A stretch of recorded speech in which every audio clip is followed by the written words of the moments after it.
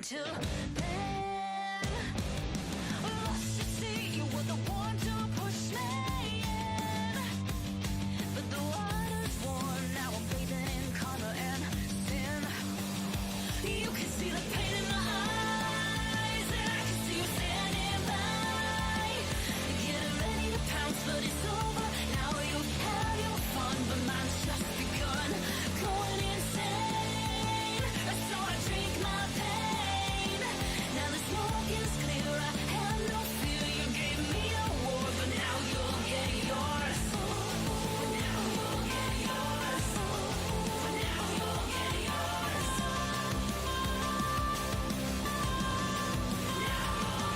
Wanna tear out my eyes from the things that you made me see. Confusion, rage, and regret consuming me. Sun's going down and I feel it getting cold. I step outside, but the chill is from your soul. You can see the pain in my eyes, and I can see you standing by, getting ready to pounce, but it's over. Now you've had your fun, but mine's just begun. Going insane, so I drink my pain. Now the smoke is clear, I have no fear. You gave me a war, but now you'll get yours. But now you'll get yours.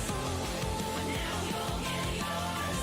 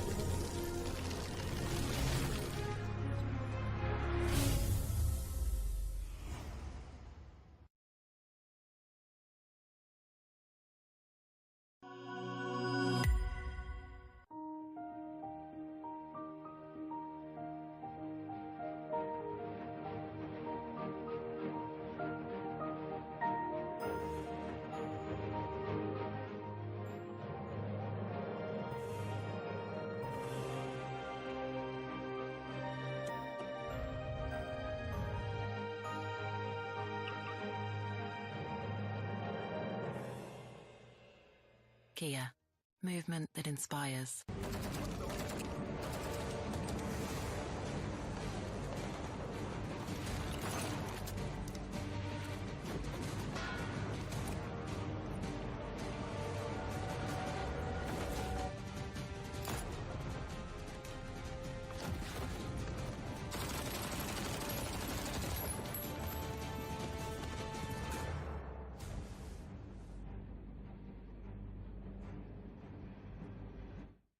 Scout भाई petrol भर दो ना।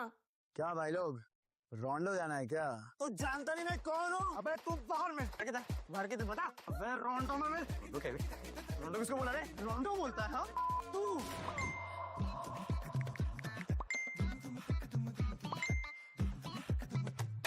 रोंडो? Run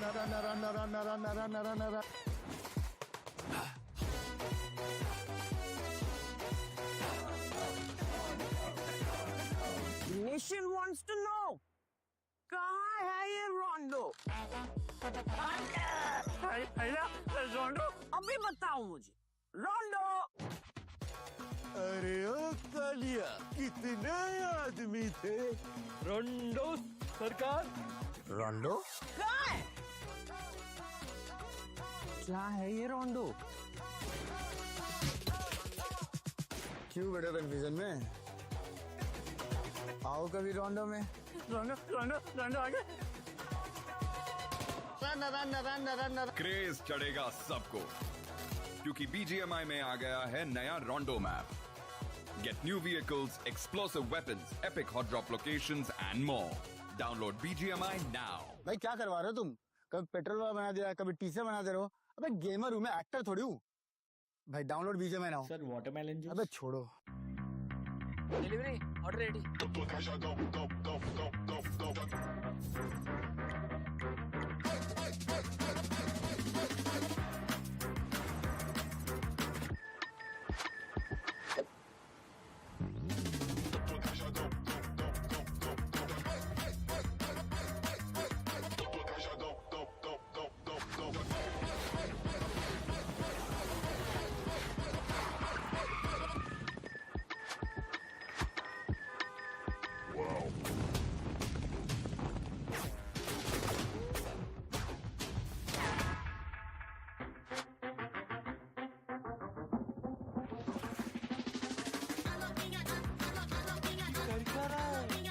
समझा नहीं क्या भाई?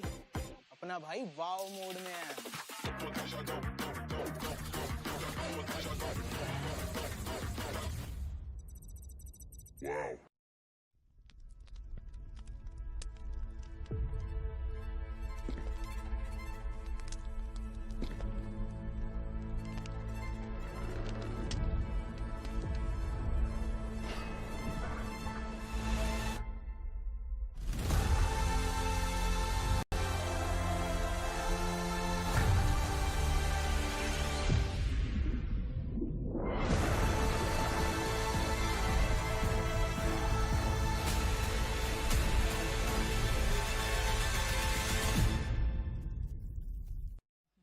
After watching the defending champions get eliminated from this tournament, we're here to forge new champions. Welcome to realme BMPS 2025, where I'm going to be a host to Caster Necro. John alongside with me on the panel, it's going to be IC Baby 1-2, and we're currently inside of the day 3 of the round 2. That means Group C and D will now be chiming inside of the action. After watching yesterday's game, I'm pretty sure even these two teams have got a massive reality check, IC.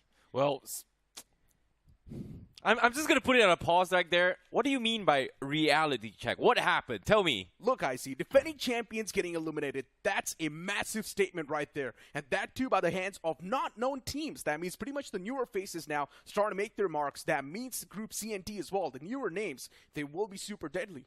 Well, it's really unfortunate as well, especially coming from the Reckoning Esports org themselves, to see them bow out. A defending champion missing out on 2 official lands in 2025. Unfortunately to say, well, that will be the end of their journey. But all things considered, unofficially, we can count them out. Yeah. Officially, they are not eliminated yet until everyone from Group C and D completes their matches. Exactly. They've only got 15 points in the span of 6 games, and looking at the past and even the anticipated cutoff, it's got to be around 20 to 21 points. So 15 points is a little bit too low. That's why Revenant X Park 4 now are counted outside of this tournament. But once again, a huge shout out to our sponsors themselves, which is going to be the Realme GT7. The device is already out on Amazon and also the sales life, so I would recommend you guys to move on and check it out and also buy it. It's one of the best devices you can get your hands on. That stable 120 FPS for up till 6 hours will help you with your buttery smooth gameplay and experience. But once again, back towards the conversation, right? Group A and B done with their games. Now Group C and D are going to be back inside of the action, and inside of these groups as well, we've got quite a lot of stacked names. Yeah, we definitely have to talk about Reckoning Esports as well, being one of the Yeah. LAN finals, right? Because what's really surprising about today in general is that, especially coming from round 2 itself, a lot of the LAN appearance teams are actually in round 2 itself. So it's kind of interesting to see a team like Reckoning Esports here, team like Metal is also here, Phoenix Metal.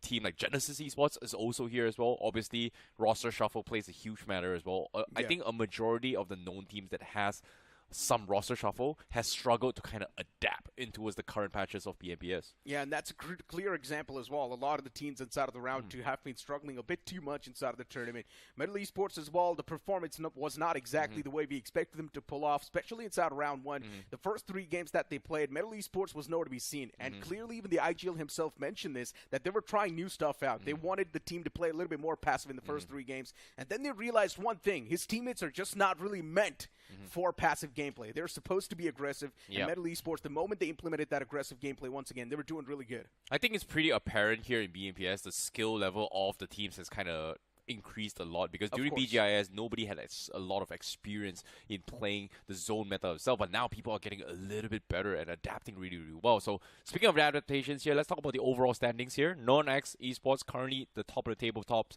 with 76 points, followed by Dragon Esports with 55 points, Team Timeless with 54 points, H4K 52 points, Autobots with 50, 40RX with 50 points, Team Cosmic with 49 points, and Arrow Wobble getting themselves 49 points. So these are like the top 8 in overall standings, pretty much already done and thus secured for round 3. Once again, to let the new audience know, the bottom 24 teams inside of the round 2 will be eliminated from this tournament, and that's why you got to make sure that you're really keeping yourself around that safety cushion. At least keep yourself in the top 16 so you can be on the safety side of the spectrum. We've got the second page as well popping up on the screen. Tri-Timlin Esports doing pretty good for themselves. In my opinion, the moment you cross that 30 points marker, you will be extremely safe. Exactly. So the bottom 24 teams is going to be eliminated here. So it is going to be a little bit of a close call here. But based on the current gatekeepers right now, it is going to be Assam Tigers, Revenant X Park, the Diesel Esports, Spiritless Esports, and Welt being part of the gatekeepers for the top 32 at least right now. So they don't really want to be shifted down, but this is the target that everyone from Group D, C, and D is going to be looking to chase. Pretty much. I mean, there's it still sounds very obvious and kind of dumb, but yes, it is the undeniable truth, guys, by the way. I mean, yeah, there's a bit of that threshold that's being held up. And now, of course, Group C and D will need to chase that, as you mentioned, breach through the barriers. And speaking of these groups, right, there's still so many phenomenal names inside of this group, right? Especially speaking of Group C. I mean, we've got teams like Metal Esports coming in, Genesis Esports, RAKA as well, Raven Esports in the round 1. This team was miraculous. Yeah, later on we did see that deep in the performance. But once again, for Raven Esports, I think it's one of those teams that knows they will qualify for the later stages no matter what. Wow, that's a very, very bold prediction here coming from Necro. What makes you say that? Because Raven Esports in this specific tournament, especially if you look at the gameplay that we saw in the first 6 games, they were looking unparalleled. They were doing so good in the overall standings, in the top 8, looking untouched. And then later on, Raven Esports, of course, a few problems did emerge. It's completely understandable. But at the end of the day, look, they're not eliminated, right? Inside of round 2, in my opinion, Raven Esports, they will be taking a bit of that chill pill, and things will be much more easier. Okay, taking a chill pill is going to be the way to go here, coming from Raven Esports. But all things considered here, will the teams actually adapt to the current playstyle is going to be completely different here. So I would say when it comes to adaptations here, I think Genesis Esports is one of the teams that struggled the most during their round 1 stages. True. Ever since the split of Cyrex leaving towards BotArmy Esports, and then they had a little bit of roster shuffle here and there. Yeah. They have been struggling to adapt. And Apollo being one of the stars himself, it's really sad to kind of see Genesis Esports struggling, but hopefully it is going to be okay. But for today's schedule itself, let's talk about the schedule today. We are going to be starting things off with Group C with Erangel, Miramar, Sandhawk, and then going in with Group D and Sandhawk, Miramar, and as well as Erangel. We've got the Group C on the screen as well. Inside of Group C, we've got the stacked names like Metal Esports, AMZ, TCW, Rider Esports, RAKA Esports, Raven Esports as well will be inside of the action. Genesis Esports, all eyes on them as well. Ace Official, they have been pretty good themselves. Godsgiven 2, you cannot really ignore them. And Apecity, we did see a bit of that bounce back from the side of Apecity in the round 1. It was a little bit too late. That's why now they're over here in the round 2. And we also have GLITCHxREBORN going to be part of the picture as well. Team Ace, LIKITHA Esports, VOLCANO Esports, Jaguar Official, Godsgiven Esports, and also Aura Esports, Royal Emperor. So this is going to be a new roster as well, considering the fact that, not really a new roster coming from Aura Royal Emperor. In particular, they got a little bit of a sponsorship, I believe. It's going to be Aura coming into the mix here with Royal Emperor. So this was very interesting, considering the fact that Royal Emperor, when they have been the scene for the longest time. And that was the best run they've had, which is on BGIS, the earlier officials itself. And for them to kind of struggle in the debut match, despite not having roster change, it feels like they got... It could have been said that they got lucky, or they could not adapt to the maturity of the current stage itself, because during the entire journey of BGIS, nobody has experience of the current zone. That's number one. Number two, now that after 2 months, people have adapted, people have learned strategies, people are getting better. Hey, but at the start of the day, we locked in our predictions. I personally went with VOLCANO Esports. I generally do think VOLCANO Esports can do extremely good inside of Group C. We have seen their performance in the round 1 as well. They were doing really good. Johnny going with Metal Esports. You've also got Rider Esports from the side of IC. Interesting. You going with Rider Esports. You still believe in him, huh? Well, I kind of believe him. I want to see Fame kind of stand out a little bit more. But at the same time, I think the most consistent player coming from Rider Esports as of yet exists, actually, rather than Fame himself. So I really want to see whether or not can they maintain that firepower or that flair that we saw during BGIS itself. So now in BMPS, again, it brings back to my question as well. Was it luck that actually qualified them into the semifinals? Was it luck for them to actually qualify into the grand finals? Right now is the testament of it, right? This is why we call it the Pro Series, right? Things are getting very, very heated. Things are getting a little bit more tactical, a little bit more strategical as well. And obviously, when we talk about so much data that's gotten on BGIS, people are starting to realize that, hey, center circle is good. Center is the priority. Nobody plays the edge zone. That was the talking point of during the entire discussions for most of the teams during BGIS. But now, especially for round 1, round 2, not many, especially for round 1 in particular, not a lot of teams prioritize on center control. They still kind of play edge to edge, and all these teams eventually struggle the most. Revenant X-Park is one of those teams that never adapted during BGIS and also BMPS. Of course, Revenant X-Park, it's understandable. The struggles were genuine, and that's why now they're on the cusp of being eliminated from this tournament, or pretty much eliminated from this tournament. But back towards the conversation of round 1, right? For some reason, it felt like a lot of the teams were also using the round 1 as the testing grounds. They were trying new stuff out. For example, Metal Esports themselves mentioned that they were also trying a passive playstyle out. It clearly did not really work out. And I'm pretty sure a lot of these teams were using the round 1 as the testing grounds because they knew they were easily going to qualify for the round 2 no matter what. So they were using the round 1 as sort of like a jumping pad. Yeah, it's definitely something that they need to practice as well. Obviously, adapting to each other's play style is going to be something as well here. So teams like Royal Emperor will definitely stand out a little bit more just because they have played together for a long time. So chemistry-wise, formations, basics, we won't see it a little bit out of the ordinary. But for Metal Phoenix, this is a team that I feel like has one of the biggest roster changes in 2 officials. Before the LAN, in hand 1, somehow did pretty good, still maintained the top 6. I was like, wow, impressive. Now, with the brand new roster change, for some reason, Metal somehow did pretty okay, but just could not make it to round 3 or even round semifinals itself. So here's the thing, right? The core is pretty much the same, though. 3 players are still pretty much the same. Just 1 man left the roster, which was Fury, who's now playing under the banner of VASISTA Esports. And I'm still a believer of the fact that just 1 man leaving is not really going to be making a lot of impact on the main core itself. And maybe that's one of the main reasons why Metal Esports is doing pretty okay for themselves up till this now. But then you look at a team like Revenant X-Park, they've just been struggling from the start, right? Revenant X-Park, for them, even the core was the same, but just that one single change, for some reason, it felt like it hurt them so much that they just got eliminated in the round 2 itself. Okay, fair enough, fair enough. There is a lot of what-if situations as well. It could be a team issue, it could be a chemistry, it could be a mental aspect of the game here, or it could be just the maturity of the meta. So only time will tell. It all comes down to the results, and that results is going to be starting off with 15 seconds left, because once we go into that, win or lose, that is going to be your actual result. It doesn't matter what you do behind what's right, what's wrong. What matters is you are in the top. And let's not forget, there's still a few more names like VOLCANO Esports. You've also got Jaguar Officials who are waiting to perform inside of the games. And these two names have been super consistent inside of round one. VOLCANO Esports was doing really good. Jaguar Officials were getting that constant placement in the top 5 every single game. But without wasting any more time, we move on towards the first game for Group C. As Erangel boots up on the screen, starting all the way from Nora Point towards the opposite side is the plain flat path. Well, it is going to be an important one for this match. This is going to be the decider for Group C, whether or not can they give chase towards the top spot, or will they actually bow out. And of course, starting from this match itself, we will see teams officially eliminated from the top itself.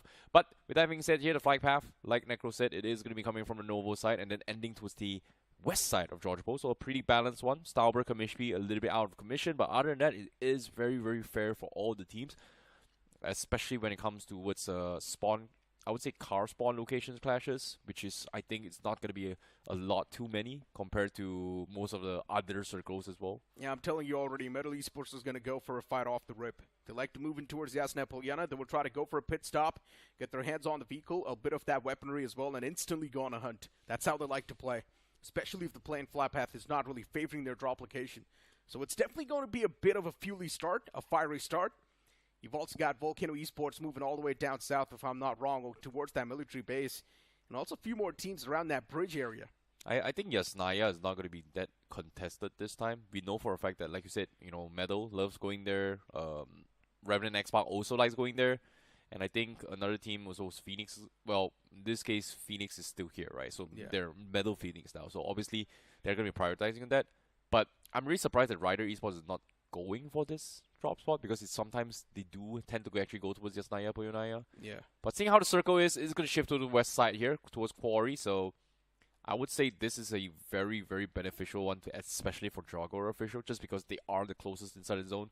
They will have a little bit more leeway to scout out the terrain, which is going to be a good spot. So that's going to be great here. But on screen, we do see action. Ace Official getting traded off here from Godsgiven. So it's going to be a 1-for-1 trade.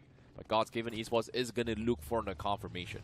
Yeah, and Godsgiven, since they've already managed to click things all the way at the start, it's a really good thing for Godsgiven. It's one of those teams that was struggling inside of the round one. Later on, we did see them pick up the pace a bit.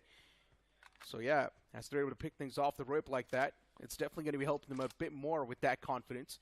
One elimination point secured. Godsgiven looking okay. Yeah, Archade was pretty much the star coming from round one themselves, especially coming from Godsgiven Esports. They've gotten themselves a lot of points just off him himself. So I'm curious to see how this game is going to shift for Godsgiven in particular.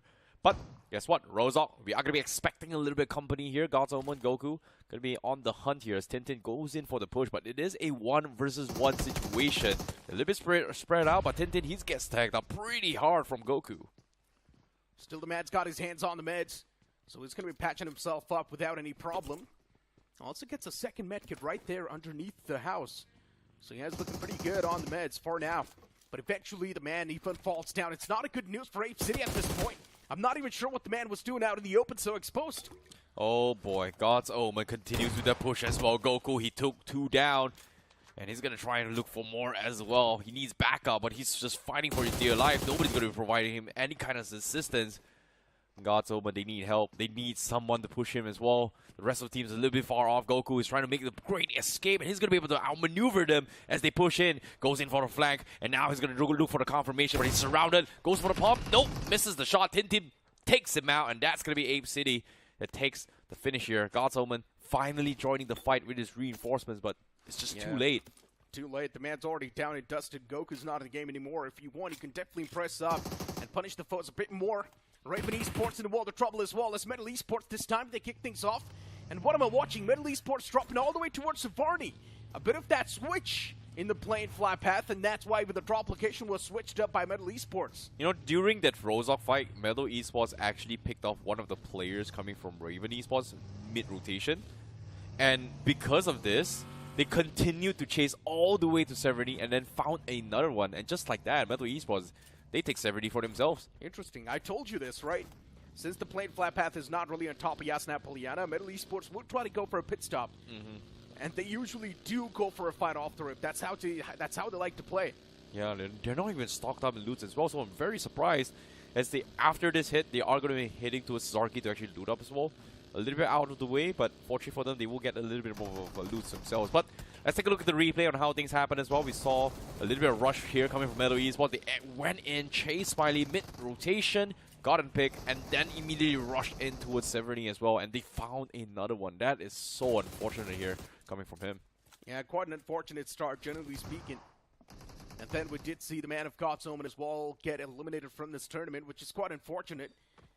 The cavalry did not really arrive in time, and that's why we did not really see a lot of damage dished out. Yep, now Ace starting from the ridge here. They lost Ernie rather early. Going to be having a little bit run in here. Catalyst going to be surrounded. RAKA Esports holds on. Catalyst finds the first knock.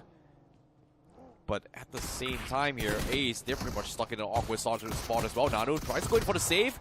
Unfortunately, not going to be able to do too much because RAKA Esports will clean them out instead. Ace just absolutely shut down in this fight. Solid stuff from RAKA. Exactly what you expect from a banner like this. Before Ace, it's not the official start they wanted to have. Got a bad start to the round 2. Getting eliminated with next to none points. That's going to be hurting them too much in the overall standings. 1 game done, 0 points secured. Now Ace needs to go huge in the upcoming game. And since we know they're only going to be playing 3 games, 1 is already done. Now they've only got 2 more left in the court.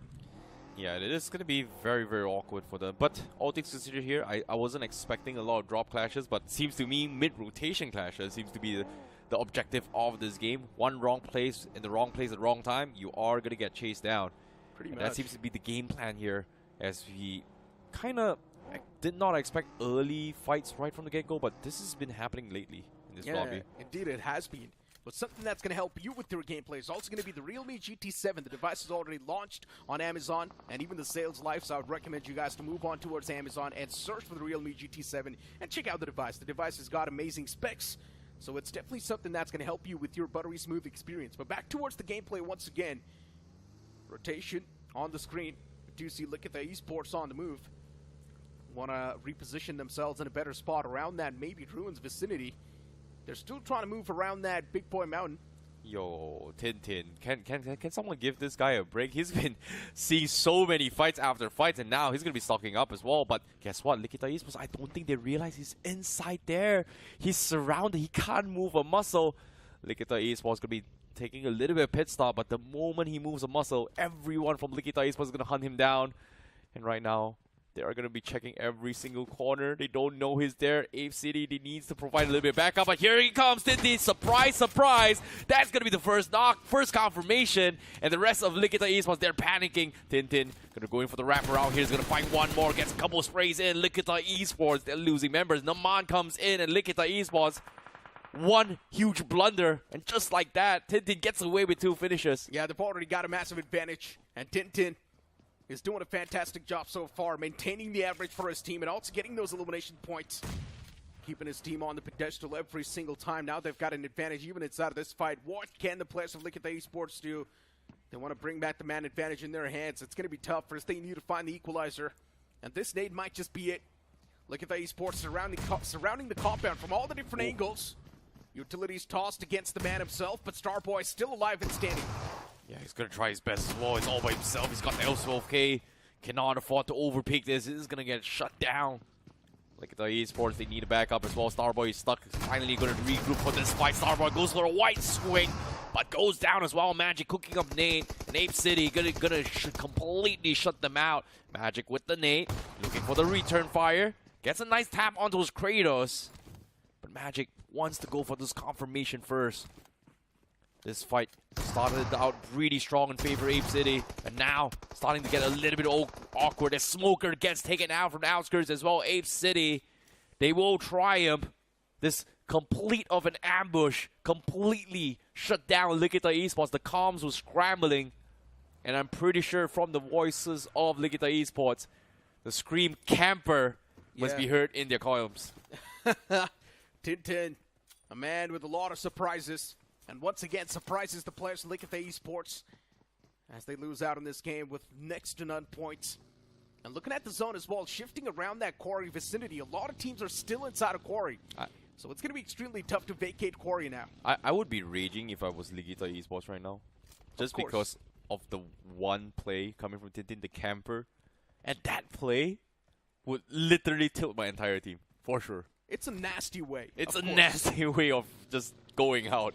But it is what it is, man. Sometimes that's just how it is. You find yourself too unlucky. Yeah, that's the balance between being very cautious and just, you know, being overly confident and just push into the compound just because there's no one, right? And it makes a lot of sense as well from LIKITHA's perspective, because Tintin, there was no vehicles parked outside the house itself. Why would you, and the doors were all closed, why would you expect someone to be camping inside there? Exactly my point, right? Yeah, being cautious makes a lot of sense, but you're only supposed to be cautious when you know there's a foe in that territory. True, and correct. they just had no clue that there's a foe around those houses. And they just got completely surprised. At that instance right there, it's unlucky, straight up. But yeah, the remaining players as well, the way they got taken down one after one, now that right there was definitely a skill issue.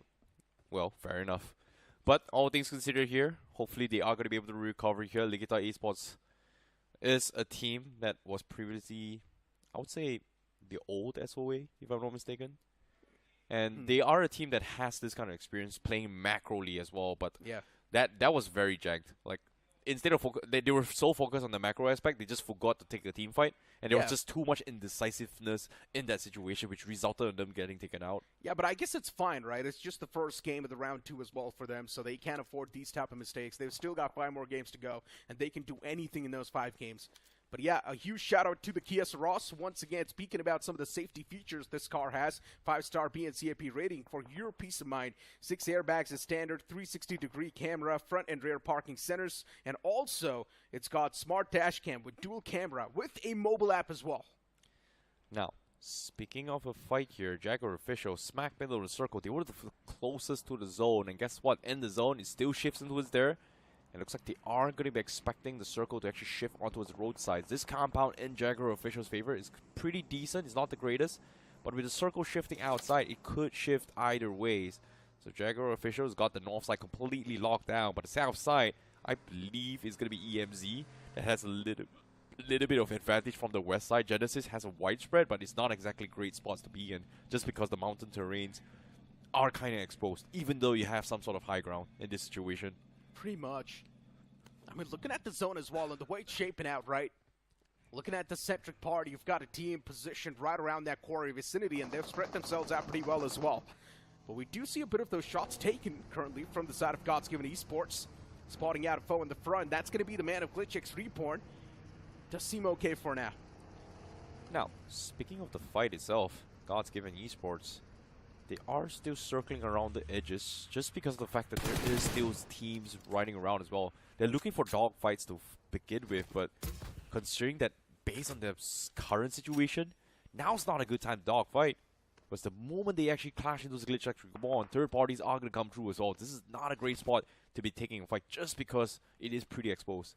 And even if you win the fight, you are going to be stranded out in the open. Yeah. And I don't think this is a good time to be in as well. GLITCHxREBORN very, very aware of them. Going to keep them at bay. Obviously, GLITCHxREBORN is going to be on the inside of the zone. They've got a decent one as well. Very, very interesting spread, but considering how the layout is, it makes a lot of sense why they have to spread this far apart. Yeah, but luckily enough for both these teams, though, the chance of third party are extremely low. The back line's pretty much cleared. Sidelines, yeah, maybe a few foes, but I highly doubt they're going to be going for the third party looking at their position. So, But that's because we can see the map. They don't. Yeah, I guess. But since they've got so much spread, maybe even they've got a bit of that clue. Fair what's enough. going on around them. So they probably do have some sort of info. They don't really see a lot of movement. So if they want, they can definitely escalate the situation. But it's not recommended. Well, RAKA Esports did spot out a couple of glimpses from afar. He thinks it's going to be an enemy. He's just being a little bit I would say cautious. Overly cautious, to be honest. Double down to actually check his way through. But Meadow Esports now. It's going to be coming from the offside. Gunshots has been made. It's going to be coming from Apecity. Meadow Esports going for this push, though. Look at this mats. Meadow Esports, they don't really have a lot of mats because they actually loot out with Zarky instead. Yeah. Metal Esports, a name to be feared. And now in their sights are the players of Apecity. On the opposite side of the spectrum, they do see them. Metal Esports, Venom especially, refueling his vehicle, and then they're going to be ready for a straight-up dash inside of the circle.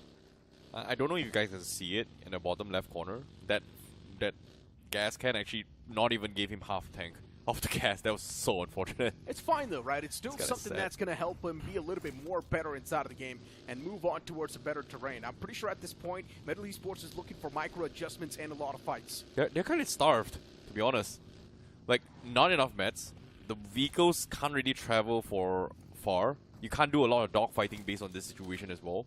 Metal Esports, the only way they come on top right now is they need to directly clash into someone, take their loot, and then proceed from there. And that's going to be a good sign, but seeing how the circle is, it's going to shift all the way towards Quarry. Metal's still going to be hugging on the outskirts here, hoping to find some sort of scraps themselves.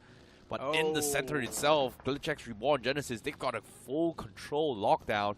And Genesis has one of the safer compounds to work with, but it is pretty exposed. Yeah, still. Raven Esports, though, all the way inside of Quarry. A lot of shots were taken against this buggy, but still the man's looking pretty okay for now. Maxioso, all good in the hood for the man.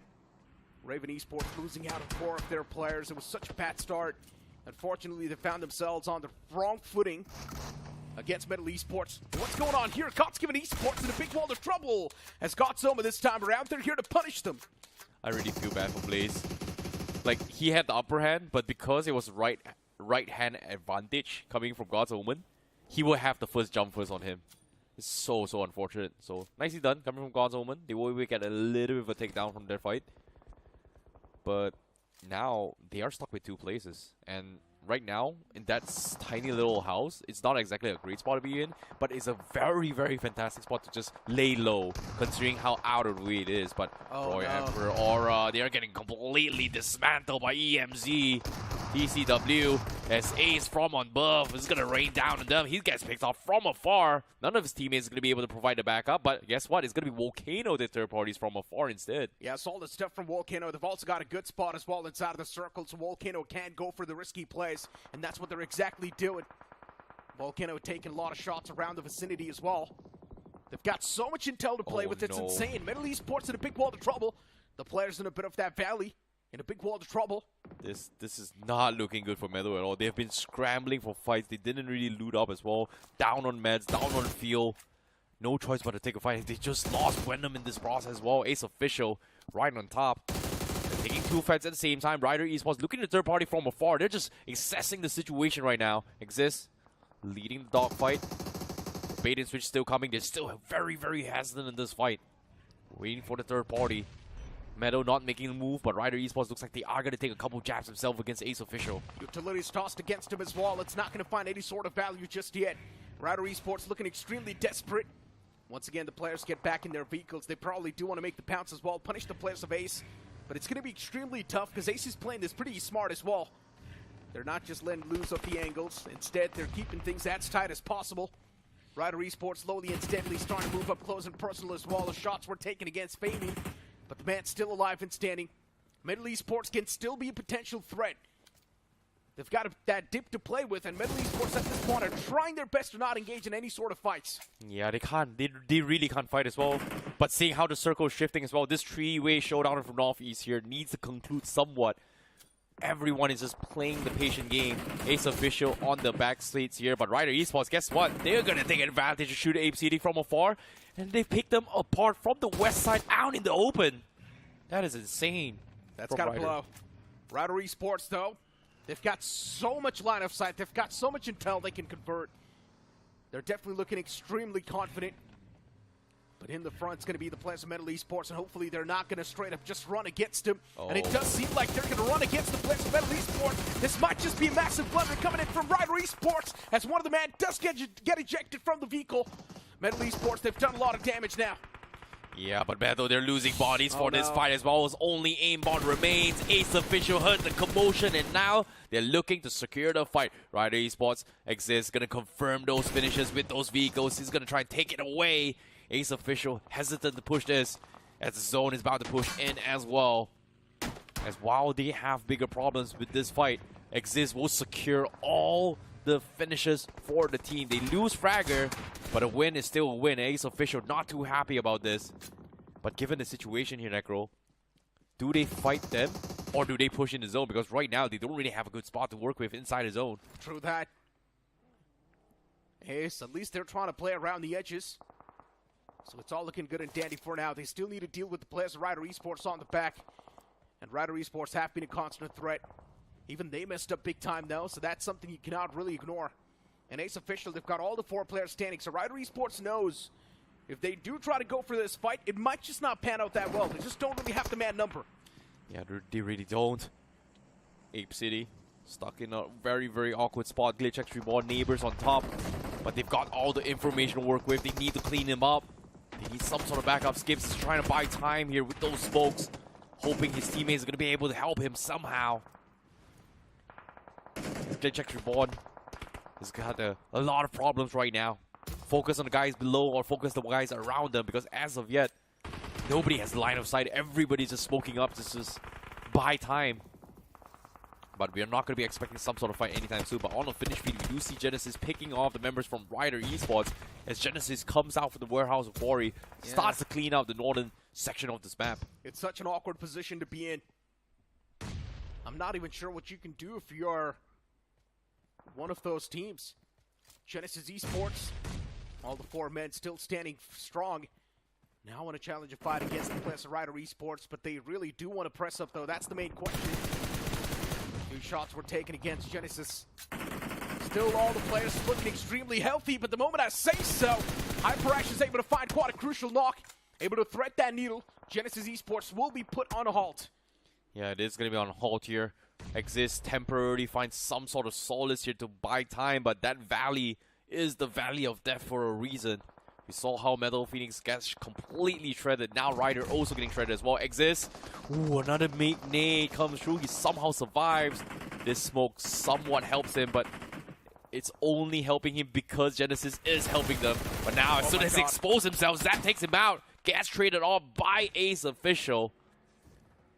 An unfortunate run out here coming from Rider Esports, but Ace Official and Genesis Esports, they're still going head to head. Yeah. But seems like the call has been made. Let's reposition. Circle is about to close and move. It's not looking good for any of these teams. The circle did shift around that southern side of Quarry.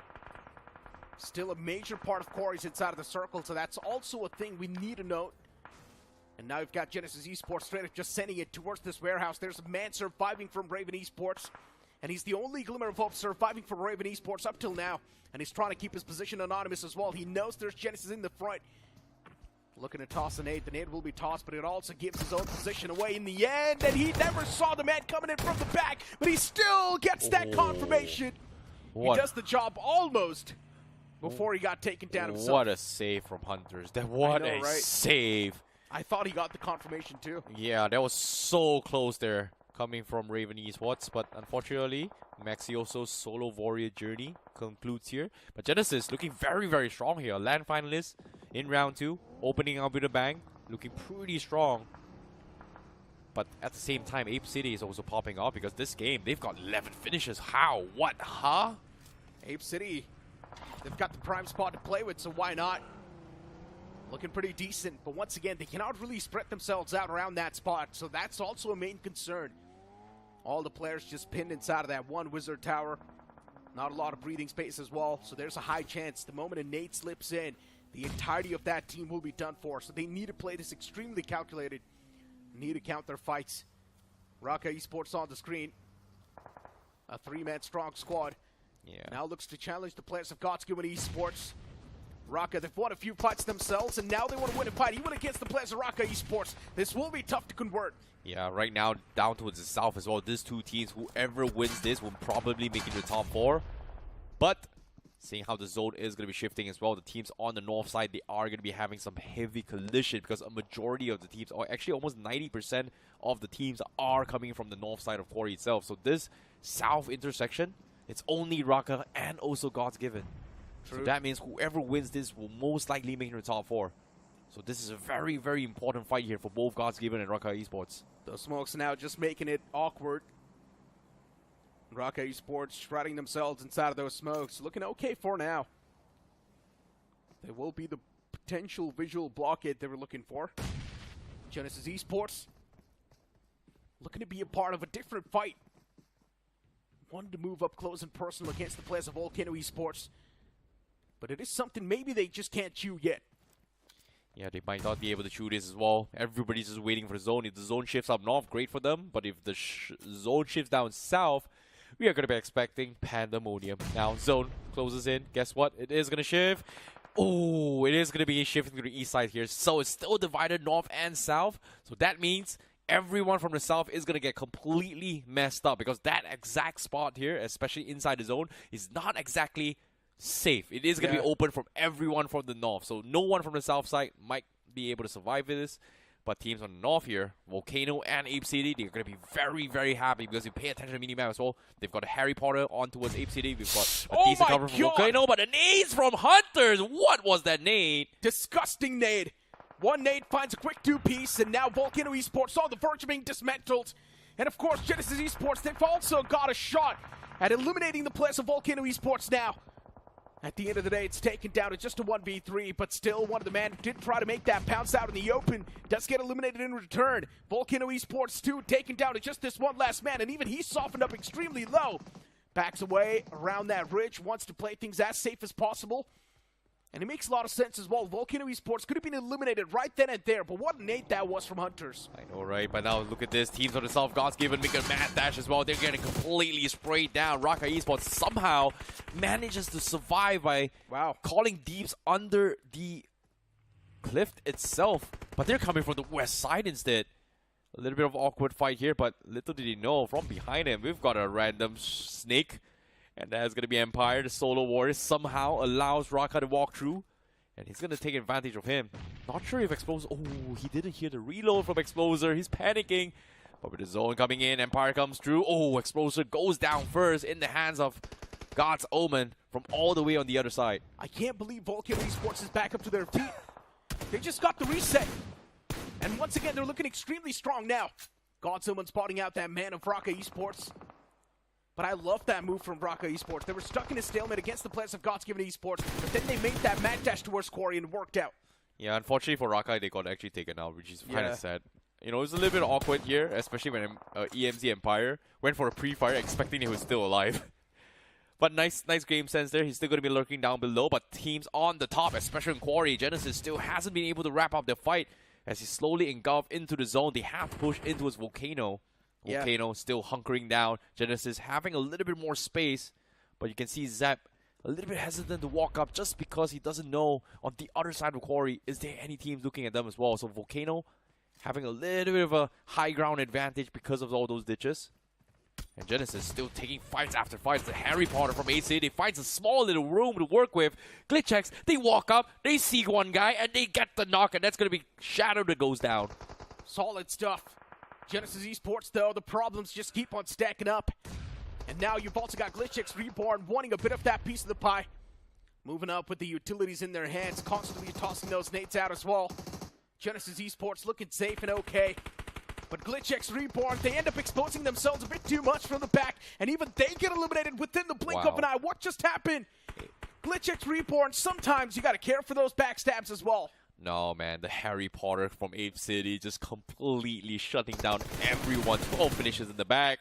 Aimbot, he tried his best, mixing the top 6, a valiant effort, but Genesis will still clean him out. 10 finishes for Apollo. Zap again, getting knocked off. Naman, an absolute chat. 5 finishes from this angle. Finally goes down. Great snipe coming from Apollo, and this might be it. This is the opening here for Genesis to push up, but they need to go for the resets here. Apecity, they've lost Kratos. Can they pick Naman up? Yes, they will. Seems like it is going to be the do-over again for Genesis if they want to push out. Apecity's taking 2 different fights at the same time. One against Genesis and one against God's Omen. They're still waiting for Genesis to walk outside of that smoke and God's Omen to walk outside of that vehicle warehouse, which of course would require a bit more of that time, and also the blue to move. Volcano Esports from the top will be able to find one successful knock. And that re-knock is something that's going to give the confidence to the players of Volcano Esports to move up close and personal against the players of Genesis. And once again, Apecity, they start to rack up those elimination points. They steal it away. The final man of Genesis' wall gets claimed by the players of Apecity. Wow. Genesis, they tried their best, but they just this is just too much to handle, too many angles, not a lot of room to work with. But Apecity, 15 finishes from this Harry Potter, just completely dismantling everyone, magically turning everyone and disappearing. Act coming from Apecity.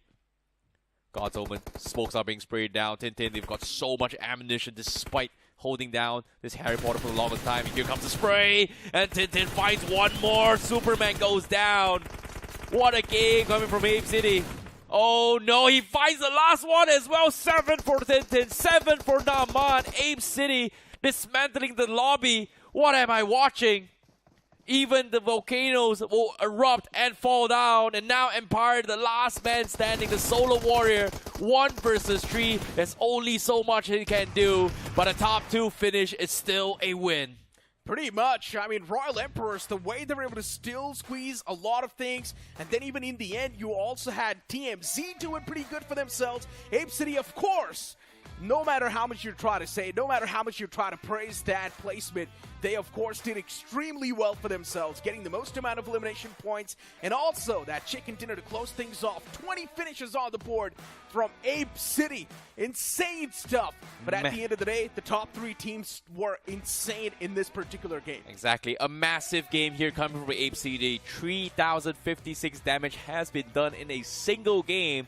No one stood a chance against the Harry Potter Towers. And of course, Apecity showed them who's boss. Completely shut out the entire competition as well. Nicely done coming from Apecity as well. And of course, Volcano also did really, really well. The 2 teams that had those Harry Potters did the most amount of damage in this game. Just completely taking out every single one. Quarry stood no chance. Genesis had a little bit of brilliant moment. But shout out towards EMZ specifically because, not gonna lie, Empire stood no chance, found the best option as well, hide underneath the cliffs, just hoping that nobody scouts him out, and then came out on top. So very, very nicely done coming from them. Yeah, this is how the action really kicked off, right? Metal Esports taking a fight against the players of Raven Esports and spoiling their hopes and dreams of winning the first game itself inside of the round 2. Then later on, we transitioned towards RAKA Esports as well, defending their compound pretty well. We did see Apecity also, the glimmers of hope from their side, and in the end, they were also able to convert this entire game with 20 finishes, which is extremely impressive.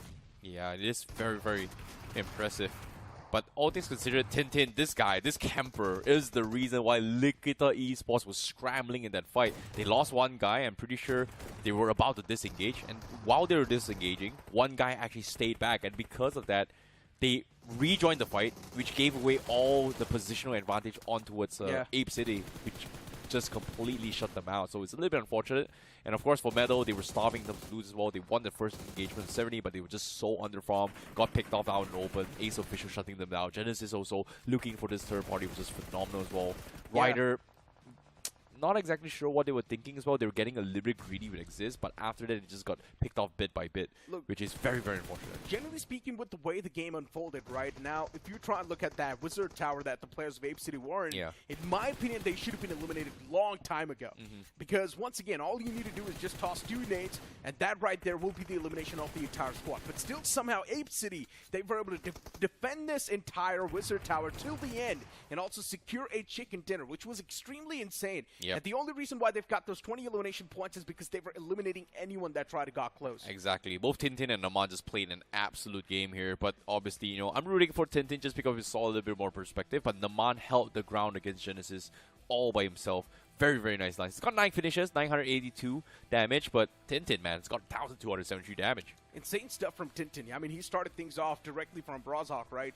That fight against Goku, we did see against God's Omen, and even God's Omen was able to survive in the top 5, right? Not doing extremely bad for themselves. Yeah, they did not really have a lot of elimination points, so that's a whole other story. But once again, if you manage to get 5 points per game, you're still going to be qualifying. This was an amazing game coming from Rival City. Like, was it skill? Was it luck? I wouldn't say. A bit of both, maybe. Yeah, it feels like it's a little bit of both, but everything that Apecity planned for this game somehow magically turned well for them. Luckily enough, I think the luck was involved in that first placement towards that Wizard Tower. Correct. The moment they made that mad dash towards Wizard Tower, right then and there, their destiny was sealed. Yep. They were supposed to win that game, and they pretty much won that game as well. And luckily enough for them, the circle was constantly just favoring them as well. And since they were always the center of attraction, everyone was trying to approach them, and that's where they were able to funnel in those elimination points. I think when it comes to the Harry Potter as well, the first major obstacle that they needed to overcome in order to secure those win was win that fight against GLITCHxREBORN, who's sharing it with them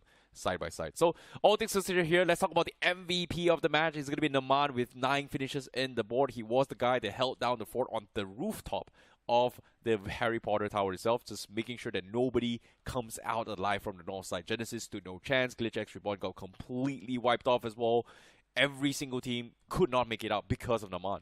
Yeah, and we've also got the top 5 players on the screen. Tintin getting 7 finish points as well. You've also got Genesis Esports' Zap right there with 4. Hunters, too, getting a decent bit of finishes. That one nade from Hunters, disrupting the flow of the entirety of TMZ, was insane. And then we did see later on the one last man of TMZ was able to survive in the top 2, which is quite a good thing, honestly. Yeah, I would say Hunters is the reason why TMZ wasn't able to get the chicken dinner. But despite all that, Empire still got the top 2 finish, so I would still think it's a win here coming from EMZ. I'm still really confused. TMZ and VOLCANO Esports were so close to each other, but they still did not really duke it out against each other. For a moment, I got confused. I thought that Nate was able to find the players of VOLCANO. Yeah, maybe. But at the same time, let's talk about the match ranking so far. Apecity with the chicken dinner and also 20 finish points puts themselves with 30 points. They've already qualified. I would say this is a massive game. In one game, Apecity will shoot themselves into the potential top 8. Retaining it is going to be a completely different story. Genesis also making a little bit of bounce back here with 10 finishes with 3 placement points, 13 points. Not too shabby for them. EMZ with a top 2 finish because of Empire, because of the placement points, and also a decent amount of finishes. Gets them 12 points. Volcano with 10 points. Godsgiven 7 points. Metal with 6 points. RAKA Esports with 5. Godsgiven with 3 points. Ryder with only 3 points. That's a kind of surprise. Let's say the teams in the top 7 in the match rankings for now, they're doing really good. And this is the average they're supposed to be maintaining. Yep. Even 5 points per game is going to make sure you qualify, because that's going to give you 30 points in the end. So RAKA Esports is on the right path.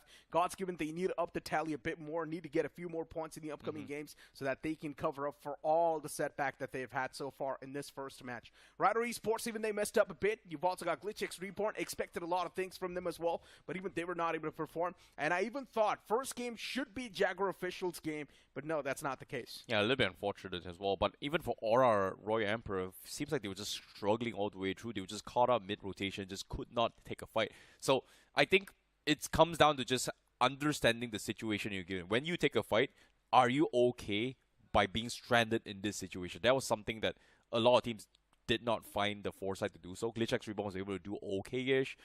Royal Emperor just got completely shut out. Ryder Esports got completely punished because they got a little bit greedy because of Exist. But all things, adaptations needs to be done a little bit better, and cleaner. Once again, I am still not able to wrap my head around the fact that somehow TMZ did not even take a fight against VOLCANO Esports, and they were literally neighbors. But for now, it's time for Santos to a short break. You guys know what I'm going to? We'll be right back.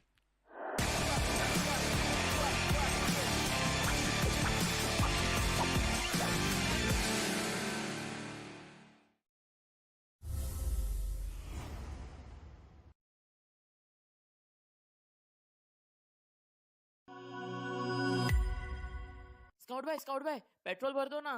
क्या भाई लोग रोंडो जाना है क्या? तो जानता नहीं मैं कौन हूँ? अबे तू बाहर में भर के तो बता। अबे रोंडो में रोंडो किसको बोला रे? रोंडो बोलता है तू।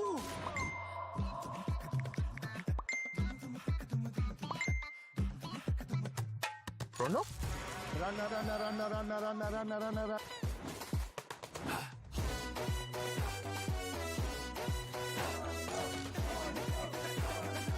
Nation wants to know, कहाँ है ये रोंडो? रोंडो? अभी बताओ मुझे, रोंडो? अरे ओ कालिया, कितने आदमी थे? रोंडो सरकार। रोंडो? कहाँ है? क्या है ये रोंडो? क्यों बेटा कन्फ्यूजन में? आओ कभी रोंडो में। रोंडो आ गया। क्रेज चढ़ेगा सबको, क्योंकि BGMI में आ गया है नया रोंडो map. Get new vehicles, explosive weapons, epic hot drop locations and more. Download BGMI now. भाई क्या करवा रहे हो तुम? कभी पेट्रोल वाला बना दिया, कभी टीचर बना दे रहे हो. अबे गेमर हूँ मैं, एक्टर थोड़ी हूँ. भाई download BGMI now. Sir watermelon juice. अबे छोड़ो.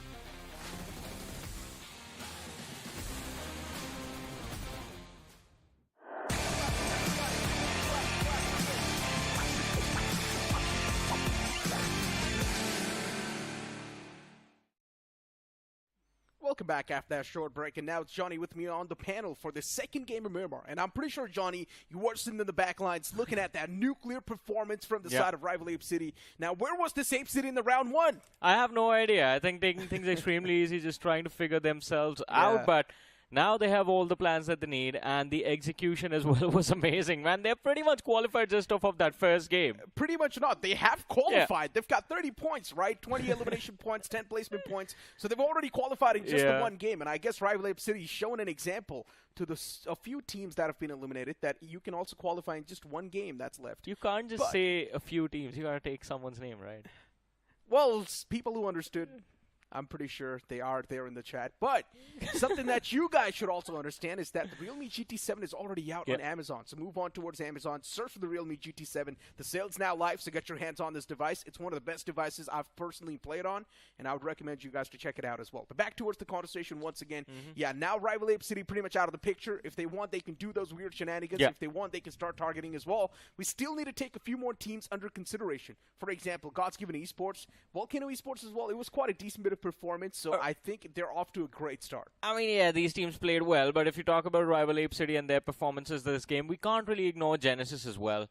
They had a pretty amazing game for themselves, and I think with this match one, Genesis already has gotten themselves in a position where they have a nice little safety cushion that they can mess up the next two games, not even perform today, and the next day, tomorrow, just getting 5 to 6 points per match they can move through. Okay, maybe not 2 games. Maybe they can mess up 1 game. That's completely fine. They've got, like, what, 13, 14 points in that previous game? Genesis Wasn't that Esports. just eliminations? No, Genesis Esports, I think so. They had 13, 14 points or something like that. That's still good enough, Yeah, man. that's still pretty good since it was the game one itself. So I'm pretty sure they can't afford 1 game let loose. They've got that cushion. They've got their safety work. See, we are averaging, you need 5 points per game in order to survive this round of tournament, right? So that is what Genesis need. They have let's say 2.5 match of safety cushion now going for themselves. But we'll see how this Miramar turns out. Who knows? A big chicken dinner, and their job will be done and dusted in this game number 2 itself. Exactly, as the plane's going to be in the skies once again, starting all the way from Impala towards the opposite side, which will be El Pozo. Once again, this plane fly path equally dividing the map of Miramar into 2 different halves. If the teams do want to move in towards El Azhar, even they can't do so. If they do want to move all the way down south towards Puerto Paraiso or even Chumacera, it's not going to be a problem at all. Yeah, I don't have a lot to say about this flight path. It is pretty default, allowing basically the entirety of the map for the players to drop on. As you mentioned, the northeastern quadrant is going to be a little bit far stretch, but you still have those vehicle spawns along the water treatment highway towards the west and the eastern highway of El Azhar. Even Graveyard has a few options available, so you can utilize those openings to move towards the northeastern quadrant, but everyone else, for them, it is going to be the ideal situation right now. But as we were having this conversation, we spoke about Genesis, we spoke about Ape City. There are a few big names in this group, Necro, that we have to talk about. We have to talk about LIKITHA Esports getting eliminated like that super early in the game.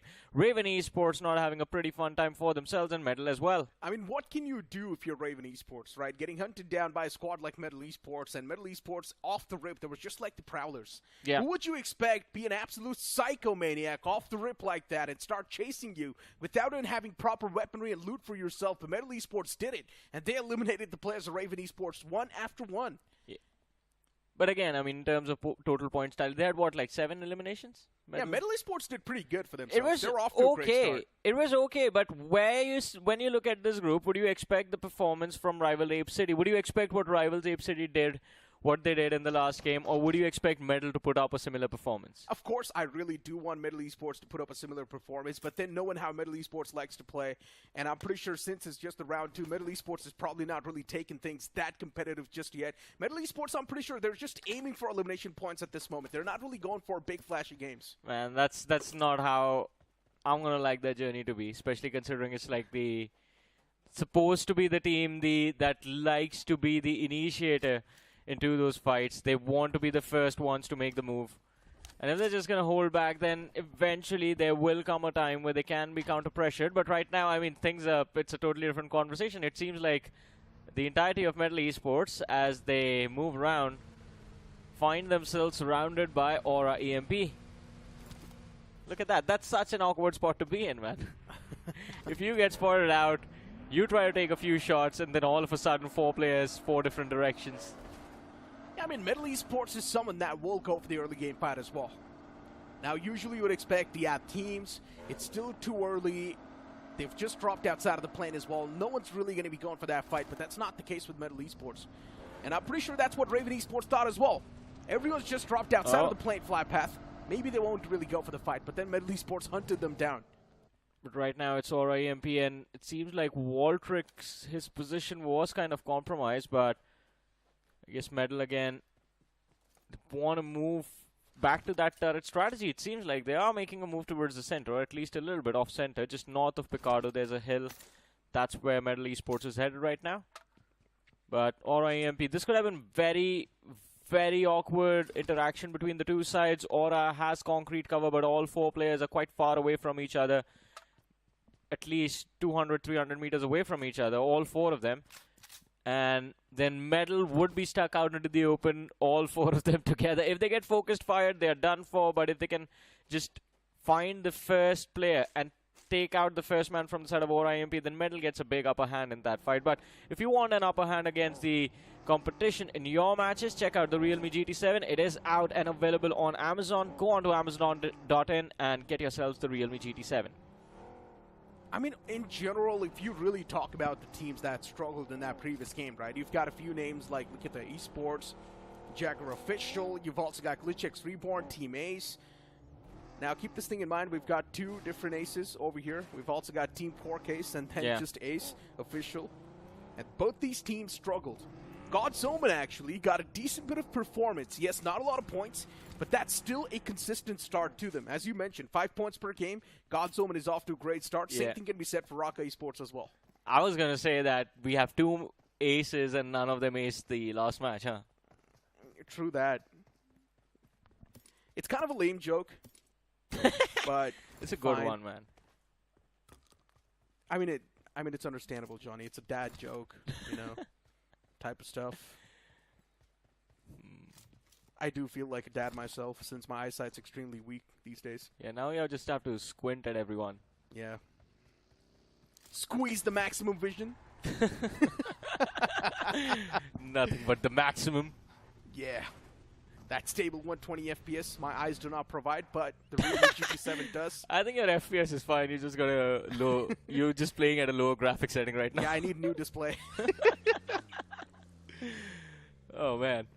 But anyways, it seems like as we had a pretty default flight path on Miramar, everyone getting their preferred drop spot without any early conflict, we're gonna have a pretty peaceful early game as well. I don't expect any action for at least the next 10 minutes. Yeah, it's quite a slow start. One potential fight could be Genesis against God's Omen. Maybe. It does not suit to a team like Metal Esports such a peaceful start, right? Come on, Metal Esports. You know Do they're something. missing Revenant X-Pac. Oh man, that's just that's gonna be a heartbreak. Now they will never get you really to gotta fight bring them it early. up, huh, Johnny? You really gotta bring it up. Yeah, they definitely do miss Revenant X-Pac. Imagine if both the teams get taken out because they were so used to each other early I mean, game. hey, well, they won't be missing any more then because they will be fighting in scrims. I mean, that's what they're hoping for. But hey, an awkward interaction. Jaguar official looking to move in, and they get stopped in their tracks as they spot out LIKITHA Esports. This is towards south of Truck Stop, and Raven Esports is moving in from the south as well. Yeah, true that. Pretty much, Raven Esports, there's also LIKITHA Esports right next to him. You've also got Ace moving on that southern side towards that Los Leones vicinity. Rider Esports, let's talk about them. I had a lot of expectations from Rider Esports inside of the round 2. The start's not great, but I'm pretty sure it is one of those teams that can pull off a comeback. It's just a matter of seconds. Or matter of time, maybe. Not seconds. I mean, that's going to be extremely quick, but let's see how things turn out for them. In the meanwhile, we are watching the story unfold right now from the perspective of Volcano Esports. They find themselves quite close to Graveyard, looking to take control of the center of the circle. But right now, the problem is that the centric spot, it's being surrounded. There's just 5 teams outside the play zone right now. Everyone else has already moved in either for the smack center or just the vicinity around it. Apecity, after dropping a nuke in the first game itself, now they can afford any sort of shenanigans they want. They can also use the round 2 as the testing grounds. And I'm pretty sure Apecity will do that as well. We'll try to bring out a new strategy, try new things out, see what works for the future. If they do end up qualifying all the way towards the semifinals and the grand finals itself. You've got Jaguar Officials, one of those teams that definitely does have the caliber of moving towards the semifinals without any problem. And once again, for Jaguar Officials, they're known to be quite consistent inside of the games as well. The previous game, yeah, not a great start, but still they've got 5 games to go in the future, and anything can happen in those 5 games. The next zone's going to be centering on up around that San Martin vicinity.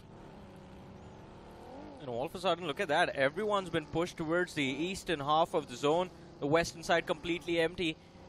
San Martin, there's just one team there right now looking to move in, and that's going to be Metal Esports. But on our screens as well, we see the players of Godsgiven moving in from that western edge. Power grid completely abandoned. This has to be the best possible mid-game breeze that you could ask for. Pretty much. There's no one there, no fight waiting for them there. They can just easily move in, grab themselves that good cover, and just stay there for the next 5 minutes. Yeah, but RAKA Esports, soon they're going to have a bit of that trouble. There's also Apecity on the trail, which is not a good news at all. Raven Esports, they themselves found themselves in quite an awkward spot. This fight could have actually came into fruition as well, and God's Omen now taking those shots on the fadeaway team. And it's completely fine for Raven Esports up till now. In the meanwhile, first finish of the game going into the hands of Rider Officials. And they pick off one of the men from the side of Quark Ace. But Volcano Esports, now that was a whip spray. LIKITHA Esports still left bleeding though. 2 players knocked out. And Arjun, he's quite close to cause a lot of discomfort to these players. The molly goes in. That should deny the revive. And another knock secured by the hands of Volcano Esports. LIKITHA, it seems like it's going to be back-to-back bad games for this team. A revive comes through, although players still not in a position to take this fight and carry it forward. Another man knocked out. Down to the last man they go. And Volcano with his upper hand just looking to wipe the floor with LIKITHA Esports. Magic still causes a little bit of damage before eventually getting finished off. Secures 1 point for his team, but LIKITHA eventually face their inevitable demise. Yeah, Volcano Esports, for them, yes, they did end up winning that fight, but they also lost out on a man, which is going to hurt them in the longer run. It's going to hurt them now. Look at the Genesis showing up. Yeah, but Genesis Esports, are they really going to fully commit to this fight? That's my question. It will still come with a lot of risk. Let's not ignore that.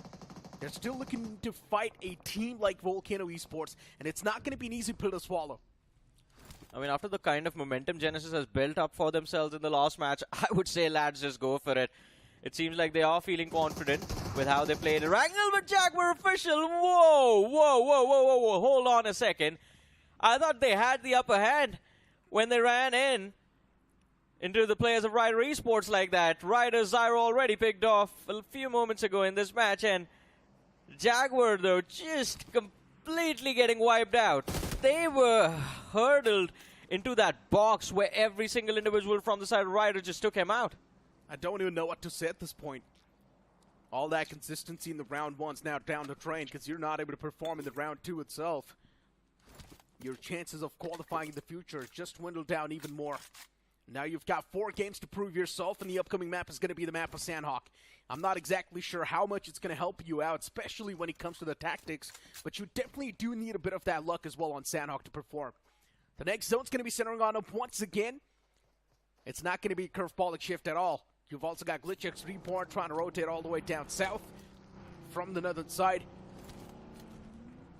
And yeah, a few individual eliminations happening too. These scrappy points are also being collected by the teams. There's still a lot of space available for all of these teams to maneuver around with. Look at that. Genesis Shadow gets knocked out. Volcano, they find the opener and the equalizer that they needed to slow down the momentum and the push from the players of Genesis already. Told you it's not going to be an easy fight. I mean, they should have gone for it earlier, to be honest. Psycho was knocked out already. One more player from the side of Volcano was low. So technically, when Genesis showed up, Volcano was down to basically 1.5 player. Now, you give the opponents an opportunity to recover. What else do you expect? I mean, we've pretty much got the X-ray vision right, and at the end of the day, Genesis Esports, sometimes it does get quite tough to track the elimination feed. Yeah, but that's like also pretty key. I think it's one of the core aspects of playing competitive. You got to track the finish feed. Yeah. Well, unfortunate. That's all we can say. Yeah.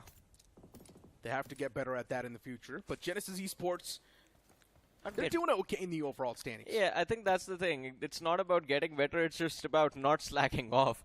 Because you look at this lineup, man. It's Hunter, Zap, Shadow, Apollo.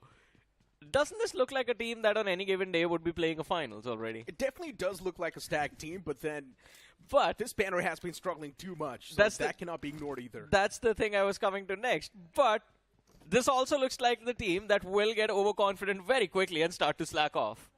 True that.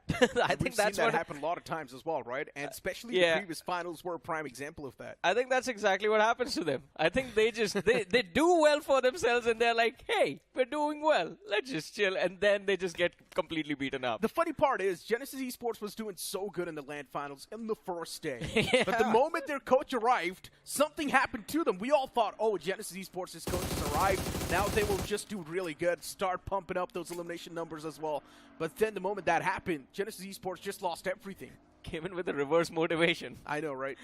We were happy, but they were not, I guess. Yeah, we were very happy. Icy was the happiest. Hey, Metal. Sound. How do they ignore these off angles? EMC just closed up way too quick, man, and Metal is getting punished for that. 2 players knocked out. Just 2 men left. How did Ace get here? How was he allowed to do so? Yeah, I mean, the players just straight up drove around this vicinity. And now they're also doing a lot of damage. EMG, they've got the man advantage as well inside of the fight. While Metal Esports, what they can do, probably just back away. Trying to go for the save on the fallen man as well. It's now just going to be inviting your own death. So I'm not even sure what Metal Esports is going to do at this moment. One of the man's also getting hunted down. Zyrex is all by himself around this area.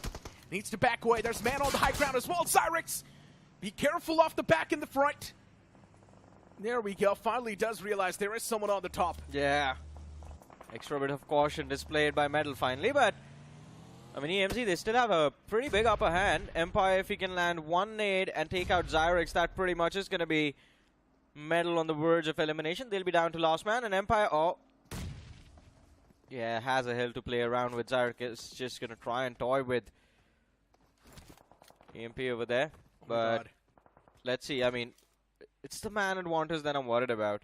Altu, I like this. This is a brilliant position, because now if EMZ have to engage into ZYREX, they have to step into the line of fire of Altu. But if Altu finds the first knock, that just changes everything. That actually puts Metal into a fighting position. True that. Now they've also got that crossfire setup, so they definitely do have the advantage. The foes just need to be a little bit more careful of approaching this fight. Need to find a way of breaking that crossfire. Raven Esports on the screen. Previous game with 0 points, and now this time as well. They don't really have a lot of points. 0 points still. But now they just need to make sure that they're not going to be eliminated from the game with just 0 points itself.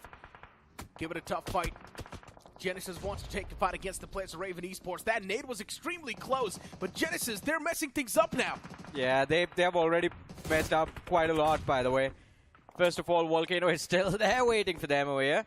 And then now sandwiched between God's Omen. There's Raven closing in on their position as well.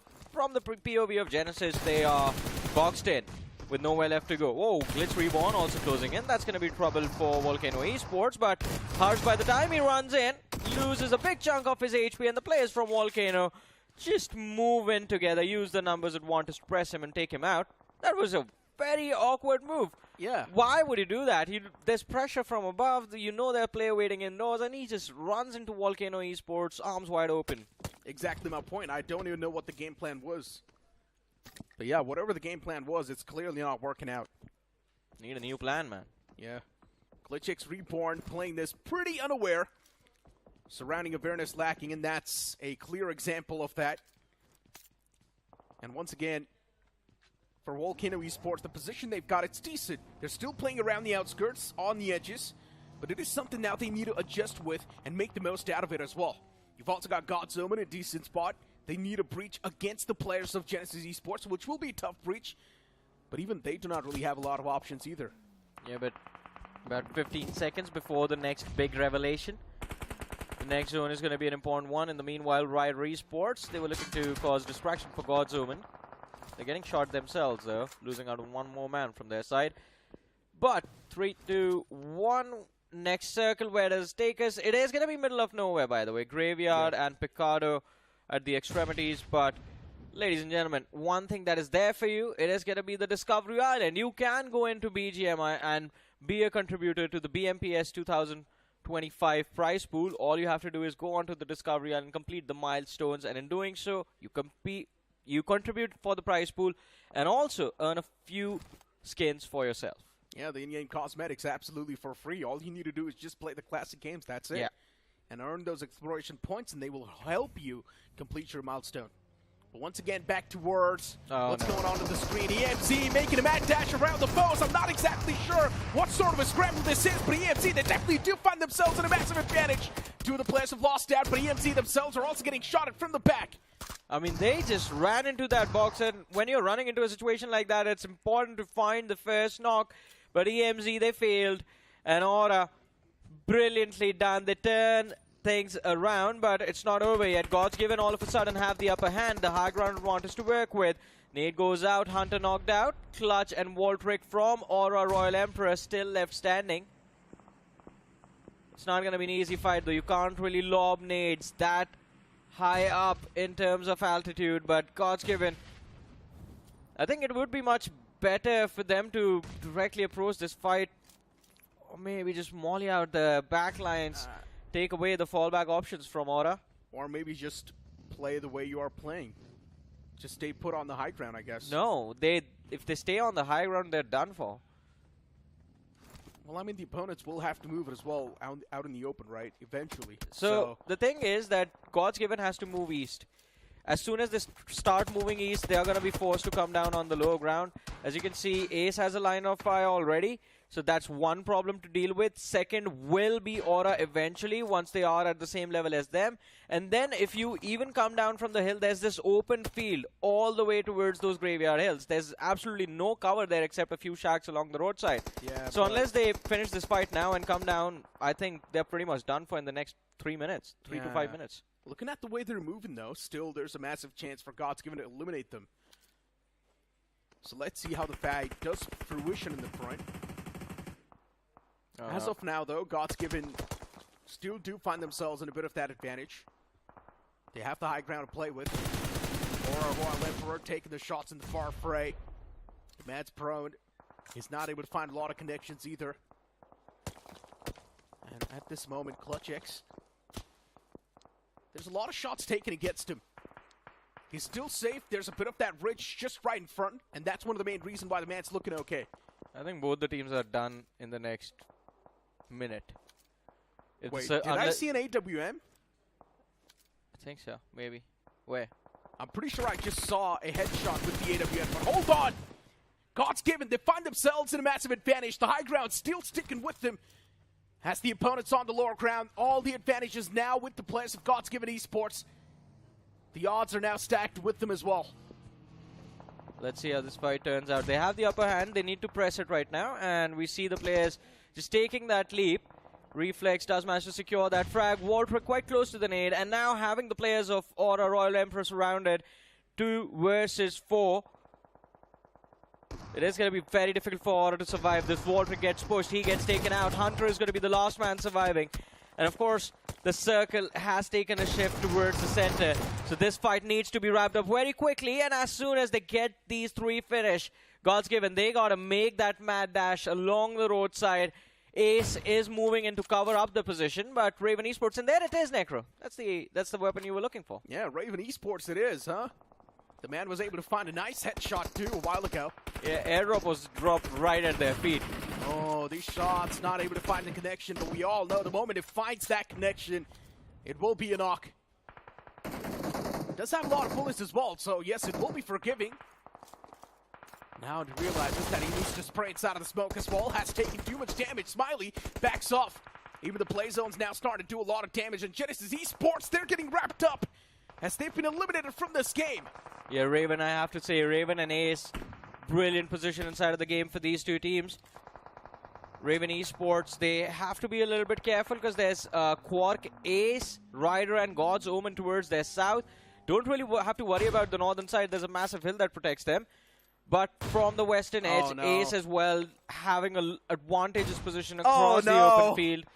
It's fine, it's fine. That's too much pressure, man. No one has used snipers in a long time. His teammates are getting those knocks. That's why M4's better, my friends, and that's why we do not really see bolt actions being utilized inside of the game. People have forgotten how to use bolt actions, I guess. Yeah, the man whiffed like 5 shots back to back, and the players were out in the open right in front of him. If he had an M4 6X, those would have been knocks right there. Yeah. But let's see, I mean, Quark Ace is done. God's Omen is going to be done soon. Ryder might survive. Ryder actually has a brilliant opportunity to third party and get some 3 points for themselves. Yeah, the man's now using the iron side as well on the QBZ in the hopes of finding at least one of the knocks. Oh, but instead, it gets flipped against him. Smiley is not smiling anymore as he gets knocked out. Raven Esports don't feel too great about themselves either. While God's Omen, still a bit of a chance given to them to try and fight back. Utilities will be tossed against him. Goki's going for that revival as well. Raven Esports in the front. Even they're now going for that reset. It's going to be looking all good in the hood soon for both these teams. Since God's Omen, they've got the reset as well. Raven Esports is going to be looking all good and dandy too. They will get Smiley back upon his feet. But now the real question is, can God's Omen still survive? They're in a big sandwich. I don't think so. As you mentioned, first of all, there's Raven Esports up front, Quark Ace and Ryder in the back lines. God's Omen options are limited and none worth taking, to be honest. Either you fight it out, go for those points right here, or eventually get taken out. The nade was quite close. Both the players, again, extremely low. If another one makes contact like this, they're going to be done for, and it's just bandages left on Gyro God, man. And even Goku as well. I think, yeah, this is where this game comes to an end. 1 finish on the board. If another team gets taken out, maybe they get an extra point. It's looking bad for them. Raven Esports Once again, it feels like Smiley's not done yet. Pulls out the AWM once again, wants to whiff a few more shots, I guess. Does scope up in the front, but he's also getting shot at in the back lines as well. Does realize now the back line's not too secured either. But all it takes is that one headshot. There we go. The connection was there. Should be a motivator once again to go for the shot. But this time he whiffs. Come on. You can do it, Smiley. I believe. Also, by the way, I think Apecity might be looking at a back-to-back chicken dinner.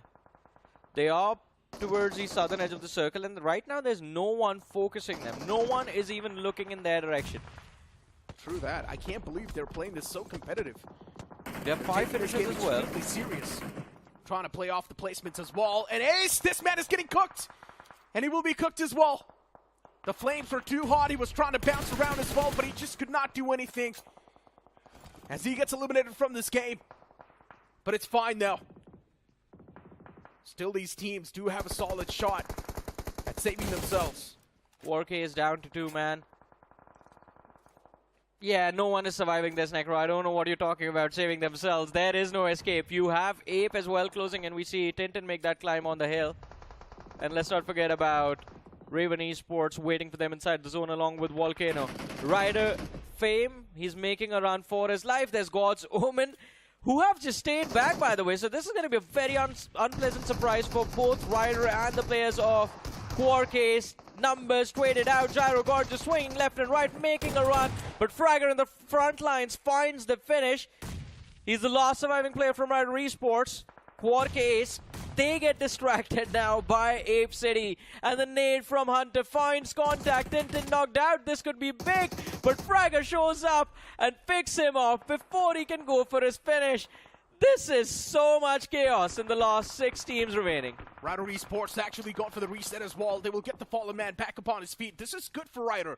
Yeah, but for how long is the question now? Yeah, just need to find a few more smokes. Keep on tossing out as well, so that it can be a bit of that temporary cover.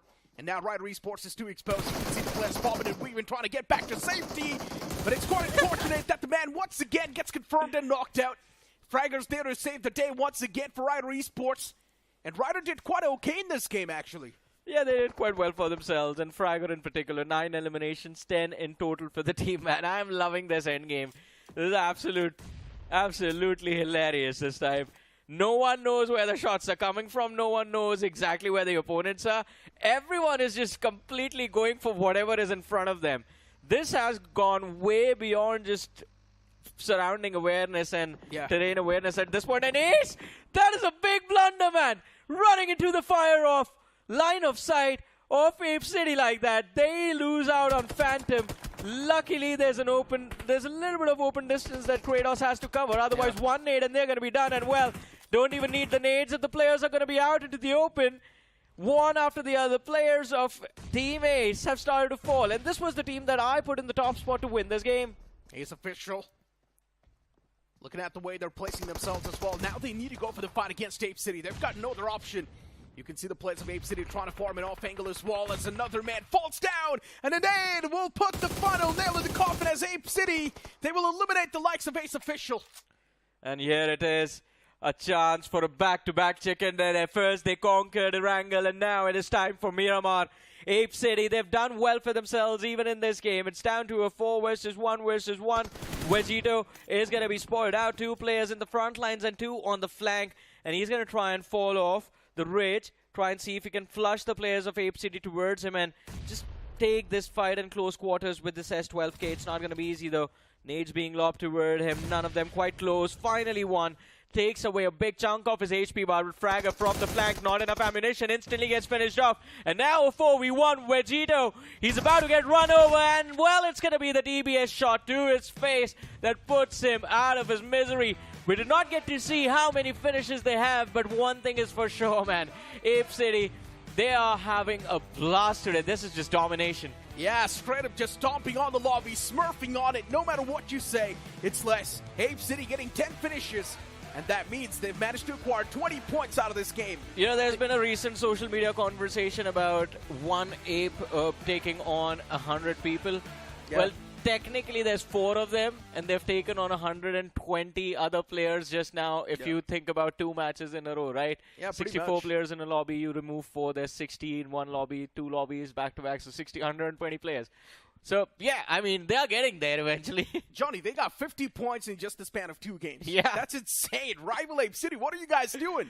And where was this Rival Ape City in the round 1? If you would have played the same way in the round 1, you would have already qualified towards the semifinals week 1. Where was this Rival Ape City this entire year, man? Yeah, I don't know. Maybe just taking a chill tour, waiting for the BMPS to pop up, and now look at them just stomping on the lobby, straight up smurfing on it. Yeah. But a cool little fact about RAKA Esports, right? A comeback was initiated by Exist when he solo man popped off for that team. And now you've got Fragger popping off all by himself for RAKA Esports, and even a massive comeback is right there. That is very true, man. Top 3 finish with what, like 11 eliminations to their name, right? Yeah, I think so. They had 11 or 12, something around that. So that is actually very incredible. And again, I mean, we did not expect Fragger to just go all out in this game, but that was a fun sight to watch. I'm quite upset with Genesis, to be honest, because I do not know why this team hesitates to move it. And you were making fun of him for missing a few shots, man. He found a few contacts as well. Yeah, it's when we started to see him that he felt the pressure. I know, pressure. right? I don't know how we knew that we're spectating him, but yeah, it is what it is. But unfortunately for Smiley, he did whiff quite a bit of those shots as well, but at the start he did connect those headshots, which was quite nice to watch. But then we move on towards the final few moments where Fragger and his domination was clearly witnessed. Fragger was single-handedly rolling on squads after squads. It's quite unfortunate that the man was not able to seal the deal and get the chicken since he did not really have the prime spot to play with. We did see Ace Official, a team that could have stood a chance to win the game. Yeah. But the send-it moment with the bus was not really something that we all saw coming. They had a better position than Ape City, to be honest. And as you mentioned, that send-it moment was the biggest regret of all of the teams in this game was Ace Official just having that one moment. But we do have the stats for Ape City in front of us right now, and it is, what, 10 eliminations. Wow. Nice game, 20 points. 20 points, yeah. They've managed to acquire 50 points in the span of 2 games, which is incredible stuff from Rival Ape City. And once again, speaking of Ace Officials, let's not be a little bit too rude on them. They were still in the top 2 with a decent bit of elimination points. So Ace Officials, they got a decent bit of points themselves. So it's quite a good start for them. That is true, but again, from being in a position where you can pretty much very easily win the game, because even one team that could have caused problem for them was Godsgiven, and Godsgiven got taken out way before. So that's the thing. Your biggest threat is gone. You know there's one team that's just distracted dealing with everyone else towards that eastern edge. And instead of just making a rotation along the edge, trying to take that fight, you know that's the next big threat, a team with all 4 players, and they're doing quite well. Instead of shutting them down, you just run for the center and then just stop. That stop did not make sense. Either send it all the way or just don't go in the first place. Look, it's just the round 2, man. We all know Ace Official is one of those teams that does have the caliber to at least move on towards the round 3. So but these are the learning experience you got to learn from, right? These are the mistakes you got to learn from. I'm pretty sure they have learned from the past. But the MVP of the previous game is also going to be on the screen. Fragger, 10 finish points on the board. Insane stuff. One man is getting the amount of finish points that the entirety of Rival Ape City got in this game. I mean, yeah, that is just incredible. But again, I mean, it is going to be interesting to see where does this put RAKA Esports in terms of the overall leaderboard. Because I think a little bit more consistent performance would definitely be required in order for them to move through. This group, by the way, as overall, I think is doing quite well for themselves. There's a nice little balance going on. I mean, Ape City getting all of those points for themselves and creating the vacuum is going to make life a whole lot easier for the other teams, by the way. I'm still a bit concerned for RAKA Esports, though. They always do rely on those heroic plays for them to pop off, which is not a good thing. As I mentioned, inside of the round 1, it was Exist that popped off, and right then and there, that's when they started making that comeback as well inside of the round 1. Now in the round 2, you've got a man like Fragger popping off. Once again, that heroic individual play was required. Bro, a pop-off. That was a true pop-off. He had more survival time than the team that got the chicken dinner. That's crazy. How is that even possible? Landed before them. That's how it works. Interesting. Well, the match rankings on the screen. Yeah. Technically, he was the real winner, if you think about it. But hey, look at VOLCANO Esports, too, getting a decent bit of points for themselves. That's going to be 20 points on the board. Even Ape City getting 20 points, and RAKA Esports getting 16. That's a lot of points. That's a lot of points, yeah. I mean, they did quite well for themselves. So, again, I think 4 to 5 points in the upcoming matches. They have, 4 games remaining, including the one today and 3 tomorrow. So opportunity is still there, but then again, this game hands out a massive reset to the players of Genesis, to the players of Metal Esports, who got absolutely nothing from this match. They finished with 0 points. Raven Esports only got 5 points out of this game. Now, they do realize they need 5 points per game to qualify, but since they've already messed up the first game, Raven, you need 10 points in the upcoming game. That's the only way you can once again get the average back in your hands. You got to double the up. map of Sandhawk, you need to double up, as you mentioned. Exactly. Now you need 10 points. But let's see which way or which path they take to get those 10 points for themselves, because this Raven Esports, I'll be honest, feels completely different from what we've seen them play like in the past. In my opinion, this Raven Esports seems a little bit more confident. I like this Raven Esports. If you remember in the round 1, the first 6 games that Raven Esports played, it felt like they were just smurfing on the lobby. They were getting so many points. They had an insane amount of points in the overall standings. Yeah, later on we did see that dip. Before now, it's time for some toss to a short break. You guys do not go anywhere.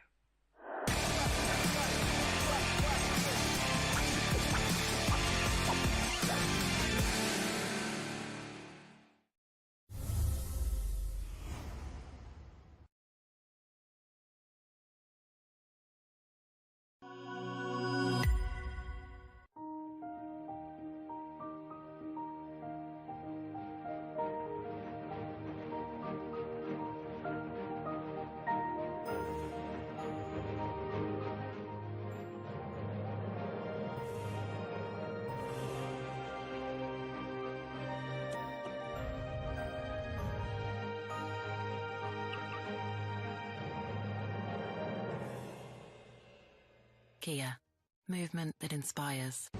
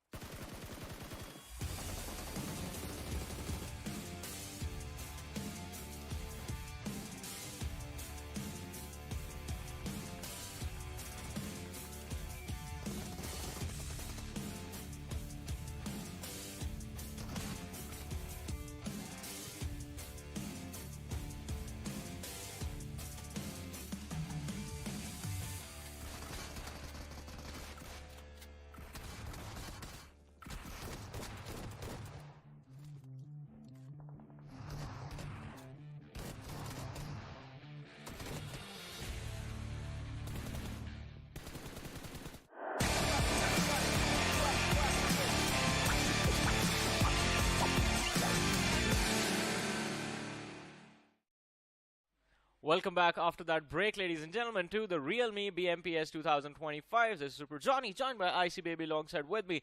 And of course, 2 groups done with their journey. We did begin our day kicking off with the matches of Group C and of course Group D awaits. But before that, there's one Sanhok that remains for Group C. IC with rival Apecity getting themselves to a hat-trick opportunity. Are we expecting them to actually pull it off? I think it might be a case here coming from ACT. They are definitely cooking, as Necro was about to mention to me as well. But I have to say about one thing that is a little bit important as well. Like in life, there is some days that are a good day, and there are some days that are a bad day. And there are 3 players in particular in Group C itself that really had a very good aura moment coming from them. One is going to be Tintin. Number 2 is going to be Vegito coming from Volcano. And number 3 is going to be Fragger from Rider Esports, because that was a these 3 players really had a feels good moment in that game itself. I mean, especially Fragger, man. That was just amazing. Even he got quite lucky as well, I have to say, in a few of those moments, because especially when that fight broke out between Rider Esports, Quarkcase, God's Omen being there, and God's Omen just charged towards Fragger. I thought he was done for. I thought he would be just completely tunnel vision up front, wouldn't be able to see the threat behind, but just turns around, takes both of them out. There was a lot of moment coming from Vegito also as well. There was a lot of times that Volcano Esports should have dropped the ball, but still, it is a great day for them. But all things considered here, the 2 teams that really stand out here from 2 games in general that have obviously had a lot of consistency. Number 1, Rivals Apecity. Number 2, Volcano Esports. But if you want to be consistent in your matches, check out the Realme GT7, ladies and gentlemen. It is out and available on Amazon right now for you guys. So go on to Amazon, search for the Realme GT7. And of course, it's an amazing device. 6 degrees cooler because of the iScene's graphene recover. 6 degrees cooler for those marathon gaming sessions. And of course, 120 FPS stable for 6 hours. And this has been co-tested by Crafton and Realme. But one thing that is going to be not tested, it's going to be what's going to happen in the upcoming map of Sanhok between these 16 teams. Group C, ladies and gentlemen, is about to take on the map of Sanhok. And you guys can tell us who you think is going to win this upcoming game in the chat section itself. In the meanwhile, the question for us remains the same. Are we headed towards the first hat-trick of the Realme BMPS 2025?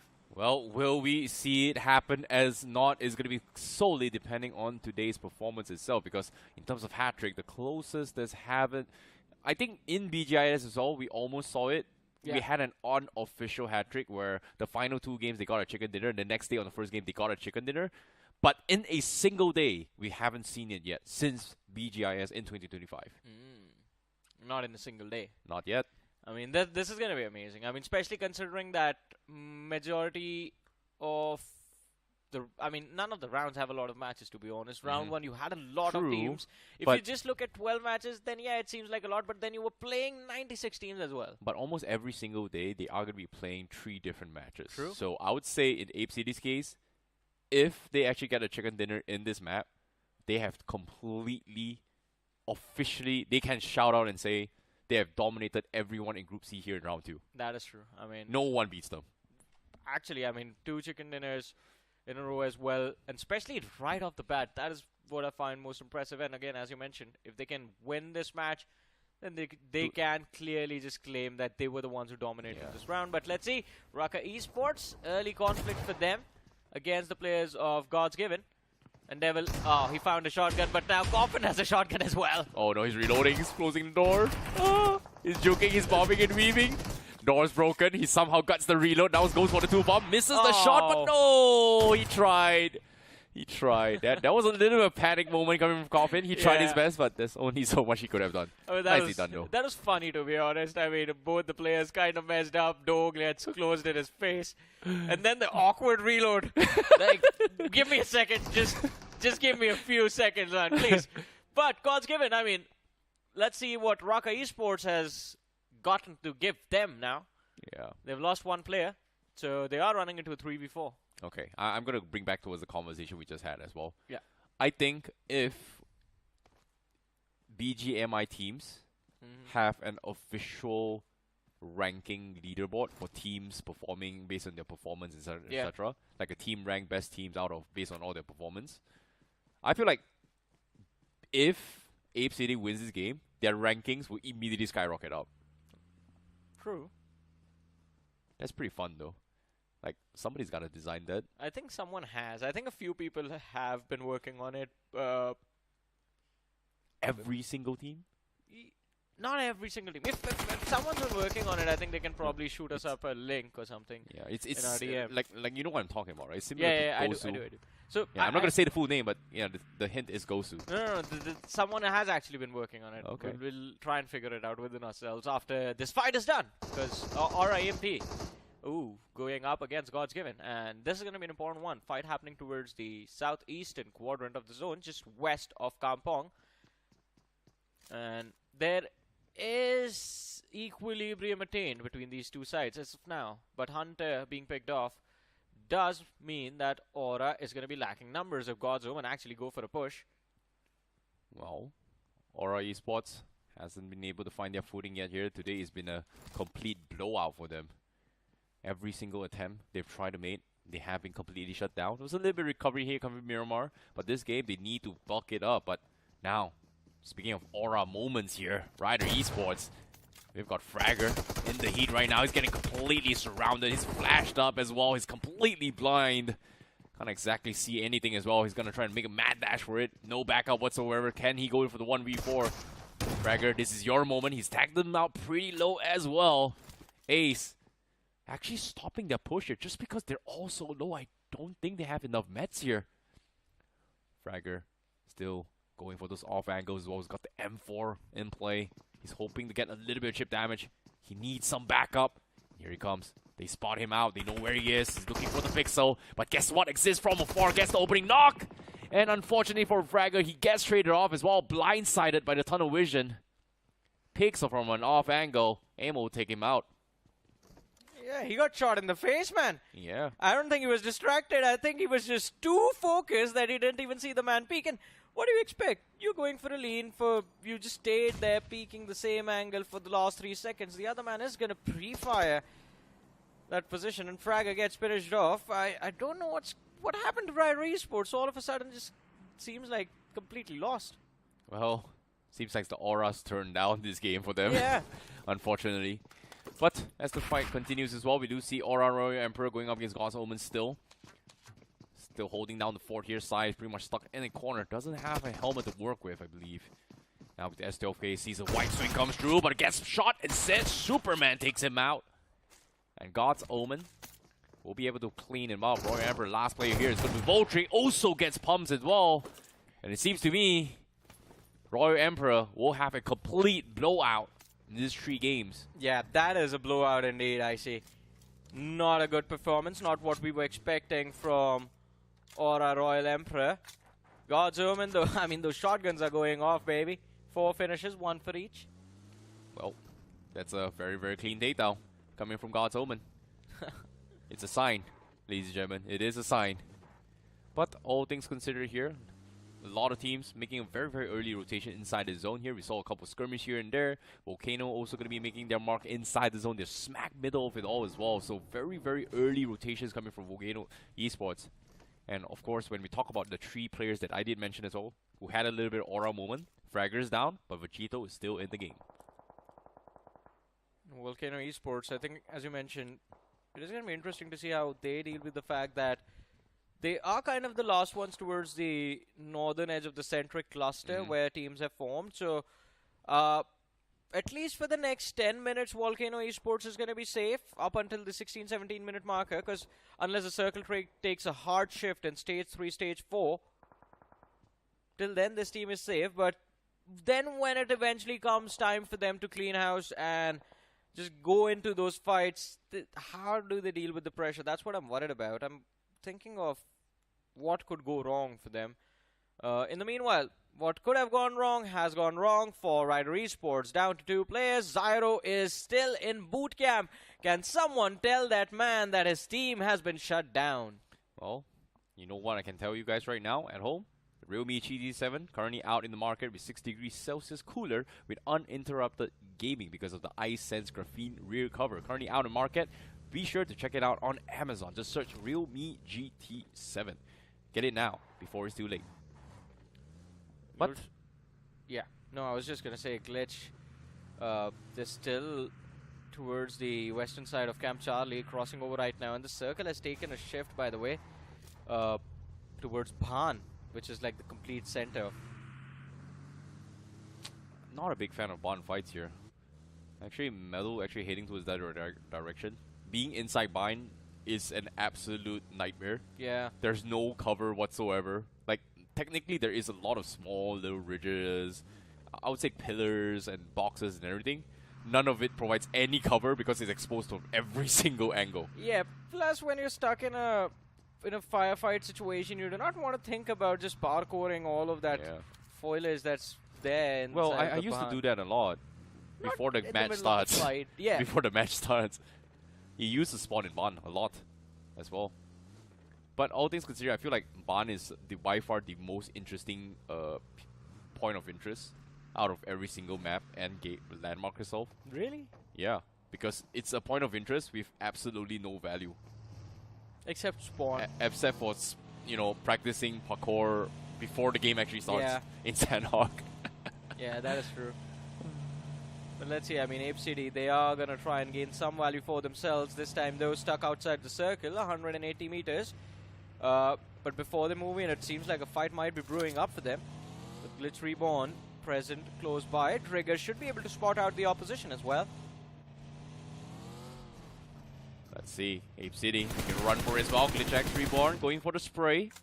No connection, dodges a bullet. They are going to be able to reposition out of this position. But guess what, Apecity, they are going to go for the shots. Guess what, Skips will be able to find an opening as well. Kratos getting knocked. The challenge has been accepted, and the duel has been done. And unfortunately, one of them got taken out. Not completely eliminated, but that duel didn't end well for them. Meanwhile, Apecity, oh wow, return fire coming way through here from Trigger. They are going to be able to take him out. Seems like GLITCHxREBORN, they may have started something that they shouldn't have. I mean, let's see how this lineup of GLITCHREBORN is going to play. I'm seeing a lot of... I mean, these players have a lot of experience under the belt, to be honest. Even Avi, you talk about him. Last season wasn't the best for the realme BGIS, but still, considering he made a comeback after a long time, it was quite decent. And the other three players, that's just like former Team Insane lineup. Okay, fair enough. But let's take a look and towards Apecity's progression here. Can they get the triple threat? Can they get the hat trick? The first ever hat trick in 2025 on an official LAN. Oh, sorry, not an official LAN, on an official broadcast. My apologies. LAN's not yet. You know, I'm excited for the LAN when it happens, man. Who's going to be the part of the top 16 in Grand Finals? I mean, see, based on how and which teams are getting eliminated this early in the tournament, I have no predictions, man. Who knows? I mean, you take a name of the best team right now, and by the time you're done with the semifinals, they get taken out. But, ladies and gentlemen, if you guys want to move around and want to do that in style, check out the Kia Ceros. 5-star BNCAP rating comes with a lot of exciting features. And, of course, the thing that has been quite entertaining is the cutting-edge technology and seamless connectivity that's there. Trinity panoramic display, dual pane panoramic sunroof. There's Kia Connect as well with 80+ Kia Connect features. And, of course, over-the-air software updates. Anyways, making life extremely easy. Anyways, back towards the conversation just now. I'm really glad on the desk we have one very, very PR-trained caster among us when it comes to choosing the teams of who's going to be in the top 8. Very nicely done. Who chose that? You. I didn't choose anyone. Yeah, exactly. You are very PR trained. Yeah. Thank you. But anyways, moving on. Going towards the circle itself, seems like God's Omen going to be stuck in a very, very awkward spot to get out of Lakavi. You do see a little bit of angles coming in from Apecity. But both those two teams need to get the heck out. Circle is about to push them out. Meanwhile, RAKA crashes onto his Jaguar officials. Catalyst first one to fall. He ran mad straight in, got completely shut down, and now the nades comes through. Dip was able to pop the vehicle, and now Nanu, he's making a desperate attempt as well. It gets completely shut out. Man, you knew what was going to happen as soon as Nanu ran in, and there were two players from sort of Jaguar officials just nades in their hands. Come here, buddy. We have a present for you. There you go. Enjoy the candy, little kid. I'll see you tomorrow. Yeah, actually see you tomorrow. They're done with their matches for the day. Yep. But yeah. Now, seeing the fight here, Jaguar official finds themselves 3 very, very nice finishes here. They are inside the zone. The tri-intersection. This is something the Jaguar officials likes to play around a lot. But the problem with this spot is that if the circle shifts here, you can't hold all 3 compounds. We've seen teams like struggle to actually close out games because they are separated from these 3 compounds when the circle shifts. Even Shockwave had a little bit of experience with that. They went for a 2-2 split, and then when the final zone came in, the other 2 just could not regroup with the other 2 that is in the safe spot. But now Apecity seems like they are going to go for a gamble. 4 people in 1 vehicle going for a mad dash from outside the zone. Can they go for the hat trick? Oh no, so risky. So many angles to worry about.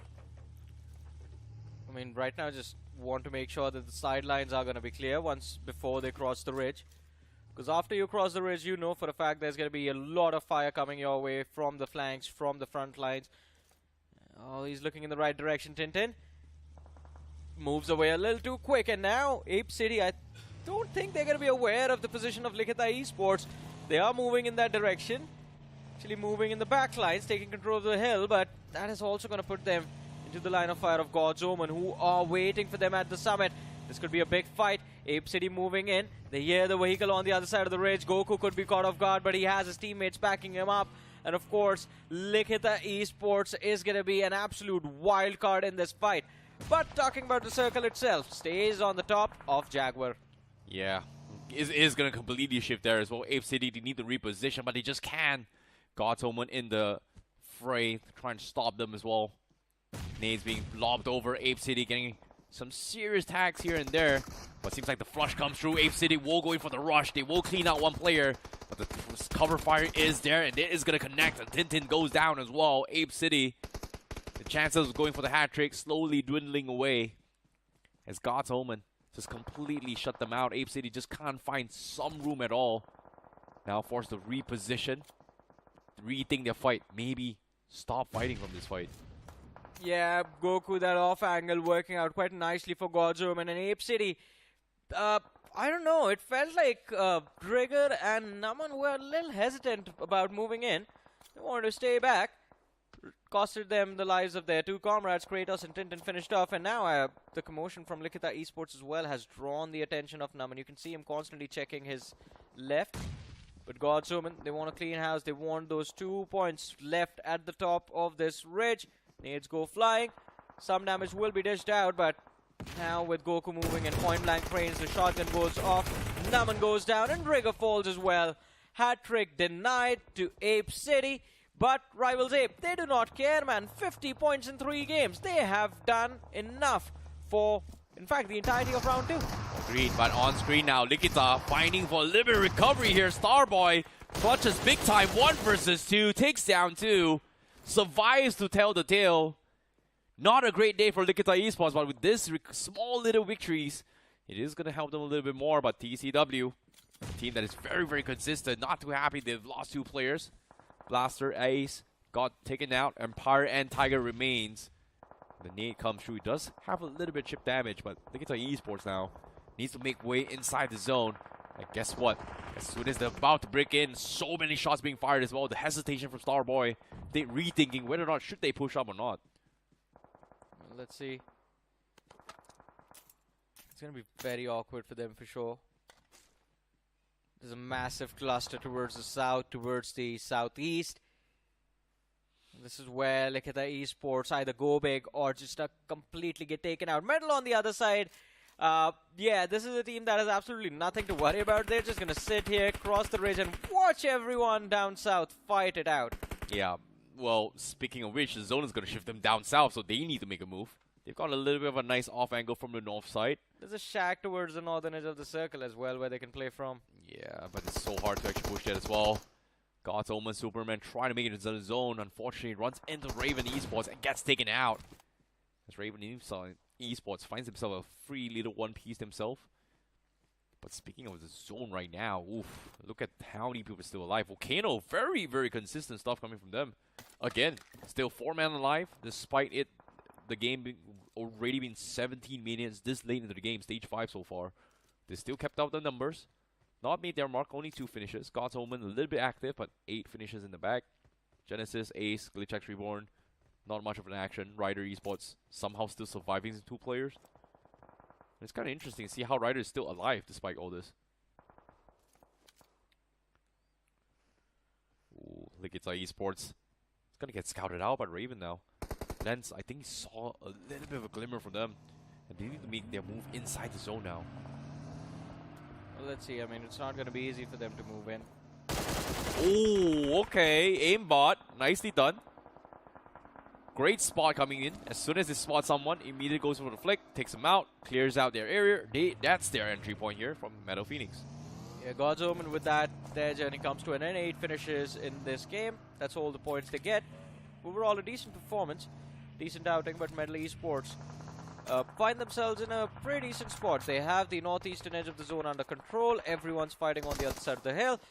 And Ace, actually, this is not looking good. They try to move in. They try to make a pounce for that shack. Unfortunately, get caught off guard by the side of Jaguar official. 2 players knocked out from the side of Jaguar. Ace down 3 players. They're down to the last man.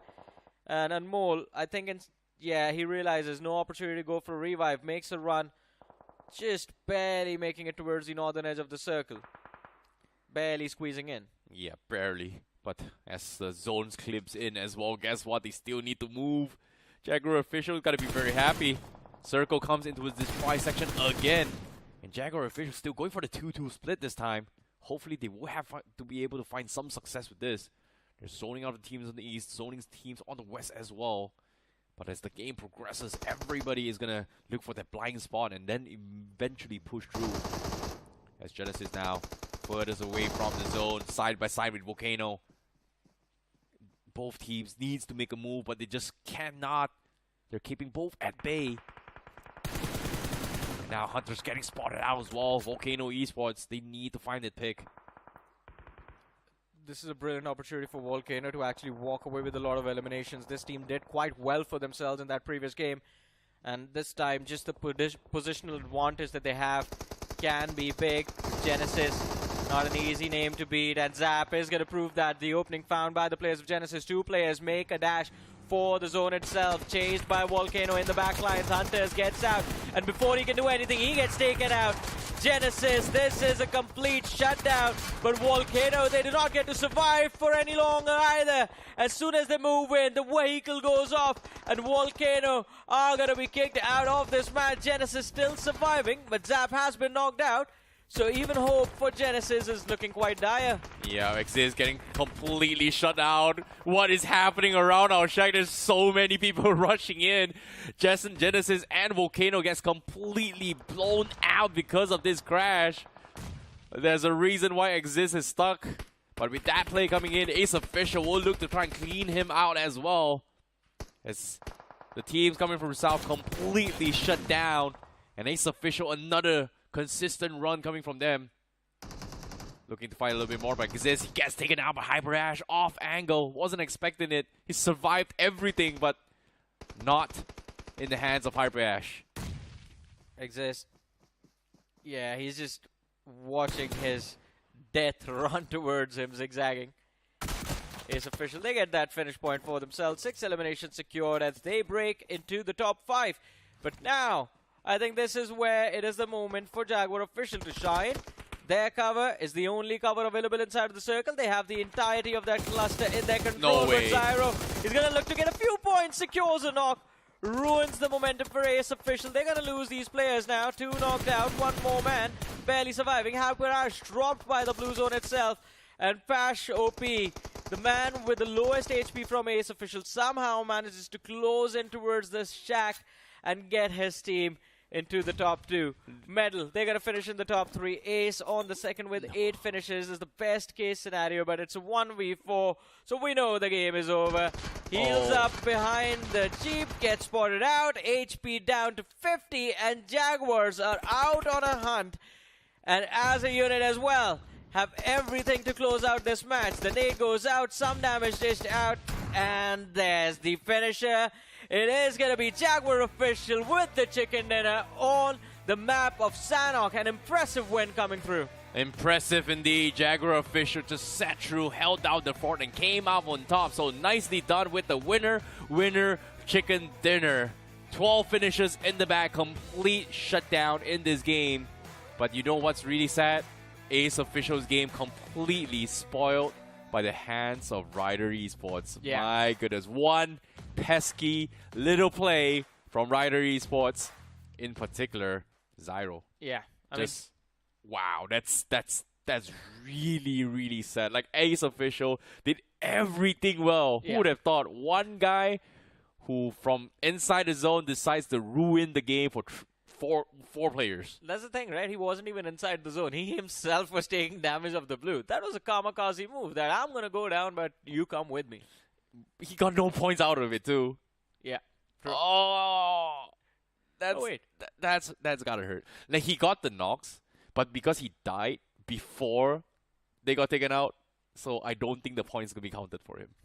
That's so unlucky. Yeah, quite unfortunate. And again, I think had Ace made that bounce with all 4 players intact, who knows? Maybe they could have taken on Jaguar Official and stolen the chicken. But we'll see. I mean, points are all that matter at the end of the day, and we'll see how many points these teams were able to secure. For now, top 5 players on our screens. We have Lens from Raven with 5 eliminations. Medal Aimbot is going to be there with 5. We have Depress from Jaguar as well over there. He did quite well for himself. And Jaguar as a team, as a unit, also did quite well. 22 points from this match. So they already find themselves in a safe position. Ace, 14 points. That's a decent performance. Medal as well with 12 is a good performance. Raven with 10. You have Quartercase with 8. Then God's Omen, this time fighting early. A lot of fights taken early. Did not get any placement points, but 8 points just for the finishes. Yeah, that's going to be a great start here coming from God's Omen for themselves. Very, very consistent stuff. Volcano fell out a little bit early here this game, so it's a little bit unfortunate for them. Rider Esports did a little bit better in Game 2. Game 3, complete blowout. Sorry, Zyro, no points for you, despite spoiling the games for Ace Official. I hope the fans don't hate on him too much, to be honest. But let's take a look at the overall rankings on how this has affected the overall standing so far. Apecity in 3 games, 2 chicken dinners, puts themselves into as the top 5 in the overall standings. This is a huge jump. That means Apecity is pretty much done and dusted. Yeah, they're safe. They are safe, and so is, I think, Volcano Esports, because you see them 3 matches. No chicken dinner, but they still break into the top 16 with just 3 games played, 35 points. That's a safe position. And Volcano Esports, I have to say, I did not expect that. They were playing very under the radar, but that's just brilliant with no chicken dinners in the top 16. But at the same time, let's take a look at the bottom as well. We do see a lot of teams still kind of surviving as well. We do see in the top 32, Rider Esports makes it up a little bit. Ace Official and Jaguar Official also going to be part in this equation. Obviously, it's not the greatest points. It looks bad, but think about it. They've only played 3 games. So technically, they are on the safer spectrum of things here coming from Group C. Looking pretty good. I said they did all right. I think anyone who has gotten over 15 points today from this particular group, Group C, is fine for now. Let's see, there were 2 in the top 16, 3 in the next set of 16, and then there is Medal, there is EMZ, we have God's Omen in a decent spot, Genesis 16 points, so barely surviving, Raven with bang on 15 points, Quartercase. Alright, so up until Raven, 8 teams have kind of gotten themselves decent enough points, and by the way, this group has the lowest number of teams that are still like kind of pushing in the first 3 matches for the qualification marker, just because of the vacuum that was there in the first 2 games itself. So 8 teams are in a safe position. Everyone else from Group C still under threat, but hey, the fight is still on, and we all know all you need is 1 game, 1 big game. Exactly, 1 big game, and they are going to be safe. But all things considered here, Group C, obviously, I have to talk about the biggest winner, and that is going to be Apecity. Biggest jump ever in 3 games, 5 all the way to the top 5. 3 more games to go. Will they overtake the number 1 spot? Only time will tell. But that pretty much sums up for Group C. You know, we're going to have Group D very, very soon later on. But I want to see about what our casters' prediction is going to be looking like here, especially when all of us had a prediction right from the get-go from Group C. Who did you predict? Yeah, I'm not talking about it. I picked Medal. I think they did pretty okay. You know, they're not too bad. Like, they're still in the top 32-ish. Yeah, but it's Medal. Who cares about the top 32? You got to be in the top 8. Wow. So, hey, man, the standard is set. Okay. You got to hold all of these star-studded lineup, all of the organizations with all of the money. You got to hold them to a certain level of accountability as well, right? Okay, fair enough. Now, let's talk about the predictions so far. Necro predicted Volcano. Did really well. Nicely done. You went for Medal. I think they did pretty okay. Rider, well, we did pretty okay too. You know, we're still part of the top 32-ish in 3 games. Not too bad. Rawan went for Medal. Genesis, a little bit on the rocky side here in the middle of the pack. Rider also did okay. I would say the biggest winners here is going to be Necro. Volcano, highest points. Yeah, highest points. Out of all 6 of us. Top 16. Yeah, top 16. That basically is it, top 16. His team broke into the top 16, so yeah, good for him. But, I mean, yeah, all of us went for picks that we felt was safe, right? And Volcano Esports, that momentum in round 1 was absolutely incredible, and good for them. They have kind of nicely carried it forward into round 2 itself, but that's the thing. Medal Esports failed to do that. Rider Esports failed to do that. Raven failed to do that. These were the teams that were doing quite decent in round 1 itself. But now round 2 off to a shaky start. 3 games tomorrow. They're going to need like one decent chicken dinner to just keep themselves in the fight of the realme BMPS 2025. So hopefully that happens. Hopefully that happens as well. And all things considered, I think none of us actually was expecting Apecity to be the top in charts today. That is so true. anything can happen in this situation here. But for now, we're going to be closing the chapter for today. We're going to continue for tomorrow. But we're going to be continuing in a short break for Group D right after this.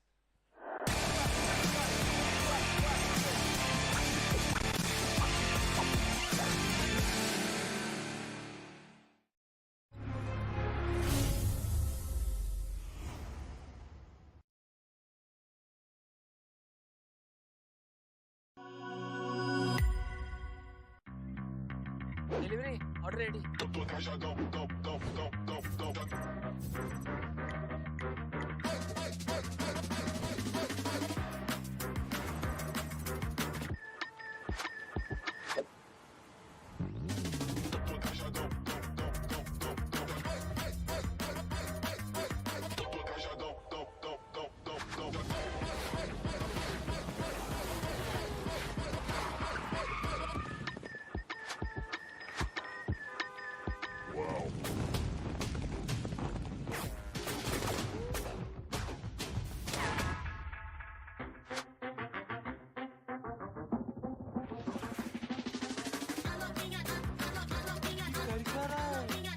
समझा नहीं क्या भाई?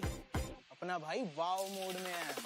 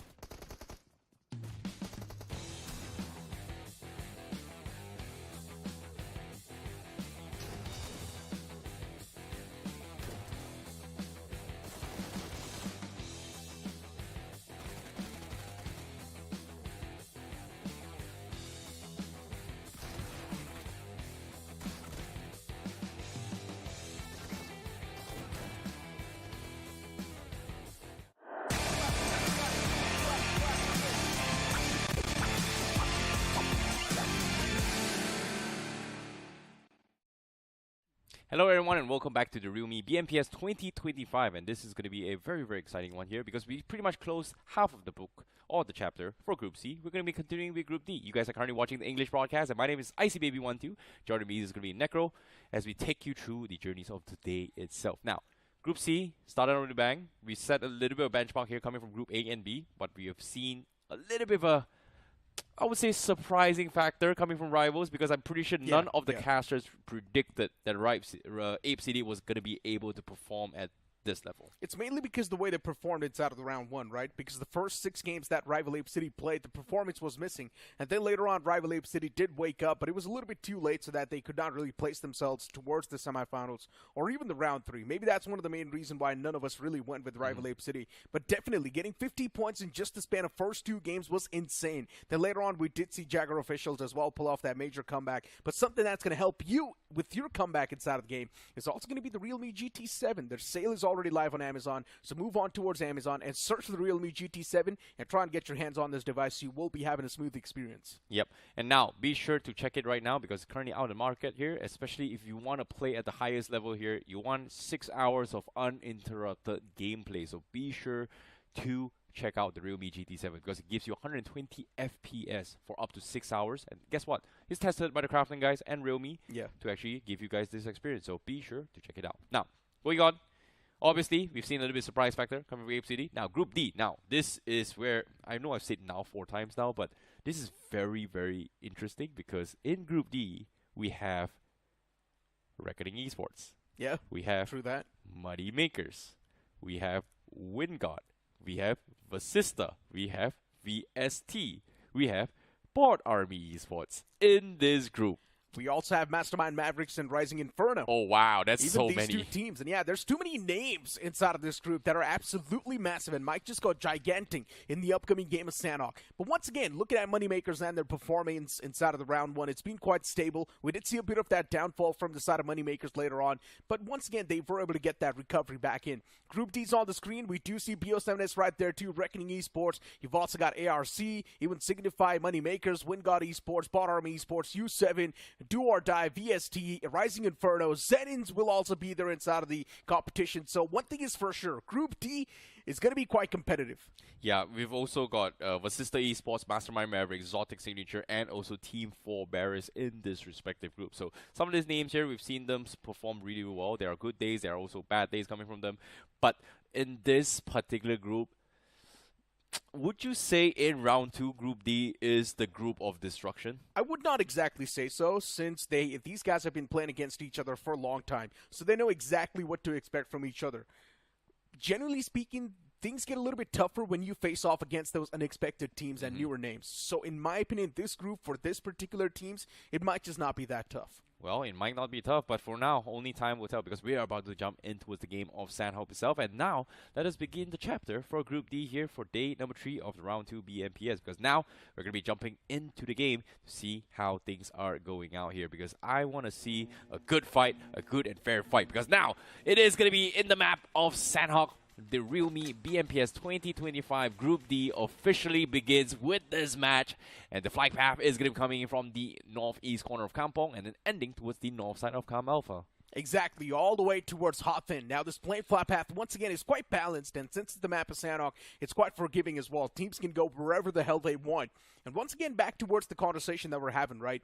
Moneymakers, heavy hitters, WINDGOD Esports can be potential heavy hitters. You've got Rising Inferno, Reckoning Esports. The grand final is off the BGIS. So one thing is for sure, performance will be expected from names like those. VASISTA Esports have been pretty consistent as well, and even they are one of the heavy hitters.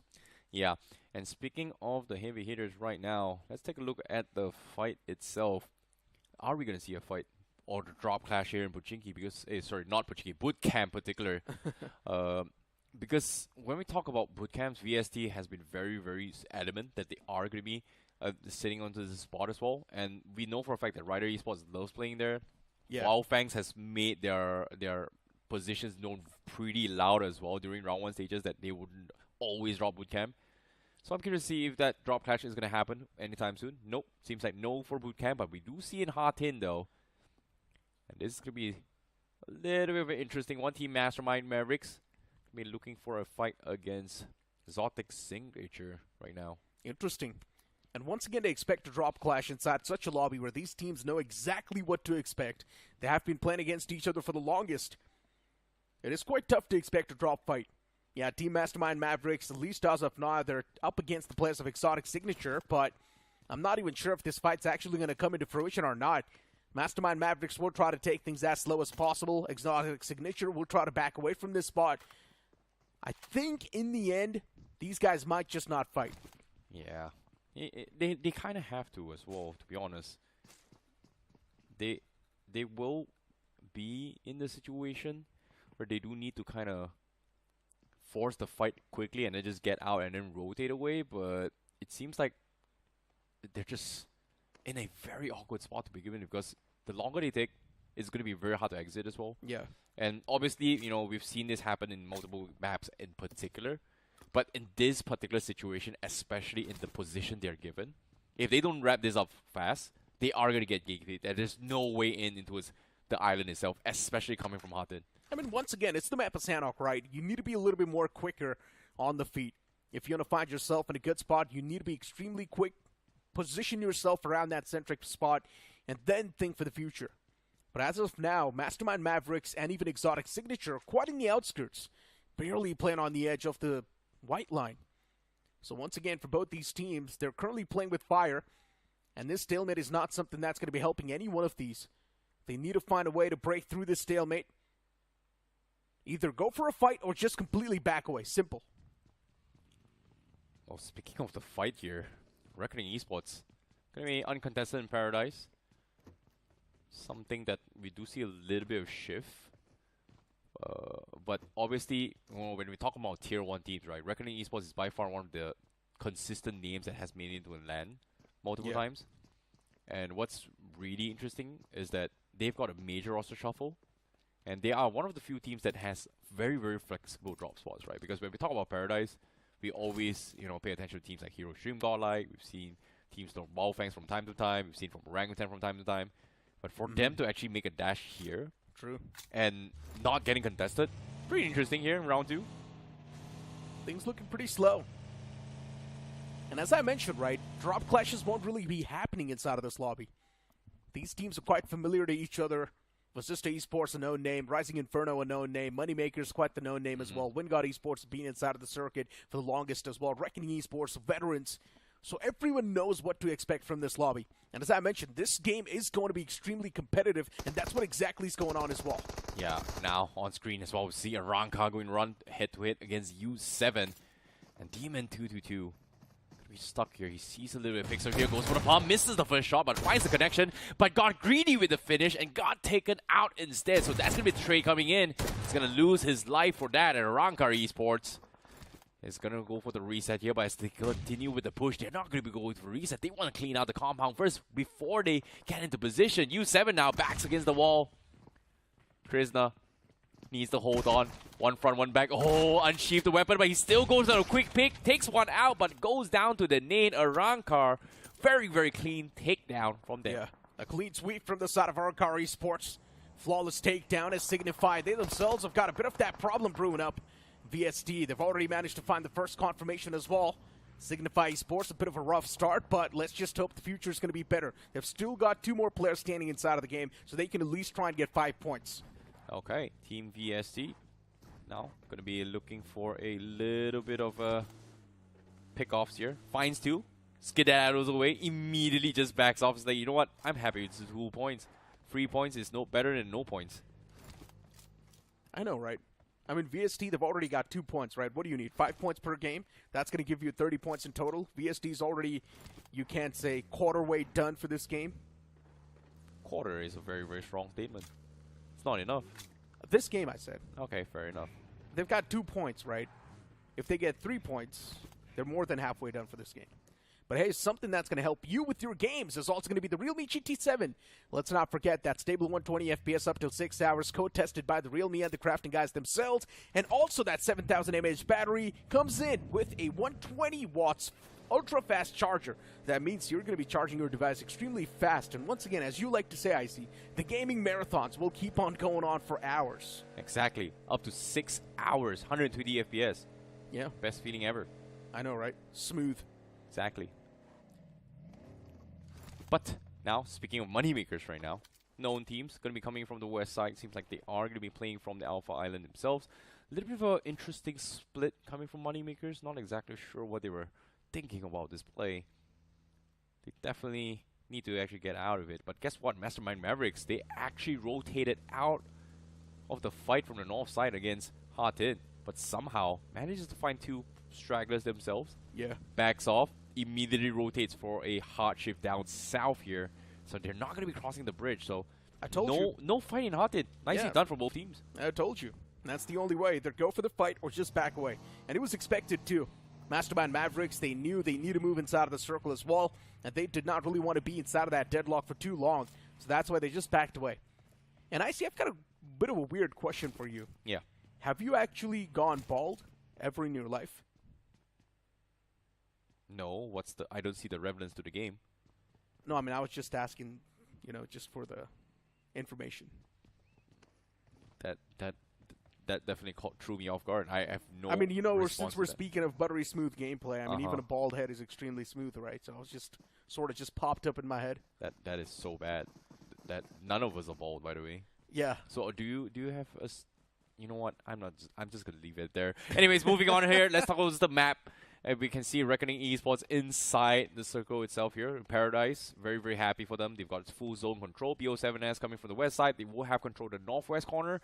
But the problem here is BO7's position is a little bit exposed just because someone from Reckoning may be able to creep up with them coming from Paradise. North side, if the circle shapes up, not a great spot to be in. So it's either they go for a gamble to, that the circle shifts with the Tatmok, or they will have to defend the full brunt of every single team coming from the south side. But again, this is from our perspective. Do they know that this is coming? It's going to be the question. BotArmy Esports, all the 4 players in one vehicle. I'm not really a big fan of this strategy. And this might just be a surprise package. And yes, it does unfold in quite a good way for BotArmy Esports. Oh no, BO7S, they weren't expecting this. Now the rush comes through. Doroki! 2 taps! What a play! Can he get a third one? And he does!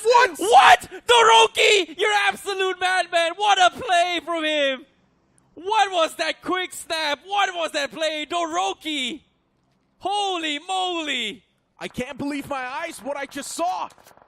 What was that from Doroki? Insane stuff from the man. Goes absolutely mad in that fight. Holy moly, that was wow. Quick peeks and quick shots, and that's something that got Doroki that entire squad wipe. He did eliminate 3 players, but still, that was insane. That was some insane practice right there. Insane gameplay. Nicely done coming from Doroki. Meanwhile, Sawmei gonna be. You know what? I'm. What? What was that, Doroki? Holy! I'm sorry, guys, but that was a clip. Yeah, split second too, and the man just eliminated the entirety of that squad in the front. Solid stuff. But I want to let you guys know about something extremely important. Discovery Island's available inside of the game itself, so you guys can contribute to the BMPS 2025 prize pool. All you need to do is just keep on playing inside of your classic lobby, get those exploration points, and those exploration points will help you move on up the milestones inside of the Discovery Islands itself. And the moment you do so, you will also be unlocking a lot of free in-game cosmetics. What else do you want? And while doing all of this, you're also contributing towards the BMPS 2025 prize pool. Oh my goodness. Yeah, guys, please, the more you play, the better it comes. But guys, the competition has definitely stepped up this tournament as well, because did we just see that in round 2? Yeah, jokes apart though, BO7S has definitely improved by a mile. That wasn't a joke, man. That was, wow. Where was this gameplay before? Yeah. BO7S was pretty solid, even inside of the round 1. Nothing taken away from that. Ghostface as well has been one of the prime contenders for this entire lineup. He's been insane. Yeah. So, yeah. But Doroki is the IGL for BO7S, but for him to step up big time, this is huge for them. Oh, the next zone, though, shifting right on top of the players of Reckoning Esports. They find themselves on the grace of the gods this time around. You've also got a few more teams around that vicinity. VASISTA Esports on the southern side now looking to breach in as well. VASISTA Esports is barely on the edge. Reckoning Esports, I'm pretty sure they will try to pin themselves down towards this Paradise Resort, but that split might just work against them. But SIGNIFY Esports spawning out one of the man of 4 barriers out in the open. Yep, at the same time, Twin 4 barriers, they have to continue with this defense. But the problem is, they have to push through. The zone's not exactly in their favor. They're guarding from the outside, but Circle's on the wrong direction right now. They need to push in quickly as well. Immortal pretty much taken out. Zone pretty much exposed from the south side, but they need to find a way to get in. They've got no vehicles. And slowly but surely they are going to get flanked from the other teams as well. VST in the middle. Going to be looking to try and clean out Rising Inferno Esports here. Jatin finds a little bit of an angle here. We saw a couple of nades scare him off, but Dazzle gets picked off from afar. It's going to be Oven that opens up the fight. Yeah. EST forced to back off. 2 players left, Pekka and Beast. Has to fight this alone, but they are getting sprayed out. Pekka getting picked off from afar. Arrancar takes him out. VST leaving Beast as the last player left inside the zone. Not a great game here for VST. Not a great start at all. It's not looking good at all for VST. They've lost out in too many pieces inside of this fight. And then you look at a team like Rising Inferno that has got all the pieces on the board. It's all looking good in the hood for now for Rising Inferno. Once again, Jatin OG is the man up close and personal against the players of VST, but once again, the last man of VST as well can't really do anything. So it's all good. I generally expected a better performance from VST in the game one itself, but it's fine since they've still got 5 more games to go, and those 5 games are more than enough for them to pull off a comeback. Yeah.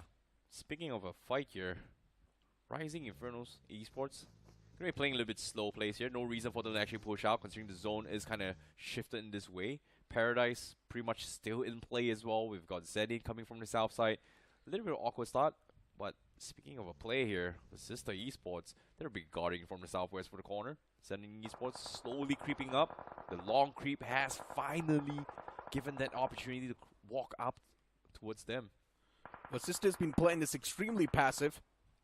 Yeah.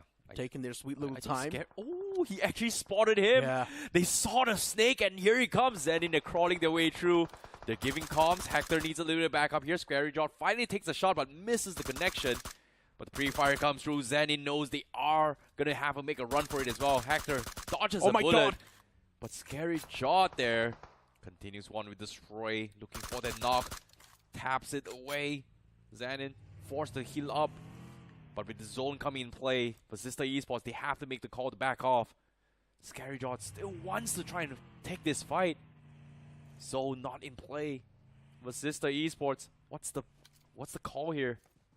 Just move inside of the circle. That's got to be the best call. Move around that Paradise Resort area. You've got Viper in the back lines as well, next to ScaryJaw. For VASISTA Esports, reuniting's got to be the best call they can make. Get all the 4 players inside that vehicle, stack up, and then move around that Paradise Resort vicinity, and that's what they're exactly doing too. One of the men is around Paradise Resort. If you see Hector, he's the only man up close and personal against Reckoning Esports. And Reckoning Esports is trying to guard the entirety of Paradise Resort, but while doing so, they might just end up getting eliminated themselves. Yeah, this is very, very tough themselves, but Dion, from their side, Reckoning Esports, they've been holding Paradise for the longest of time. They've only got 1 finish. It's about time to see them strike back. VASISTA is going to be looking around as well. Hector first wants to scout things ahead for VASISTA Esports, but they're still spread out. And Reckoning Esports, they know they are coming, but they just can't seem to find any angles at all. From the south, from the west, so many gunshots. Yeah, iconic. The man's in the enemy turf. The elimination feed as well is starting to pop off. It's SIGNIFY doing some damage for Barrier Iconic. This man did pull off quite the iconic performance to keep his team inside of the round 2, and he's the main reason why his team is still playing in this BMPS. Well, guess what? SIGNIFY now is going to be looking to try and third party against Iconic now, because he's about to walk right into it. Sees a couple of loots here. He's going to try and stock up himself. No first aid kits though. They've been fortunate. 4 barriers. They find Immortal. They will take him out. Bandit still trying to creep up with them. Sarnex was able to find one, but seems like he was able to spot him out as well. The nade coming through. He heard the footsteps. Here comes the nade. Does it connect? Looks good. Here comes the shotties. And it's going to take him out. That's going to be Team 4 Barriers finding another pick. Solid stuff. And now you've still got the man taking the shots in the front, and that's also going to be confirmed knock. But since he's all by himself, he cannot even fight back properly. And in the end, he does get eliminated by the likes of GSGxArrancar Esports. Yep, GSGxREBORN Esports finds a little bit of a sneaky play here from the side. They were able to clean out a little bit more, snatch away a lot of points. Oh my god. 6 finishes in the back, but final 10 teams left, and the circle shifts directly in towards Paradise Resort. Reckoning Esports, no action whatsoever, gets the circle completely engulfed on them. Yeah, this has got to be a Reckoning Esports game. There's no way they messed it up. They kind of have to hold down the fort. Paradise, not exactly a good hold for long distance. The stars are aligned. Reckoning Esports, they need to charge up and hit on the mark. We've also got Rising Inferno's over now, breaching inside of that circle. It's looking good for the man, but since he's the only one, he needs a bit of that backup. WINDGOD Esports spotting out the foes in the front. GSGxArrancar Esports, even they make a mad dash towards the safety side. For WINDGOD Esports, they've lost out on a man quite early inside of the entire scuffle. So now with a 3-man squad, still things are doable, but you need to aim for consistency. That's it. Yeah. Now, Viper having a very, very dirty off angle on top of the roof as well. Sees the rotation coming in. Do or die getting sprayed down. Viper looking for connections. That's going to be one knock. But the knock has been stolen away by RAKA here. Can he steal those finishes? Because right now, RAKA crashes them, cleans them all out, and they will be able to clean out do or die as RAKA gets themselves 8 finishes in the back in total. But RAKA now getting pushed from WINDGOD. As the nade comes through from Rio, trying to stall them, but WINDGOD wants to try to punish his aggression as they try to make way into the zone. Big nade catches onto, no knocks whatsoever, but a stray down from afar. Balu was able to take him out. Do or die, not too happy that they've lost members to RAKA in this fight, and this time they're getting completely surrounded by 2 teams. Nades were doing a lot of damage. RAKA Oh my Esports goodness. on the verge of being eliminated from this game as well. Those nades able to find the connection right on the mark itself. Oh, no. Not looking too good. Reckoning Esports did want to press up as well, but then realized maybe they're just overstepping the boundaries a bit too much. Paradise Resort still successfully held by the players of Reckoning Esports, which is extremely impressive. While VASISTA Esports now visit to duke it out against the team that's right next to him, and that's going to be the likes of WINDGOD Esports. It will be a tough fight to convert, but it is something they need to try and convert as well. WINDGOD Esports, they start to face the brunt as well, as the utilities, they're finding a lot of value. Oh, massive nades coming from VASISTA. Kyoya will go down as the car explodes. VASISTA will get the points instead. It's going to be Fury that secures the last one. But VASISTA Esports getting 5 finishes with that engagement. A big run here coming from Fury, as they were able to take out WINDGOD. But the circle still forces them inside Paradise. Reckoning Esports has been itching for a fight. They're being held, pushing everybody outside, but no points for them.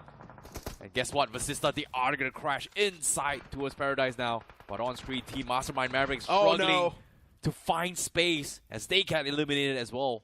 On the northern side, 2 exposed, did not really have a proper cover as Dionysus from Reckoning Esports. Now he's getting charged on. Luckily enough, he does shut down the first man of VASISTA. So that's going to keep the players of VASISTA Esports still on the pay. And we'll give a bit more of that breathing time for the players of Reckoning Esports and understand what exactly is going on. Nice decision coming from Dion. Take 1, immediately repositions. No point taking this 1 versus 4. As VASISTA forced the hold back, expecting the Reckoning is going to be picking on them as well. It's going to slow down their push. VSD finally goes down, but RAKA gets cleaned out, and that's going to be Viper alongside Gravity. And actually, Gravity that actually takes all the finishes. Insane stuff. Reckoning Esports is just like shooting turrets inside of the Paradise Resort. Now spotting out the players of VASISTA Esports as well. Salme needs to be extra cautious. There's a man on top of the roof. Salme's position still not known. And Salme will try to use this position for advantage and also a lot of intel. This is a very, very dirty angle here. I don't think VASISTA Esports actually spotted him out.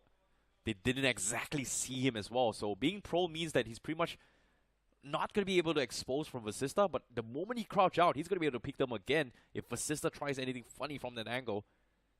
Seems like Reckoning and VASISTA having the same identical situation here. They want to try and hold down the fort. But the problem is, Reckoning Esports, they want to take fights outside, but they can't really do so as well. From behind, VASISTA waiting for the right opening as well. But teams outside are trying to get in right now. Rising Inferno, they found themselves in a bit of that advantage spot as well. All they need to do is just hold down the slope. That's it. VASISTA Esports will be busy duking it out against the players of Reckoning Esports soon. And it's one of those fights you never know what to expect. One man from VASISTA Esports can just go absolutely heavy and monstrous and eliminate the entirety of Reckoning Esports, or vice versa. Anything can happen. Still quite unexpected. Oh boy. Speaking of the fight here as well, ZENIN jiggling the way through outside. ZENIN with the circle coming in. He's got to push out. Seems like it is going to be a little bit of awkward spot here. XOTIC signature, well, gets third-partied because they both don't get anything. They both actually not win their 1 versus 1s. Everyone's eliminated in the outskirts. Now it's taken down to just these 3 teams. VASISTA Esports versus Reckoning. And I'm pretty sure Inferno Rising will try to take the advantage of both these fighting. And now VASISTA Esports needs to push in. Side by side, Reckoning Esports looking stronger than ever. What a debut coming in for them. Flash comes through, Dion with the push, looks for the pump, and he gets it as well. Nicely done from Dion, and they clean out VASISTA Esports. Final 2 teams, and only Gravity has dropped, and they have the numbers. 3 versus 2 situation here. If they pick up Gravity, it's going to be a 4v2. Inferno Rising pretty much stuck as well. They got him out. 4 versus 2. Jatin needs to back off OMEN as well, as Reckoning Esports is going to be pushing out. Circle in their hands, and they completely dominate. OMEN missing that opportunity here because of prone block. As the smoke being set up as well, Reckoning is looking for those fights. Jatin holding the smokes. Salme finds OMEN, and only Jatin remains. And Reckoning Esports looking to clean out this game. Here comes the rush, and they go down as well. Reckoning, winner, chicken dinner for Reckoning Esports. Solid stuff from Reckoning. The circle was constantly favoring that Paradise Resort, and that's one of the main reasons why Reckoning Esports ended up scooping this chicken dinner. Once again, proving that Sanhok is a zone-centric map, but Reckoning Esports still, they played that defense quite well, knew exactly when to back off as well, knew exactly when they were respecting the players of VASISTA Esports, so they backed off perfectly. Getting 13 finishes out of that game and 10 knocks, Reckoning Esports, this is a solid performance with 23 points in total. 13 finishes in this game. I would say it was a very, very big game coming from Reckoning Esports here. Had a very, very slow start, held the ground, circle again went in their favor, immediately took out everyone. So, very, very good game here coming from Reckoning Esports, but still, that circle was not an easy circle to play. Of course, Reckoning Esports played that defense pretty well, right? Since we know Paradise Resort is such a massive ground, Reckoning Esports tried their best to defend the entirety of Paradise Resort, which we have never seen in the past before. Just 4 players defending each and every single corner of Paradise Resort. That's unthinkable of, but Reckoning Esports executed that to perfection. Yeah, later on, VASISTA Esports did brute force their way against Reckoning Esports, but Reckoning just knew exactly when to back off and respect their opponents, and you clearly saw they gave the space to VASISTA Esports, but then later on, as the fight came into fruition, Reckoning Esports won that fight. Yeah, that is going to be something that we are going to be looking forward to as well. But all things considered here, let's talk about the MVP of the match. Salme was the MVP from the match here, the super sub from Seoul from before. Now, starting 4 coming in from Reckoning Esports with 6 finishes in the bag, and Reckoning Esports seems like they have found their momentum here. Necro. It took them a while from round 1, but they look really, really solid this game. Yeah, Salme has always been a solid playmaker. We have also seen glimpses of this man even inside of Seoul in the past. Yeah, it's a completely different story that it was a sinking ship. But as we move on towards the top 5 players, VST as well, Beast is going to be there with 4 finishes. Not a bad performance. 0-2 from the side of Rising Inferno getting 4. Then you've also got another man from the side of RAKA Esports getting 4 finishes for himself. And then Viper from Reckoning also getting 3 finishes. So Reckoning Esports in general, pretty well-balanced approach since they had the circle constantly shifting on top of them. We all knew it will be them, but still the defense was played perfectly. Great. But now, 23 points in the hands of Reckoning here. Another winner, he's going to be Arrancar as well with 11 points. Inferno Rising getting himself 10 points here as well. VASISTA Esports also making a little bit of bounce back with 10 points. Well, this is a little bit of a surprise here. XOTIC Signature, despite having one of the rockier start of opening here, they will get themselves 7 points. VST with 7 points, ZENIN with 6 points, but BO7S with 5 points. That highlight moment coming in from Doroki was nice and all, but it did not translate into the later stage of the game. Exactly my point, right? I expected a lot more from the side of BO7S, especially the way they were able to clutch that fight out. But it's completely fine. 5 points per game is still something that can help you secure that slot inside of the round 3. It's a decent average to have. So the top 8 pretty much seems okay. Specifically from the game 1, we don't exactly know if the consistency is going to be carried on forward in the upcoming game. But for now, it's looking good. Yeah, it is. It definitely looks good as well, because that was a clip right there. Unfortunately, you know, hopefully things are going to be a little bit better here when it comes to Miramar as well as Erangel here, especially for Brothers and Seven Sisters. This is a team that is very, very underrated, but hopefully they will do a little bit better. Yeah, exactly. They will. Before now, it's time for us to toss to a short break. You guys do not go anywhere. We'll be right back.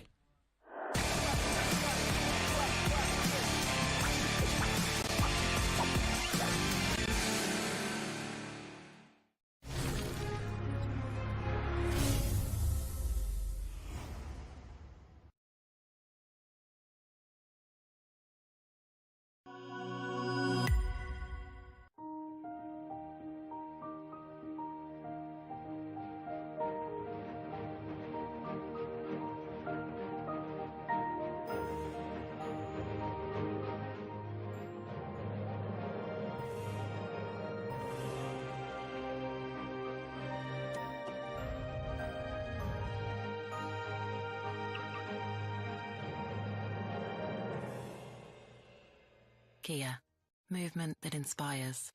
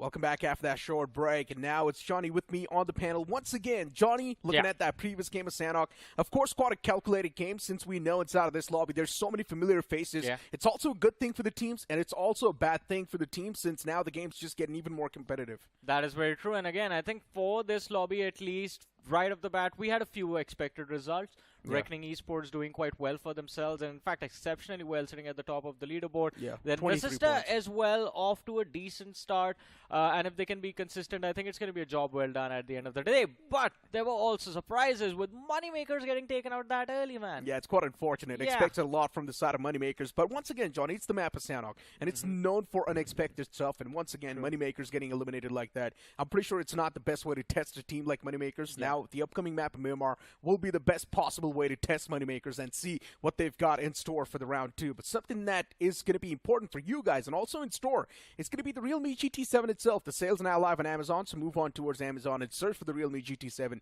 and get your hands on this device. But once again, back towards the conversation that we're having, right? Reckoning Esports getting 23 points, Rising Inferno as well getting 10 points out of that game. So that's already a solid start. Now we're still waiting for a few more names like WINDGOD Esports and even BO7S maybe to pop up with VST as well. Not able to do that great. Mastermind Mavericks too. Quite a shaky performance. Yeah, that was not the start that you would want for these teams. As you mentioned, BotArmy as well in this list. Not a great start for this big banner as well. Hopefully, as you mentioned, Sanhok was an unexpected twist and turns of event. Miramar, if it is a standard one, we are going to be hopeful that we see these teams at least close out the map with like 12 to 15 points now. Yeah, and Johnny, Reckoning Esports was able to play that defense so well in Paradise Resort. Yeah. It's such a massive area, but still just 4 players were defending it so well. I've never seen it in the past happen, and Reckoning Esports have pulled that off, but they also knew exactly when to respect the opponent team. Yeah. The moment they realized VASISTA Esports is bum rushing them, they backed off and respected the opponents. But for now, let's move on towards the upcoming game of Miramar. This is also going to be the second game for Group D, as the plane's going to be in the skies once again, starting all the way from Truck Stop towards the southern side, which will be the Prison Island. Hey man, we were hoping for a standard start for a Miramar for these teams, and especially from the perspective of Moneymakers, as we were talking about them, hoping for a comeback. But right off the bat, the flight path itself, it is going to be a big curveball. It leans heavily towards the southeastern quadrant of the map, ending towards Minas del Sur. The entirety of the northern half, basically, is denied to almost every single one of these teams. And if you talk about the northwest, that is completely remote. Maybe there's a big chance the circle can actually move on towards those 2 islands on the right. It's Could be. been a while. Yeah. I mean, Icy got a chance to cast it, but I did not. With who? I also wasn't there. Oh, we were In on the the break past, back then. in the past, in BGIs. Crips was there too with Icy. Yeah. So they got a chance to cast it, but we're still missing out on it. 4 barriers, the previous game, not that much of a good performance. Need a lot more. Pretty much the same stuff can be said for the likes of course, BotArmy Esports as well. RAKA Esports was quite surprising. They did get a lot of elimination points, and because of that, RAKA Esports as well is off to a great start. And BO7 is Naroki pulling off an insane clutch, taking down 3 players all by himself, and he was the only man surviving from that team as well. Yeah, but BO7S, again, they have to be consistent. That was the problem that we saw in round 1 itself. But look at the circle, man. It wasn't just the flight path, even the circle. Yeah, it's quite a weird circle, right? Sort of favoring Partona as well. And even there's a bit of that Minas del Sur too in play. I would love to see the circle actually move all the way down south or on that island itself. It will be fun. What is SIGNIFY doing? That's a 4-man spread coming in. Immortal quite close to the players of ZENIN. And that's not the only team towards Valle del Mar. There's one more team moving in that direction. And of course, there's a cluster towards Truck Stop. You have Exotic Signature over there. Mastermind Mavericks, VST is present. There's Do or Die in that vicinity. U7, they've crossed all the way towards Tierra Bronca, so they are going to be away from that conflict if that sort of builds up. But Reckoning Esports on our screens, the winners of that previous game, and so far looking good in this early start of Miramar. They have kind of have complete control of the city of Los Leones, considering Rising Inferno just went towards the northeastern edge of the city. There you go, Johnny. Your favorite team is on the screen. Yeah. Moneymakers finally just gliding towards the spot they wanted to. But I'm not exactly sure how much this is going to be affecting them or helping them, because it's quite deep inside of the game, or at least deep inside of the stage 1 itself. And now they've finally landed. They're also getting their hands on the loot as well. This loot's not going to be enough, of course, so they need to loot up a bit more. So I'm not exactly sure how the gameplay process is going to be there, but let's hope for Moneymakers they do not really waste a lot of time, make it towards their main designated drop location, and then start looting up. I think this time around they might not have an opportunity to do so. They will have to settle for these smaller compounds. The only advantage, or the one thing that they have going for themselves, is they're not too far away from the circle. Their drop spot was right on that western edge, the hills of Valle del Mar. And they found some basic loot to go for early fights if there is pressure put upon them super early.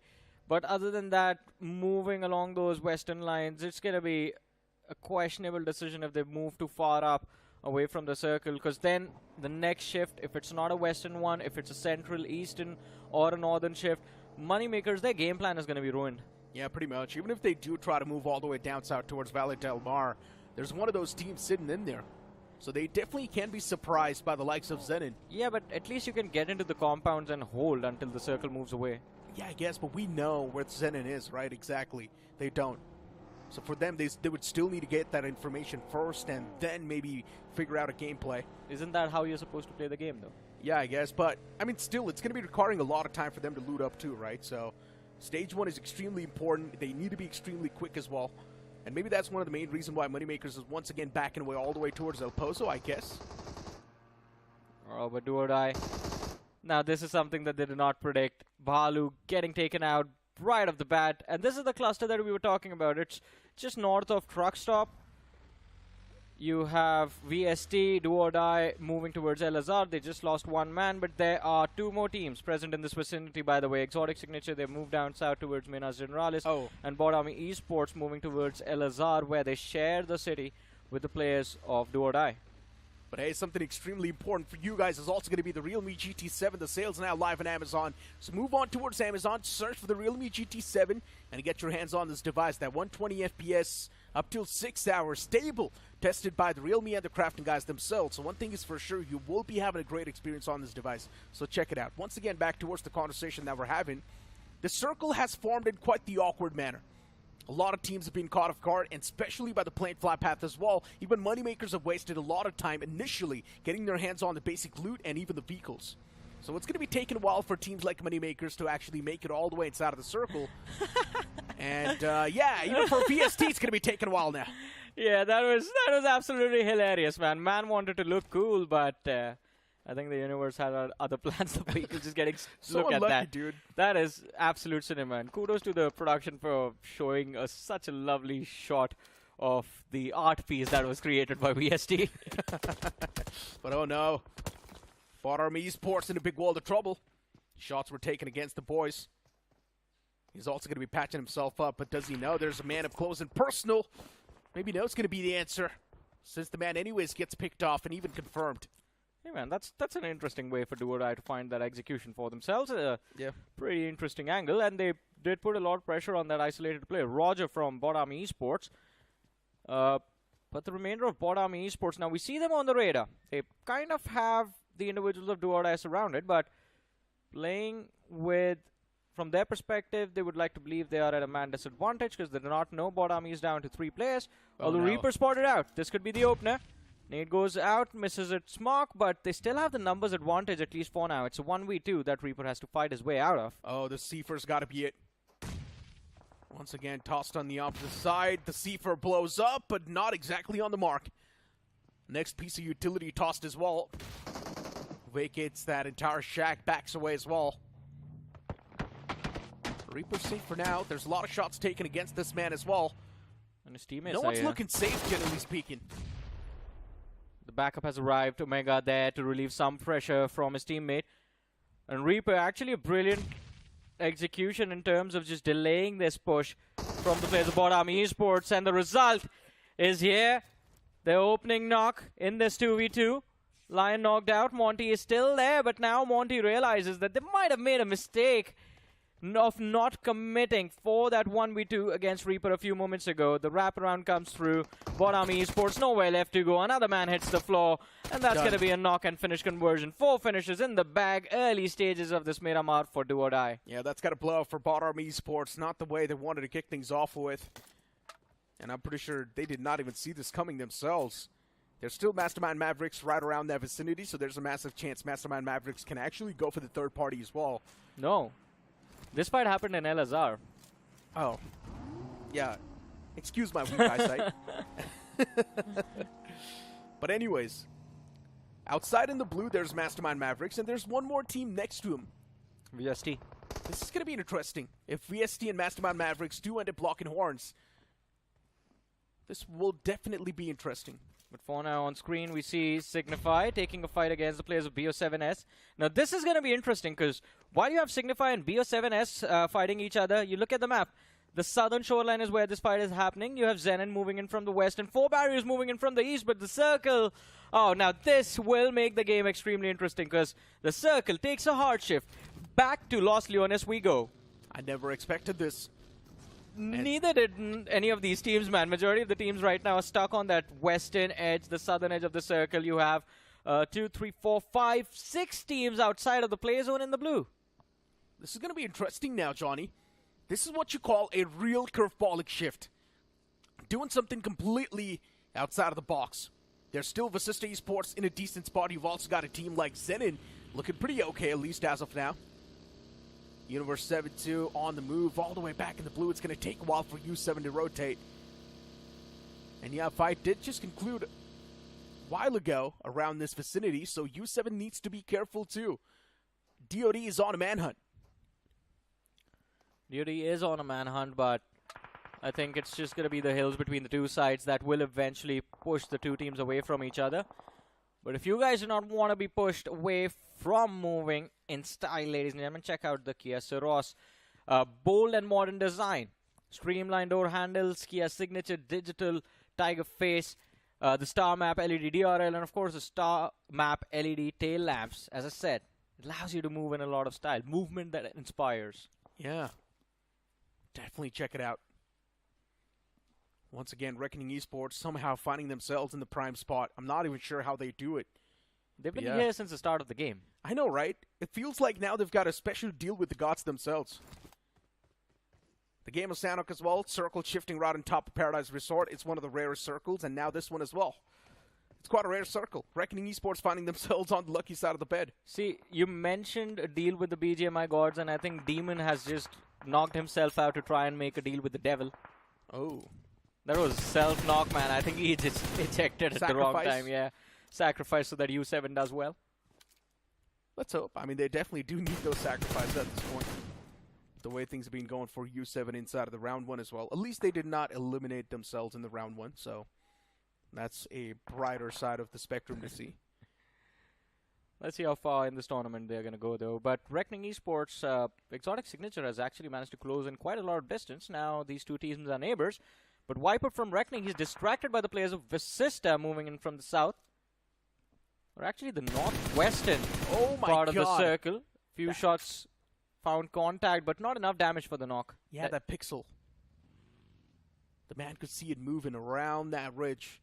Yeah, but unless it's a knock completely out into the open, VASISTA will recover. And from the POV of Reckoning, I think now Exotic knows where this player is, so at least they have some info of who's next to us. Yeah. Arrancar Esports, even they're on the move. This time, quite a late game rotation. Another curveballing shift, but this time outside of the city. What's going on? It feels like the gods are in two different minds. Yeah, even the game is trying to decide, or where do we make this game go? Which direction would be the most interesting for these teams to play from? But I think Exotic Signature is actually happy with the shift. They have the control of the compounds towards the western periphery of Los Leones, and that means they have concrete cover while they can take shots out on the team struggling in the open towards the western fields. So let's just now say WINDGOD, VASISTA Esports, and Reckoning Esports are the prime spots. Yeah. And those spots will be frag heavy too. And Exotic. But unfortunately for Reckoning Esports, now facing off against a heavy banner like Inferno Rising is going to be extremely tough. And they've already managed to find the first knock as well. Reckoning Esports, since they've already done the heavy lifting in the first game itself, they can afford such a setback. So you said WINDGOD, VASISTA, and Reckoning. I think Reckoning is in trouble. VASISTA will be in trouble soon. Not soon, actually, towards the end game. WINDGOD might be in trouble soon. Because there's a massive cluster of teams moving from the south, and WINDGOD is going to have to deal with. So VASISTA, XOTIC, Signature, these two teams playing the northern half of the circle will manage to stay safe until stage 5, stage 6, unless there's another curveball happening in the next few moments. But right now, Rising Inferno, they found an opening for themselves, taking on the players of Reckoning, but all of a sudden there's distraction in the form of SIGNIFY pushing from down south. That was quite a massive opening as well against Reckoning Esports. 4 barriers! What is going on? Zeus was able to find the first knock, but then instantly, when the man gets knocked out, BO7S, they've got the cavalry available. They also do want to go for the revival on the fallen comrade. It will be possible. Before barriers, they do want to cross up on the opposite side, but then they realize the field is already set. Yeah, I think 4 barriers. This might be the end. Numbers lost. All they have is the solid cover to work with, but BO7S, they're denying vision for those openings, and as soon as they can have the finish conversion onto this one isolated player, they will deny information to the opponents as well. And now might be the time to move in, take control of the factory, but getting shot in the back. Doroki needs to be careful, has lost a little bit of his HP bar, but does manage to get his team behind some decent cover. It's U7 looking to third party this fight. BO7S will be safe for now. They've managed to acquire 2 finishes, and BO7S in that previous game as well, they had 5 points in total. So maybe BO7S is going for that 5-point average that we speak of. So they just need 3 points in total if you talk about it, but hold on. 3rd point accumulated. This is going to be helping the players of BO7S quite a bit. I guess that sacrifice did not really pay off that much. Yeah. I mean, yeah. At the end of the day, Devil's no one's. Devil will backstab you sometime. That is true. And I guess U7 are learning that the hard way, but let's see. Last time we saw these lads, I mean, by the end of things, they did find a little bit of a stable footing. So far, they've lost 1 more man. But 4 barriers actually utilizing this distraction coming in from U7 and making an escape. They want to get themselves away from the players of BO7S, move towards the edge of the circle, but that rotation blocked by SIGNIFY on the other side. Ghostface, though, moves in. They're looking for those 2 more finish points that are left in the back lines, and I think they should be able to find it as well. Dusty and Ghostface, they surround the players of U7. Nexus, he's putting on that first aid, but it won't come in at the right time. That's the squad wipe. 5 finishes on the board for BO7S. Necro, the average is complete. Yeah, all the hard work for what, U7? They rotated all the way from the northern side around LSR, and now they finally found the breaching point, but that too against the players of BO7S. And BO7S is looking extremely frag heavy this time around. They're looking confident. It all came down to that first few shots taken on Doroki, and I think it was Dizzy alongside with him. Had they found an opening knock, then making that push and committing to the fight would have been a good idea, but they just moved in without having an opening and just got completely destroyed by BO7S. Yeah, pretty much. Looking at the zone shift as well, we did see it center on up right on top of the players of VASISTA Esports. So they've got a massive advantage at this point. They've also got a lot of intel to play with. RAKA Esports, even they've got a big spread. But let's see how well they can play it. Defense is going to be of the utmost importance. ZENIN Esports, a few problems brewing up even for themselves. Not exactly sure what they can do to try and keep themselves alive inside of the game. They're SIGNIFY right above them. Smoke's going to bloom. ZENIN will be safe for now. 0 finishes on the board, so not exactly sure what to expect from a banner like ZENIN. There's so many teams around ZENIN that for ZENIN to survive, they need to bring them up. Yeah. I mean, anyone playing from the southeastern edge, they need to go for the cleanup, but SIGNIFY! Desi gets 2 knocks from that spray, and SIGNIFY all of a sudden are just left bleeding in the middle of nowhere. Finish is converted. BO7S, they are looking quite solid. Their timing of getting it and catching these teams off guard is just, it's very, very lucky for them, to be honest. Because at this point, with the amount of noise BO7 is making, anything can go wrong at any second. But they're still committing to every single finish that they see. ZENIN, still for them, problems are brewing up constantly. Yeah, they're done pretty much. I think now, this bowl. Yeah, WINDGOD Esports, look at him spawning out the players of ZENIN. That's going to be the first confirmed knock. But no, still the man whips a lot of shots. No, Johnny, you just jinxed it. No, watch this. Is it going to be on the money? I think so. No, did almost. Toss around the players, but was not able to find any sort of knock. So I guess now even the players are going to be able to find that stability. And yes, Johnny, you did jinx it. And well, the third party comes through from BO7S out of all places. So another team now in the crosshairs of BO7S. And WINDGOD, I think they are going to struggle to regroup as well, considering one of their players is quite close to 4 BR with no escape options available. Infinity shows up though, looking to bring Kyoya back into a fighting position. And Johnny, you want to talk about the drastic improvement we've seen from the side of BO7S? We've seen this team for the first time in 2025 in BGIS, and they were not even this good in BGIS. Yeah. But now in the Pro Series, this BO7S seems much more confident, much more strong, mechanics are on point, and even the communication does seem pretty decent. Yeah, I think in this game in particular, their timing and just the approach to play from edge, not really playing for survival, by the way. They're not playing to survive the late game stages. They're just playing to get a decent number of finishes by the time they get taken out. And that is why we just see them commit to every single fighting opportunity they see a player, they instantly start praying for a knock. And if they secure a knock, they make a pounce, keeping their decisions to as simple as possible. Look at this, now moving towards 4 barrier without any hesitation. It's just one knock on Butcher, and everyone just instantly commits to the play. And makes a lot of sense too, right? BO7S, they just don't really want to overthink a lot of scenarios. Yeah. They also do get quite a solid spot in their hands off the rip. So BO7S, they've managed to acquire 7 finishes, and they're also in quite a solid stronghold, at least as of now. Oh no. Still it can be taken away. Look at iQOOTIC. He's in such an awkward spot. And BO7S has got no clue that there's iQOOTIC in between of those 2 containers. Maybe now he does. Oh, he does spot him. No, it's going to be the answer. What am I watching? Oh, if he drives away. Oh, no. Now he knows. iQOOTIC just out of back of that entire vehicle. And iQOOTIC in the end sprays him down as well. Such an awkward engagement. Yeah, it was. And iQOOTIC has ruined the day for BO7F before getting taken out. That's 8 eliminations for BO7S, but now I think they might face some problems, because as we were talking about it, yes, the southeastern edge, it looks quite decent, but you are surrounded. You have Inferno Rising to deal with. Up north, towards your left, there's going to be ZENIN, there's going to be WINDGOD Esports. Even Arrancars actually hold a decent spot further deep inside the zone. So this movement is going to be tricky, but WINDGOD, now that is just unfortunate, getting eliminated outside of the top 10 with just 2 eliminations. And it is ZENIN out of everyone else who survives that entire fiasco, but nades, where did that nade go? It falls a bit short. Not even close. BO7S is putting on an absolute show. Oh, there we go. That's going to seal the deal right there. Ghost faces the man to get those final 2 eliminations confirmed. And it's a bonfire with vehicles, look at that. BO7S, 11 finishes secured so far, moving so confidently. You got to love to see him. But it was quite unfortunate that one of the men got knocked out in one of the most awkward ways. That was a nice play, though. I was wondering, if you are lying like that, and if the other guy just drives over, do you get knocked out? I think the damage will be a lot, but I don't think you will be knocked out. You still need a lot of pace. Yeah, that's the thing, right? And is the car actually going to go anywhere if you're lying between the 2 tires? Yeah, it will. I mean, unfortunately, the game mechanics. Oh, man. Just overthinking everything, aren't we? But it was quite funny, though, right? It was. The fact that he was able to think to get back on that vehicle and then shoot the man down, it was quite funny. I did not think that he's actually going to try to pull off a play like that. He had to find a way to eject, no? If he just stood up there, I don't think he would be able to aim fast enough.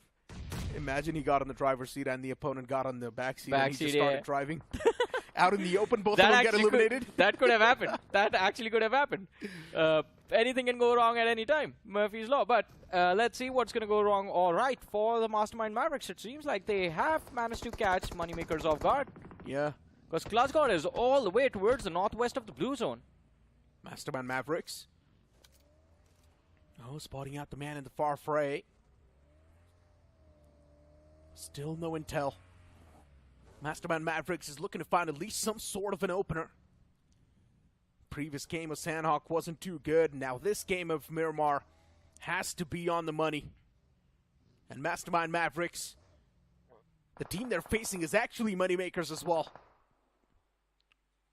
So they need to get it no matter what. I mean, it is going to be an important game for Moneymakers after the debacle that was the map of Sandhawk before this. But look at this. Last man left alive from do or die.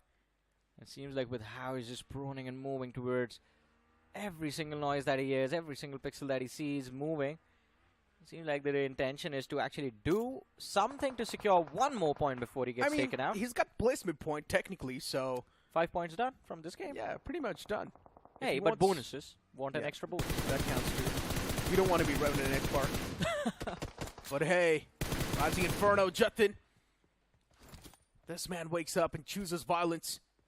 Nate's going to be tossed out on that right side.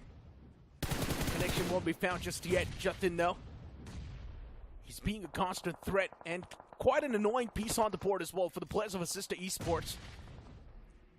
And the only way Rising Inferno can have a dominating and a commanding spot is if they take down the players of VASISTA Esports. Oh, but look at this, moneymakers now. As we were talking about it, Mastermind Mavericks, they find the openers. GLITCHxREBORN moves in to regroup with this team, but gets taken out. Joker falls as well. Now it's down to... Sorry, Pukar fell. It's down to Aditya and Joker to actually help their team survive, but it's a 2 versus 3 situation.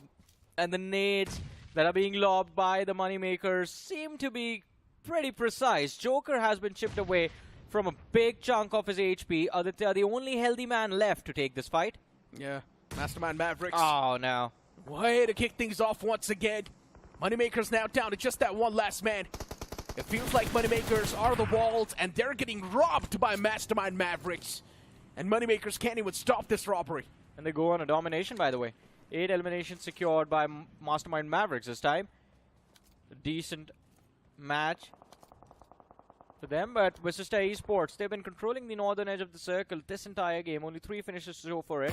But I think now might be time when they start to step in on the other side. This is a cross-map play, by the way, from the western edge to the southern edge. BO7S getting shot at by Mastermind Mavericks, and now this gatekeeping begins. BO7S also going to struggle to move forward, considering there's Arrancars waiting for them. Yeah. BO7S is all the way down south as well, but now as we move on towards VASISTA Esports, dominating nice shot. the players of Mastermind Mavericks. Fury single-handedly does so much damage that Mastermind Mavericks were just not able to stand up. And then in the end, it was also BO7S chiming inside of the fight, cleaning things up. Yeah, I mean, Duroki is going to be grateful for the opportunity given to him by VASISTA Esports, but BO7S, I think their journey might come to an end as well, as they're down to the last man. Or maybe not. 2 players still survive. A 2v2 against Arrancar. 13 eliminations on the board for BO7S. And the nade looks, well, it seemed it was going to be quite close, but Phoenix barely managed to stay alive. Dizzy needs to be careful. Every single time he gets up, he's getting shot at from the flank, but the Molotov is brilliant. And the next nade will get the job done. Phoenix pushed back. There goes the nade. Phoenix gets knocked out. And there's going to be another point secured by BO7S. Arrancar, all of a sudden, are down to the last man. BO7S, they've been flawless in this game so far. Yeah, a few flaws were made since they've lost out on 2 players, but still, with the way they've been taking the fights, it feels like every single piece is just falling right towards that puzzle, and it's now lining up to be perfect. But let's see, can they really personify perfection in the upcoming moments with just a 2-man squad? It might just be too much to ask for. BO7S, they've got too much on their plate. And as we look at VASISTA Esports, they're also taking on the players of Rising Inferno. Out in the open, a lot of shots are taken against the players of Rising Inferno, and they're not really going to be surviving this wrath as well. Yeah, man, VASISTA, it's their time to clean house. 7 finishes secured. They're going to look to hit double digits if they possibly can, because there's 4 more points left. If BO7S does not get a single extra finish, then VASISTA can walk away with the potential of 10 or 11 total eliminations in this game. But Ghostface knocked out. And MAVERICKS is going to try and grab that 1 extra point for himself. In the meanwhile, VASISTA now are just going to start circling the circle. Viper cleans up. Jatin OG finished off. 1 more point for VASISTA. And this is the end game. It's a 4 versus 1 situation right now. I'm not going to count Ghostface because he's knocked out. But VASISTA, it's either points in their bag or everyone else just settles the differences within themselves. And now it's a 4 versus 1 officially. MAVERICKS with all of that smoke, his position is compromised. And VASISTA know exactly where he is.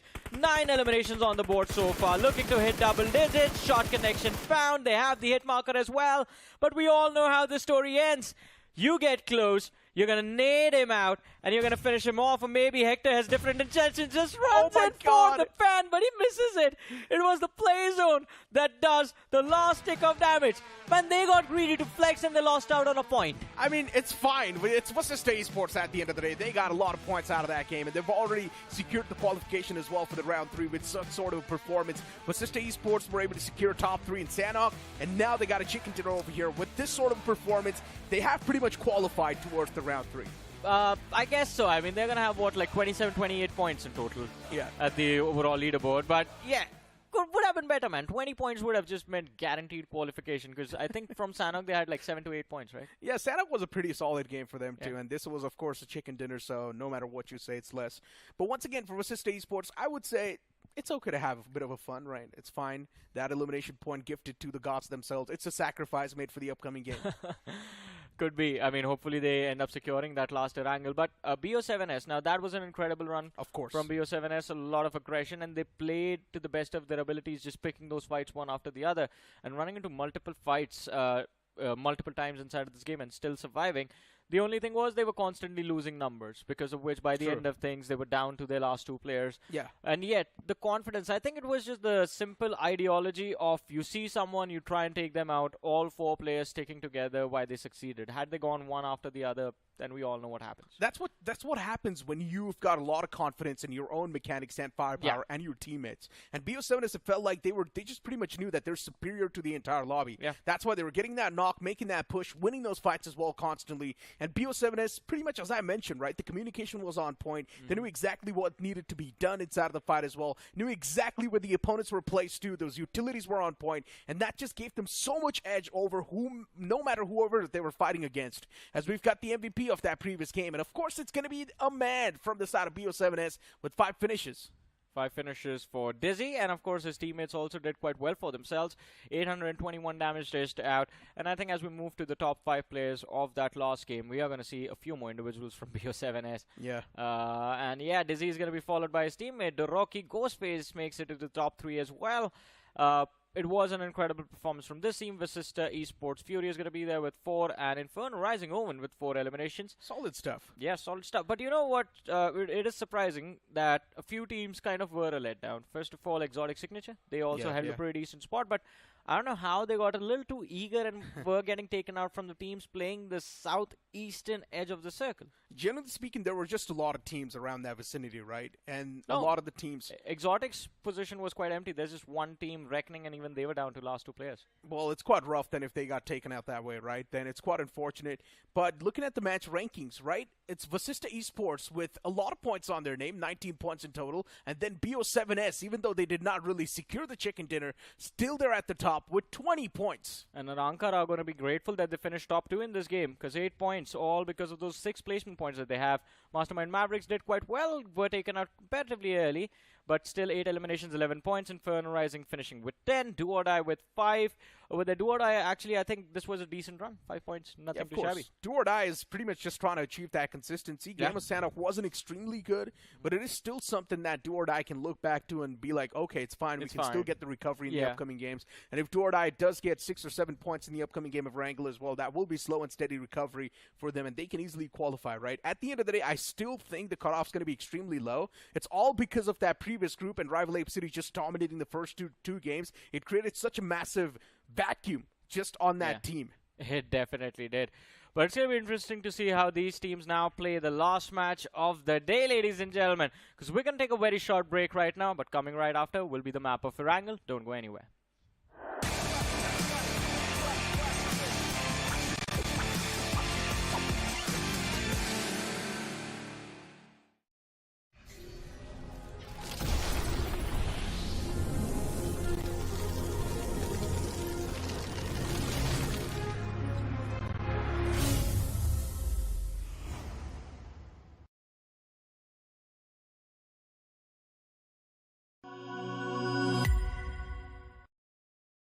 Scout भाई petrol भर दो ना।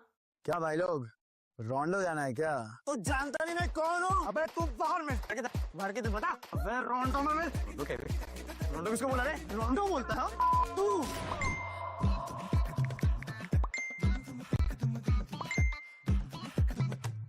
रोंडो? Run.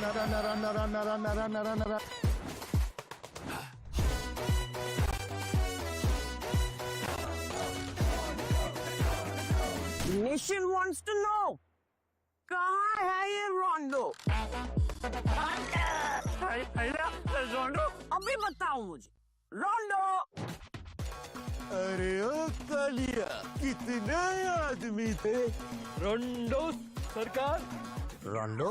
कहाँ है? क्या है ये रोंडो? क्यों बेटा कंफ्यूजन में? आओ कभी रोंडो में। रोंडो आगे। रन। क्रेज चढ़ेगा सबको, क्योंकि BGMI में आ गया है नया रोंडो map. Get new vehicles, explosive weapons, epic hot drop locations and more. Download BGMI now. भाई क्या करवा रहे हो तुम? कभी पेट्रोल वाला बना दिया, कभी टीचर बना दे रहे हो। अबे गेमर हूँ मैं, एक्टर थोड़ी हूँ। भाई download BGMI now. Sir watermelon juice. अबे छोड़ो।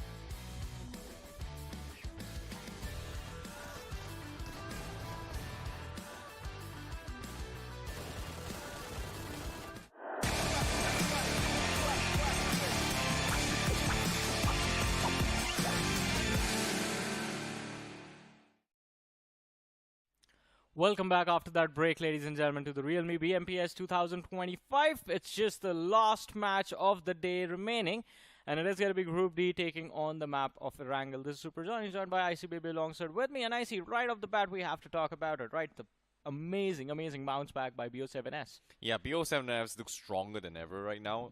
I think BGIS, I've talked about it a little bit here. They look very, very shaky. But Yeah. Ghostface has been one of the teams that really, really stood out in terms of clutching things out here from BO7S. And seeing Doroki making a play during Sandhawk was amazing. But in that Miramar map here, the tandem nades coming from Tusty as well as Ghostface was very, very nice, actually, if you think about it here. Because this is a completely... It feels like they are a completely different team now compared to when we saw them in BGIS. I mean, I was just going to say that they seem like a completely different team that played Erangel and Miramar. Sanhok and Miramar, my apologies. Erangel is the map they are about to, or at least are going to try to conquer right now. But if you guys want to conquer your matches, ladies and gentlemen, you know what you're going to need. It is going to be the Realme GT7. It is out and available on Amazon right now. So go on to Amazon, grab yourselves the Realme GT7, 120 FPS, stable for 6 hours of PGMI. And it has been co-tested by Crafton and Realme. But right now, we are going to try and put this Group D through the test of Erangel for the first time in round 2. And of course, one of the big names that we were expecting a lot more from, but 2 games in a row, they have completely dropped the ball. Money makers. What is going wrong? Yeah, it's a little bit unfortunate as well, considering that, okay, for Sandhawk, I would say Zone was not really favorable for anyone as well, considering how Reckoning get full circle of Zone, and Paradise Zones are very, very difficult to play because everybody's going to be out and open, right? Too many off angles from Paradise itself, the compound just completely denies entry just because of the fact of all those cheeky angles you just cannot counter against. So it makes a lot of sense. But in the map of Miramar as well, I feel like there was a lot of hesitation. The choice of how they actually made the plays here was very, very questionable as well. I think the one that really, really took advantage of all this chaos here is none other than BO7S and Arrancar Esports. That is very true. But hopefully, we can see a bounce back from Moneymakers in the map of Erangel itself. It's going to be the last game of the day, and you would want a great start for these Stars on day 1 of their day 1 of round 2 itself. But let's see how this map is going to turn out. Ladies and gentlemen, we're going to take off over the map of Erangel next. Well, let us see the final game for today for Group D for their final push, or in this case, the starting line for them. Whether or not can they put themselves in a comfortable position for round 3 starts here again. And of course, to decide it all, El Clasico for the map itself. And will we see an early drop fight?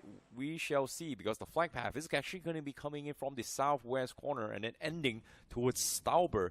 So a pretty balanced one, nothing super out of the ordinary, a little bit far off for Novo, but nothing super crazy. So I don't expect to see a little bit of drop clash towards Novo or maybe Milta Power, maybe alongside the Roads of Farm. Yeah. We'll see a little bit of engagements for those vehicles, perhaps, but aside from that, I don't think we're going to be seeing some major fights unless we do see a direct drop clash, though. Yeah, this is one of those flight paths that denies the opportunity for early fights because, as you mentioned, a lot of the prime drop spot are going to be in the flight path itself. Eastern side, you have a lot of spawn opportunity, vehicle spawns to actually go for, so there's multiple ways the teams can like to play this out, but I think Reckoning Esports and Mastermind Mavericks, now those two teams being extremely close to each other is going to lead to kind of an interesting start for this particular match. And we see them both glide slightly west of that Rozok School Apartments position.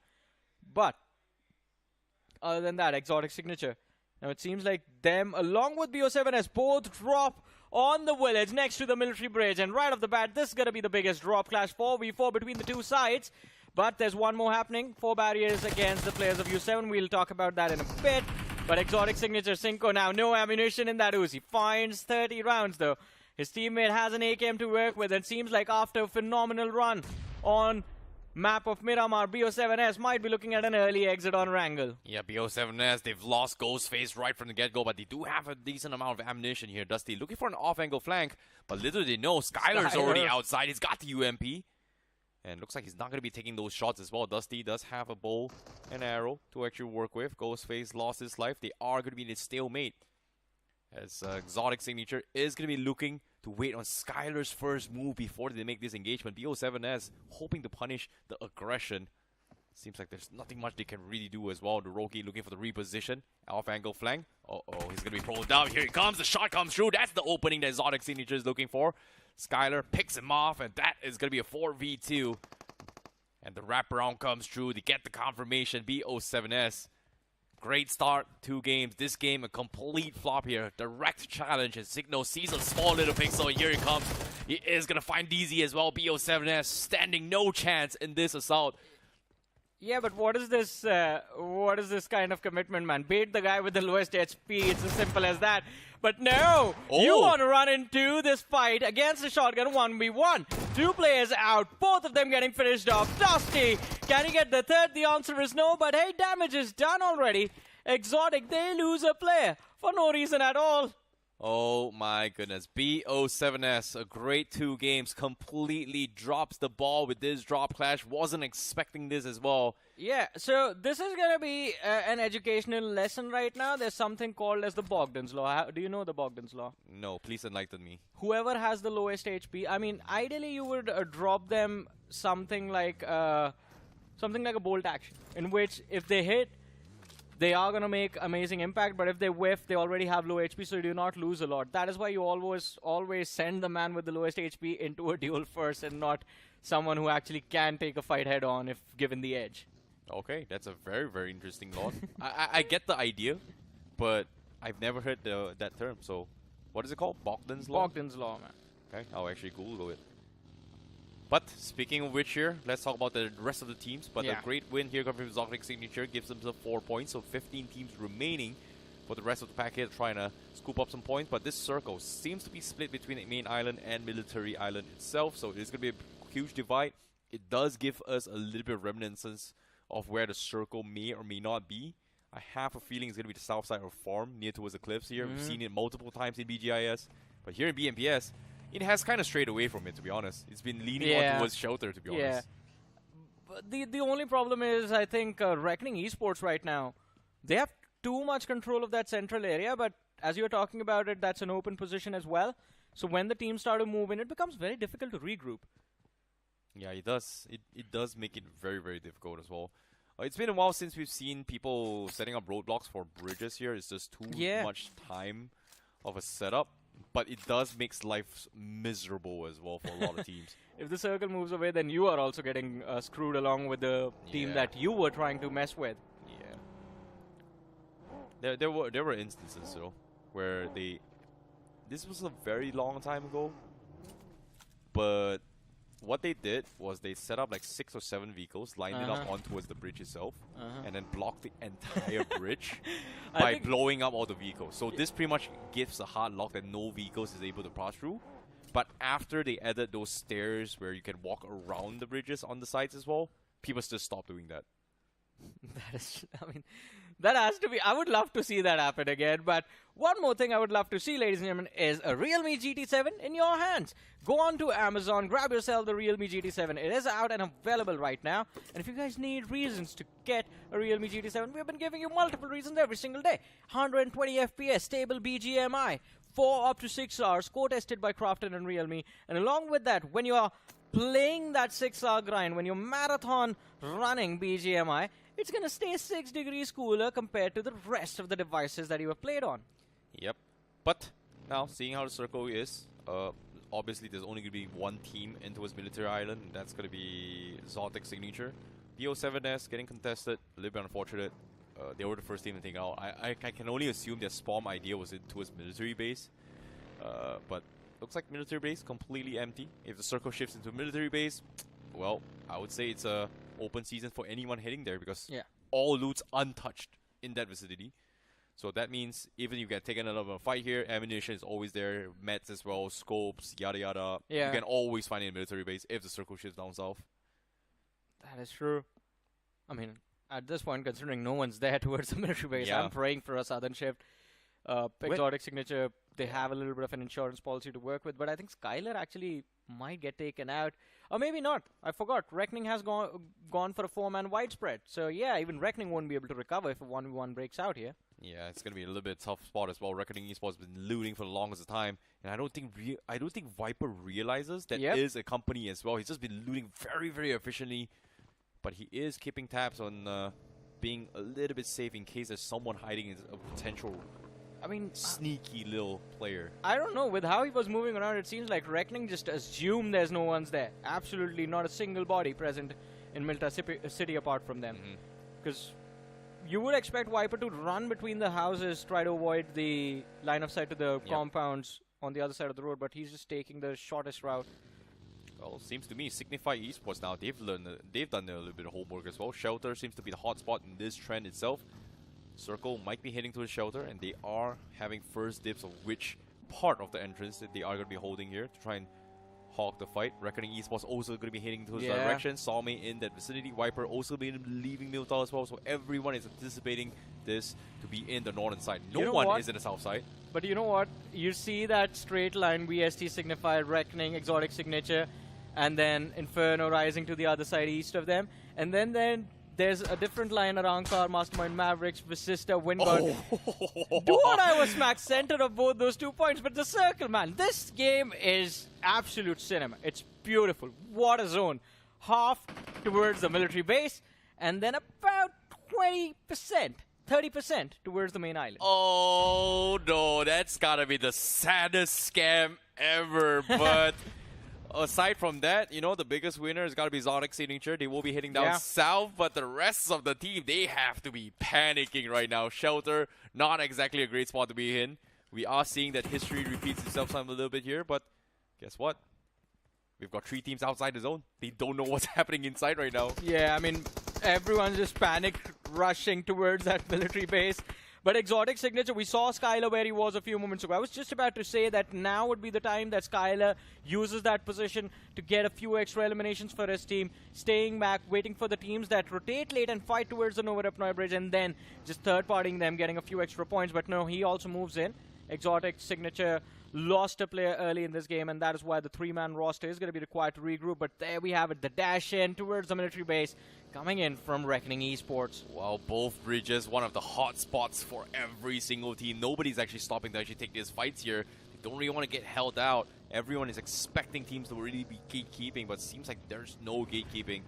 But hold that thought for now, because Reckoning Esports, they're actually taking a pit stop here. They really want to keep the East Bridge themselves.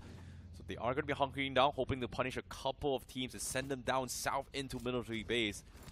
Very, very smart decisions here. But hopefully they are going to be able to hold out as well. BotArmy Esports takes a little bit of a break here. They are going to be playing on the Lighthouse on the west side. Well, once upon a time, this is going to be a very interesting one as well, because BotArmy Esports having a direct clash right below them. And that's going to be Moneymakers alongside with them.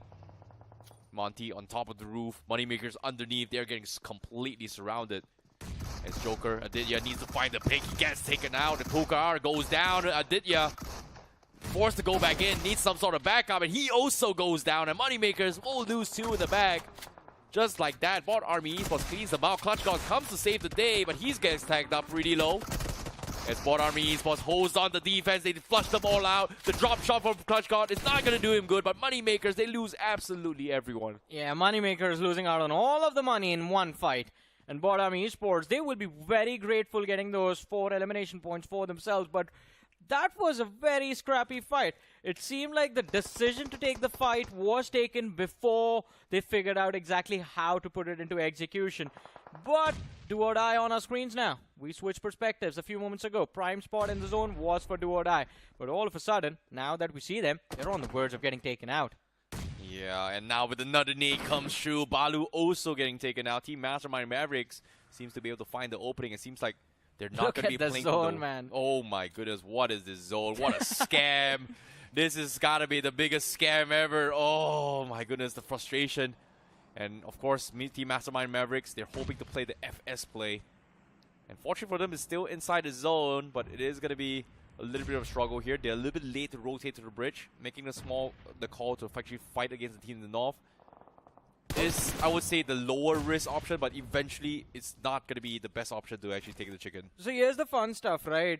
You see the circle, you see how still almost 55% of the play zone is inside of the military base. There's just 4 teams, or 5 teams inside of that military island right now. There's XOTIC Signature, who have complete control of the shoreline. Reckoning Esports, who control the shorelines of the Nova Repnoy Bridge. There's WINDGOD, who have taken control of the village next to the military bridge and the hills as well. WINDGOD is not letting anyone through from that western bridge. And then there is ZENIN and Inferno Rising playing the southern edge of the circle. Apart from these 5 teams, all the other remaining 9 teams are outside the circle. They're just fighting for the shorelines of the main island. Oh no, you can see absolute chaos happening as well. Everyone is just panicking for time. Everywhere is just waiting for third parties, waiting to try and cross as well, waiting to be the bait. But RAKA says, you know what, stop waiting, we're fighting right now. U7 getting completely shot off as well. But as you can see, they're just circling around. It's the complete Wild West right now. Nobody is safe. Everybody is just on the move non-stop. What are we watching? So much action in Arrancar Esports. Just panicking their way through. Gets a little bit pit stop. U7 forced to tank the zone a little bit here, but Arrancar, they're not letting them off the slide here. Meanwhile, on the northern side, Team Mastermind Mavericks getting a little bit of a hello knock call. Coming in from four barriers. As they will take out one of the members here, but everybody's stuck on the north, Johnny. Yeah, everyone's stuck towards the main island. And that is definitely going to be a big problem. The best you can do is try and cross towards the Novorapnoi Bridge, but even then, threat from Reckoning awaits you. But talking about the shoreline, do or die, they're going to be grateful to the players of 4 barriers, by the way, for dealing with Mastermind Mavericks, and of course, relieving some of the pressure that was resulting in do or die losing bodies. But U7, they show up from the backlines and instantly get taken out. Raz, he's going to be there, stuck in that shack, hoping to find that extra point that's there on the other side. Yeah. But the blue zone damage, it's not going to make things any easier. And I think U7 and Mastermind Mavericks, they're going to be forced out back to the lobby soon. Yeah, everybody's just fighting for the north side as well to try and sneak their way in. Everybody's having the same idea. And do or die, they have to fend off everyone. 4 barriers knocking in, dropping down low. The Wild West continues and Butcher will fall. Everybody's getting picked apart. No one is safe. This got to be one of the fastest games we've seen so far. Yeah. We've what? Stage 3, 13 teams remaining. Only 31 are alive. More than half the lobby has been eliminated in this game. Oh no, this is just absolute madness. 4 barriers getting taken out. Do or die goes in for the rush. They take them all out. This is not a good game for anyone in this lobby at all. Yeah, none of these teams that were playing the northern shoreline are going to survive. I mean, you see the shift of the zone again on top of the players of XOTIC signatures. Do or die, they're about to get taken out by the blue and SIGNIFY combined. Joyish, yeah, that is just a very awkward position to play from. He's getting taken out. VASISTA Esports actually might make it through unless they get gate kept by these isolated individuals from BotArmy Esports, from WINDGOD and Arrancar as well. That's one-man Rio chasing the players of VASISTA Esports. So these 3 combined can take out VASISTA. Yeah, they look at this. They have to be quick right now because stage 4 circle in play. If you're stuck in the water, you are going to bleed out. Do or die, they've pretty much sacrificed Balu. They are going to try and res him up. But with the zone coming in, he's going to be in trouble here. But SIGNIFY, oh no, the hovercraft run in. They are going to take the finish. No pickup for you, Balu. Yeah, why did Rio get out, though? There was absolutely no need. Yeah, and now I think they've spotted Reaper as well. I don't think they are going to be able to pick him up, but for now, no line of fire. Just because you can't really shoot through the hovercraft, they are going to be safe. But SIGNIFY, they actually survive. They actually cross it to safely just because they have a hovercraft.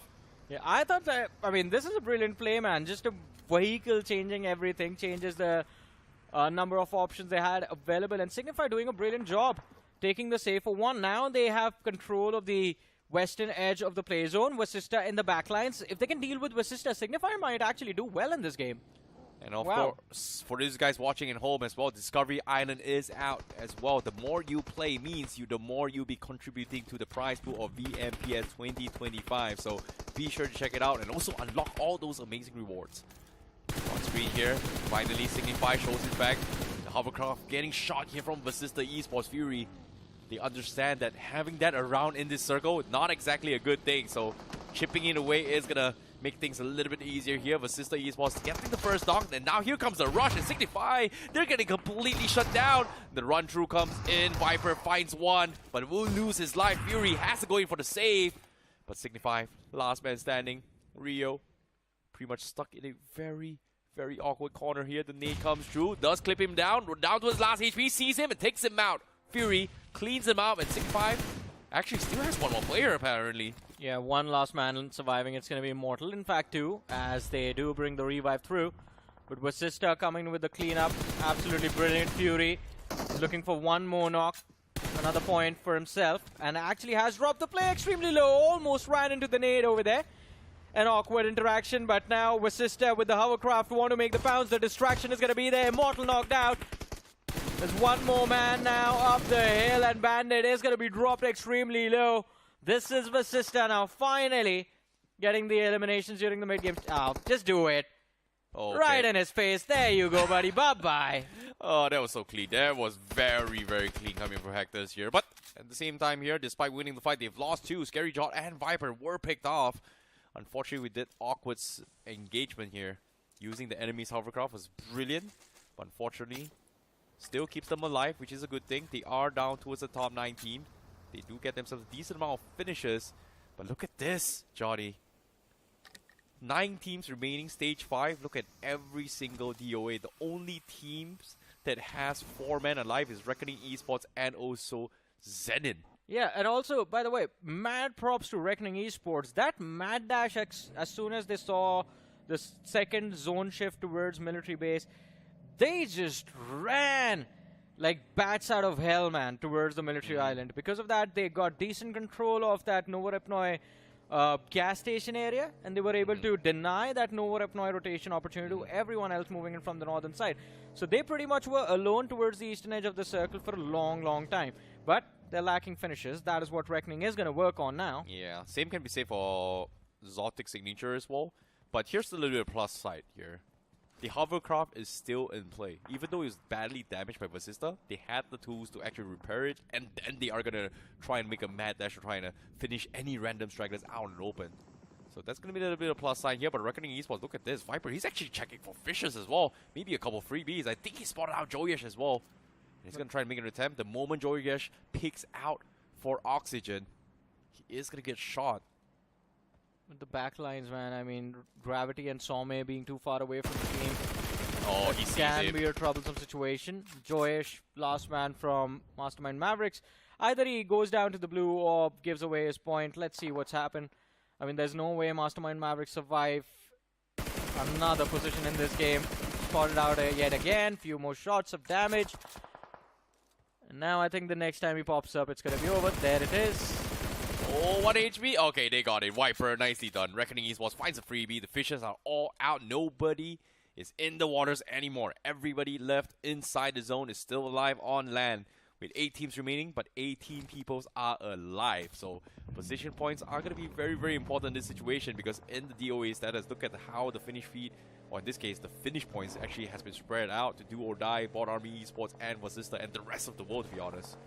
Yeah, the only team that I thought was actually going to do better than they are doing right now is going to be XOTIC, but Some, oh, that's a big threat out of the way. The last player from the side of BotArmy Esports shut down, and that kind of gives a lot of map control to the players of Reckoning, especially towards the hillside. But XOTIC signature, okay, Cinco. Here's the footsteps. Now the paranoia kicks in about Inferno Rising being present indoors. But how do you deal with this awkward interaction? Because there is no line of fire for his teammates to actually cover for him. Yeah, he just has to stay there. He's stuck. Exactly. Reckoning also being spotted out from the side of Rising Inferno Esports here. Finds the pigeonhole. Gonna go for a couple of shots in, but they know for a fact there's someone below. So this pigeonhole is gonna help them against long-range teams, but against close-range teams, they have no vision whatsoever. Oh boy.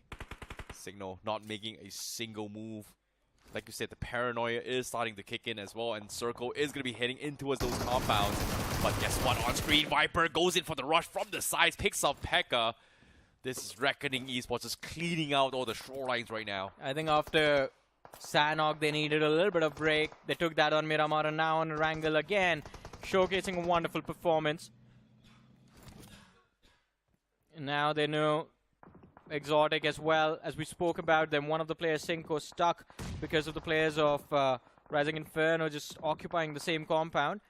The other two lads stuck on the shoreline. One gets knocked out, but VASISTA, they move in a little bit quicker than Reckoning Esports, and Hector is looking to secure these points for his team. Nade being cooked. If it lands, even close to the players, there it is. In fact, pulling out a counter push from the side of XOTIC signature. And the finish comes through for VASISTA Esports. Now, next knock is going to be a self-knock. What? That's a big mistake. Free point. Thank you. Okay, that was a little bit unexpected as well. Hector got a very, very nice cover coming from Fury as well. He's been supporting really, really well. And now, direct contact as well. Viper going through a challenge against VASISTA Esports. It is a 4 versus 2. But VASISTA does have the hovercraft, so 4 or not, that hovercraft might be able to even things out against them. Yes, this is happening as well. XOTIC signature looking for the push as well. But Fury with the nade connects on Viper. Does he find the confirmation? Another nade lobbed over. Viper forced to back off. Reckoning Esports still has time. Zone still in their favor. Can look for that reset. But right below them, guess what? XOTIC signature. What happened? They actually got taken out. How? What? Huh? I mean, it was just a sandwich. VASISTA Esports put too much pressure, and XOTIC just fell apart because from the shoreline, even Cinco's position was compromised. But now we are finally down to the top 4 teams. 12 players still alive. There's Reckoning, and I don't think Reckoning is going to win this game. You're not going to like this, I see. The backlines of Reckoning, 2 players up the hill, they're getting pushed by the entirety of ZENIN. and Somme and Gravity are the only two men left there for fighting two players here, dealing with the side of VASISTA Esports. But a team that is going to be grateful for how this match has turned out is going to be Inferno Rising. Somme, right in the nick of time, the cover fire comes through from the backlines, and for some reason, ZENIN did not push together, and Reckoning survives. Oh my goodness, Reckoning Esports just showing us this 2-2 split of a support fire. A little bit too far off, but they actually do have line of sight, especially coming from the shorelines as well. So as long as Viper and Dion is alive, Gravity and Somme is safe. But Somme now, he's going to stock up a little bit more before he actually pushes in, but he's taking a little bit too much damage from the zone. Fortunately for him, nobody shot him, so he's going to be safe. He's able to stock up in this situation. That is very greedy, but very lucky at the same time. Yeah, very lucky, and again, it's all of these mistakes just completely going unpunished for Reckoning Esports, because of which they are doing well. But VASISTA, I mean, Fury, a last Hail Mary from him as he tries to make his way towards solid cover, but gets taken out and runs into a trap of Inferno Rising. Now Hector is the last man surviving. And as I was saying, Inferno Rising, this is a team that's just grateful for everything that's happened around them. They just have 1 point, but because everyone was busy fighting themselves and they just stayed there, they break into the top 4, man. You have the Pigeonhole still having a line of sight of ZENIN as well. As Owen looking to try and take a couple jabs in, but ooh, great shots coming from Somme. As soon as he white swung that, shots came through, almost getting the knock. And I don't think Inferno Rising is going to be picking out anytime soon here. Everybody's focused on the Pigeonhole right now, especially coming from the north side as the circle is about to shift in. The top side of those mountains is going to be completely pushed out in the open as Reckoning Esports needs to reposition. But ZENIN, they lose one. PMWI finds one onto ZENIN. Gravity still keeping them at bay though. Here he comes, Somme taking jab from ZENIN as well. Goes for a spray, taking too much damage. I think, but at this point, it is inevitable. Reckoning Esports should be able to secure a win in this match. Inferno Rising Owen finds a knock, but it should be an easy revive for the players of Reckoning. And this is, again, a brilliant position for Inferno Rising. As you mentioned, this Pigeonhole, it's quite a tight spot to retaliate against these two individuals. But for them, they can go on just spraying clip after clip, magazine after magazine, emptying it all towards the opponents. Reckoning Esports now finally deciding to regroup, or maybe not, actually. Yeah, they're going to go for a split here, just knowing that in case there's just too many people in the compound, they have to even the odds here.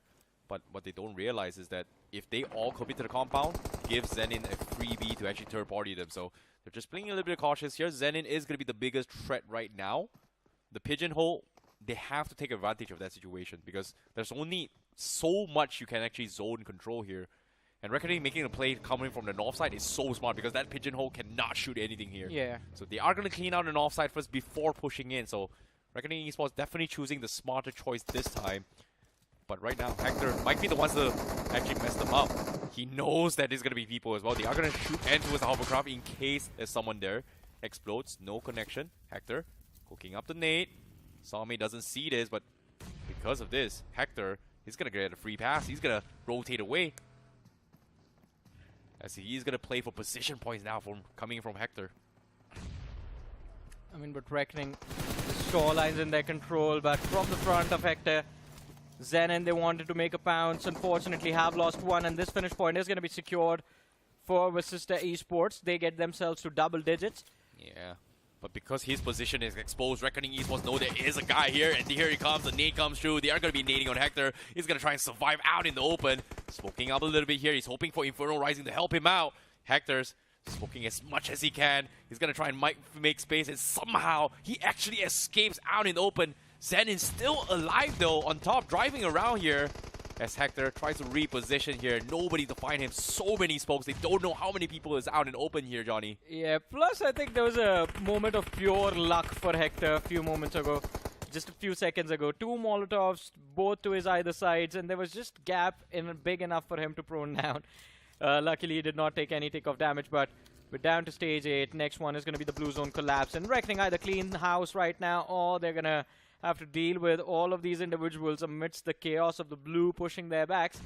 Hector, in the meanwhile, just prone inside of the smoke. Reckoning push through, but it is going to be Inferno Rising to find a knock, but do end up getting finished off at the hands of Viper.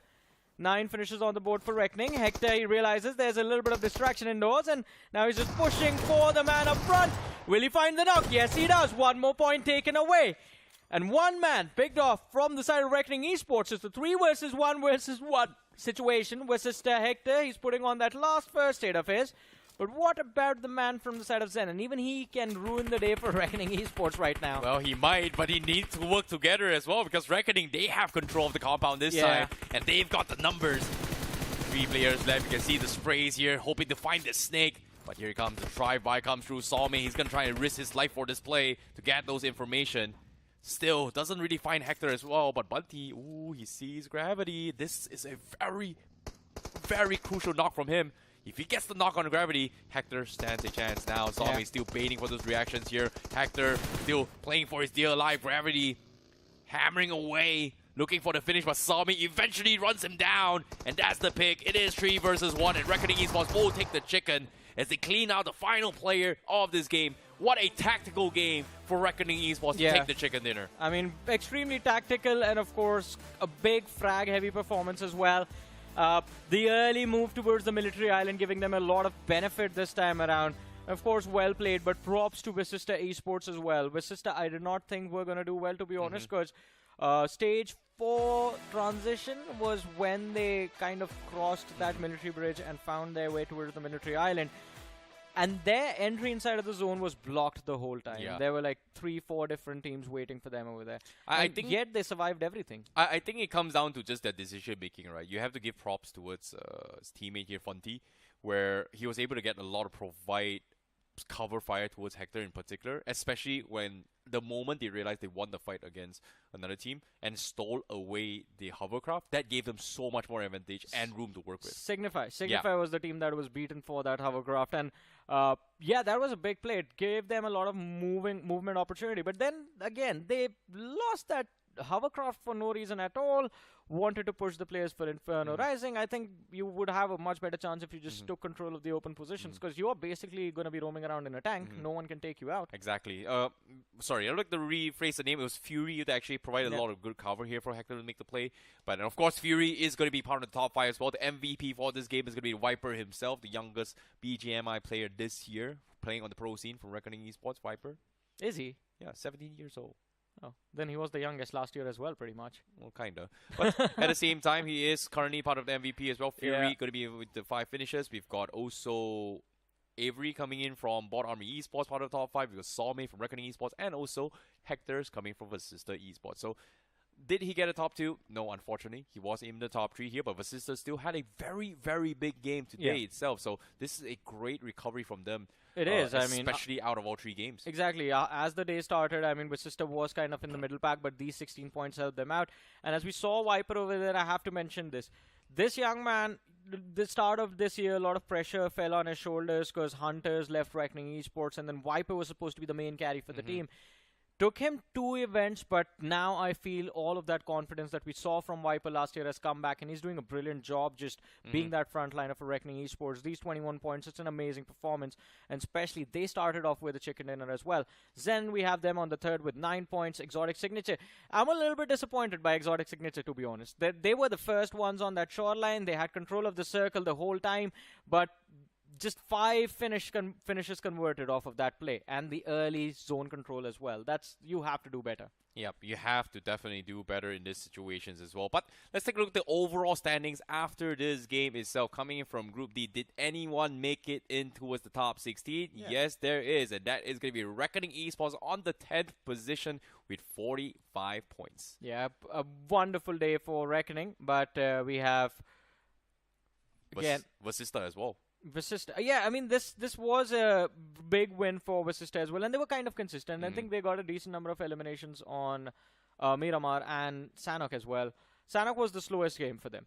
But moving on to the next page of the leaderboard, I think tomorrow it's going to be interesting to see how teams like Inferno Rising, teams like BO7S, Jaguar Official, Ace, they sort of compete, because they have a decent average going for themselves, these 3 teams. In fact, a few of them, Inferno Rising in particular, getting very close to that qualification marker, which we are keeping right now at about 30 points. But you fail a single game, and you miss out on that spot. Exactly, but of course, being in the middle of the pack here, especially in top 32, you're still kind of safe because we're looking for 24 teams to be eliminated. And right now, on the chopping board, officially, we can say Diesel, Reckoning Esports, and as well as Spiritless Esports is eliminated because this from here 41 onwards is the 24. Exactly. It's part of the 24. Exactly. 41 onwards till the last teams are going to be in the danger zone. So the danger zone right now sits 80 points and anyone below 80 points. All of these teams still have an opportunity, though. Is there anyone who has completed all 6 matches and is still in the list? Yeah, there is. Yeah, Assam Tigers. Assam Tigers. Yeah, pretty much also part of the teams that has been officially eliminated based on this overall standing. So we have 3 official teams pretty much out. Reckoning Esports being part of them as well. Spiritless also being out of the equation here. But the rest of this pack here, especially for C and D, it seems like the struggle to push in towards the top 16 or 32 at least is very, very difficult here. I mean, it seems difficult, right? But 25 points right now. Yeah. That's all you need. Opportunity is still there. And we have a lot of big names. LIKITHA Esports is there. Moneymakers is there for tomorrow. BotArmy, Godsgiven, VST, Do or Die, Raven, GLITCHREBORN. All of these teams can go ahead and drop those big bombs. So there is still hope. It's not like everything has been completely lost already. You know what's really, really sad as well is that Moneymakers does have a defending champion from last year's BMPS. His teammates got kicked out. His former teammates, Reckoning Esports, is already out. Yeah. And I don't know what to say. In 3 games, Moneymakers has only gotten 4 points. It feels like the same story all over again for Joker. You know what? All right. Do you want me to make it sound worse now? Moneymakers is doing worst in their 3 games than Revenant X-Pac did in their first 3 matches. Revenant X-Pac did 2 points per match. They were at 6 points at the end of 3 games. Oh no, that's not looking good here for Moneymakers. But at the and same that's my pick, man. Well, of course, at the start of the day here, we had a group prediction here between all the casters. And of course, in Group D, Necro went for Inferno Rising. They did really, really well. You went for Moneymakers, complete flop. I went for VST. They're not doing well as well. See, I do not want to leave my house today. It's the weekend, but I still don't want to go out because first group I picked Medal, second I picked Moneymakers. Both the teams just bombed. Yeah, it's a little bit unfortunate as well. But let's take a look at the day summary here for today. Right at the start of the day, Group C, of course, Apecity was the team that has the most amount of chicken dinners in a single day. But today itself, joining with them is also going to be Reckoning Esports because they themselves get 2 chicken dinners back-to-back. Not back-to-back, but 2 games in this set. Yeah, they had a very amazing day, both these 2 teams. And as we were talking about it, I think a lesson was learned by Group C and D from how Group A and B played. That this is going to be a sprint. Day number 1. In fact, day 1, first 2 matches, you do well, you have a lot of freedom to work with. And we could see that in the amount of confidence that Reckoning had running into their fights inside of this game. And also how Apecity was playing in their Miramar and Sanok as well. Yeah, it is going to be a very, very interesting one. But all things considered here, great start here coming from Group C and D. We saw a little bit of a comeback so far, but Reckoning Esports, VASISTA, they're pretty much safe for now. Apecity definitely safe from the cutoff for round 3 itself, but a lot of teams are still struggling to fight for it.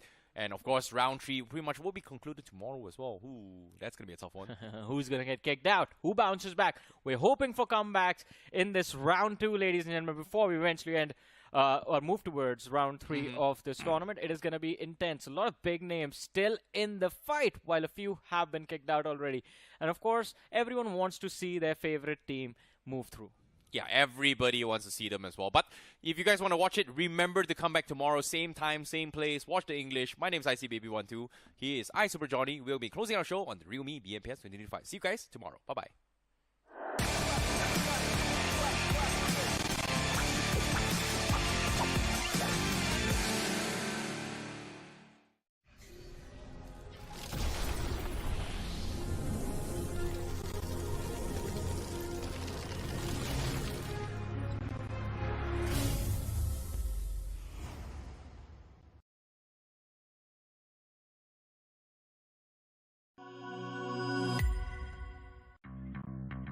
Delivery, order ready.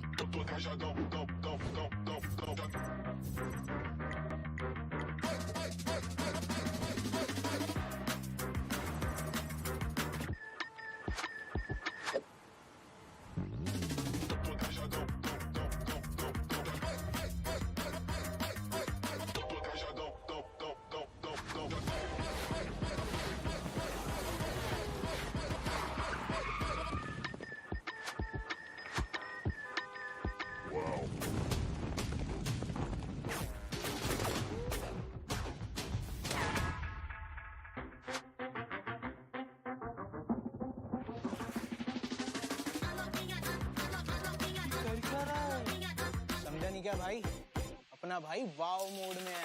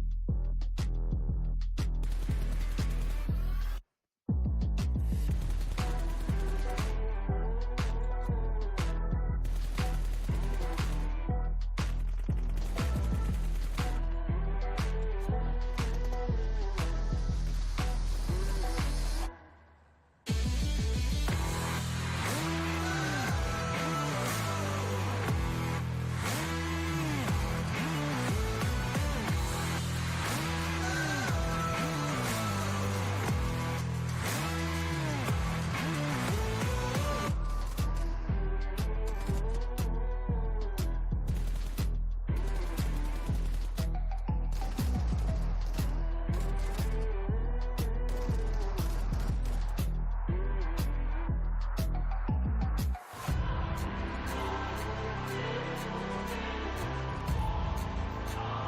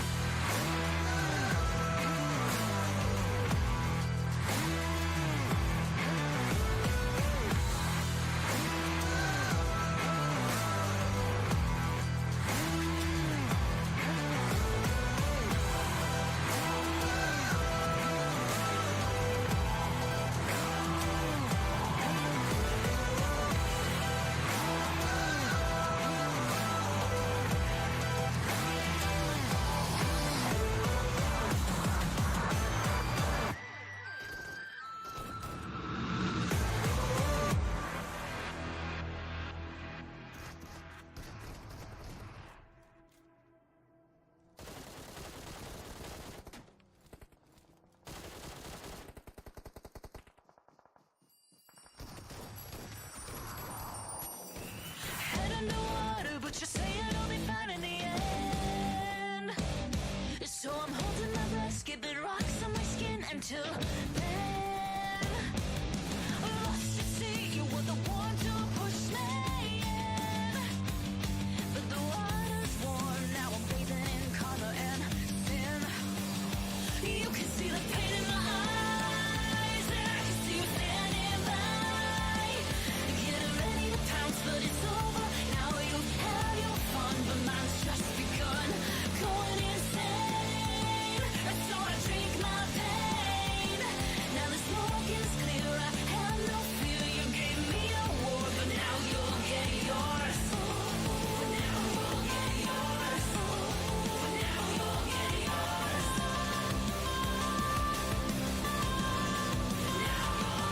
Wanna tear out my eyes from the things that you made me see. Confusion, rage, and regret consuming me. Sun's going down and I feel like getting cold. I step outside, but the chill is from your soul. You can see the pain in my eyes, and I can see you standing by. Getting ready to pounce, but it's over. Now you've had your fun, but mine's just begun. Going insane, so I drink my pain.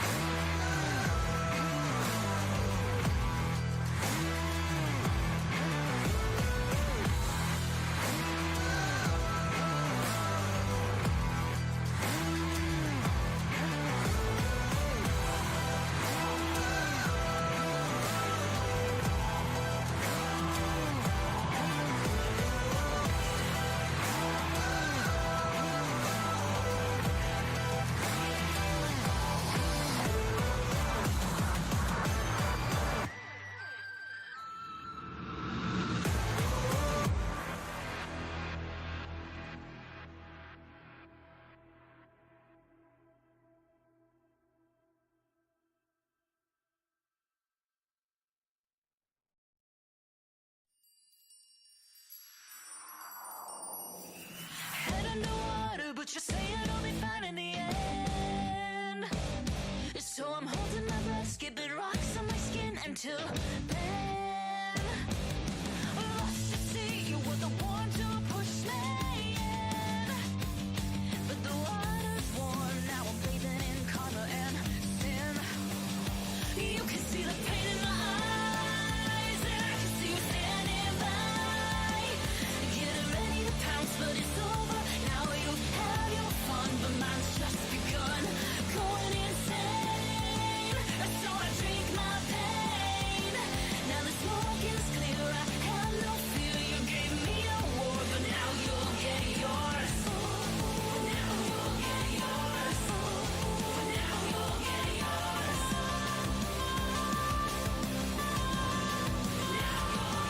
Wanna tear out my eyes from the things that you made me see. Confusion, rage, and regret consuming me.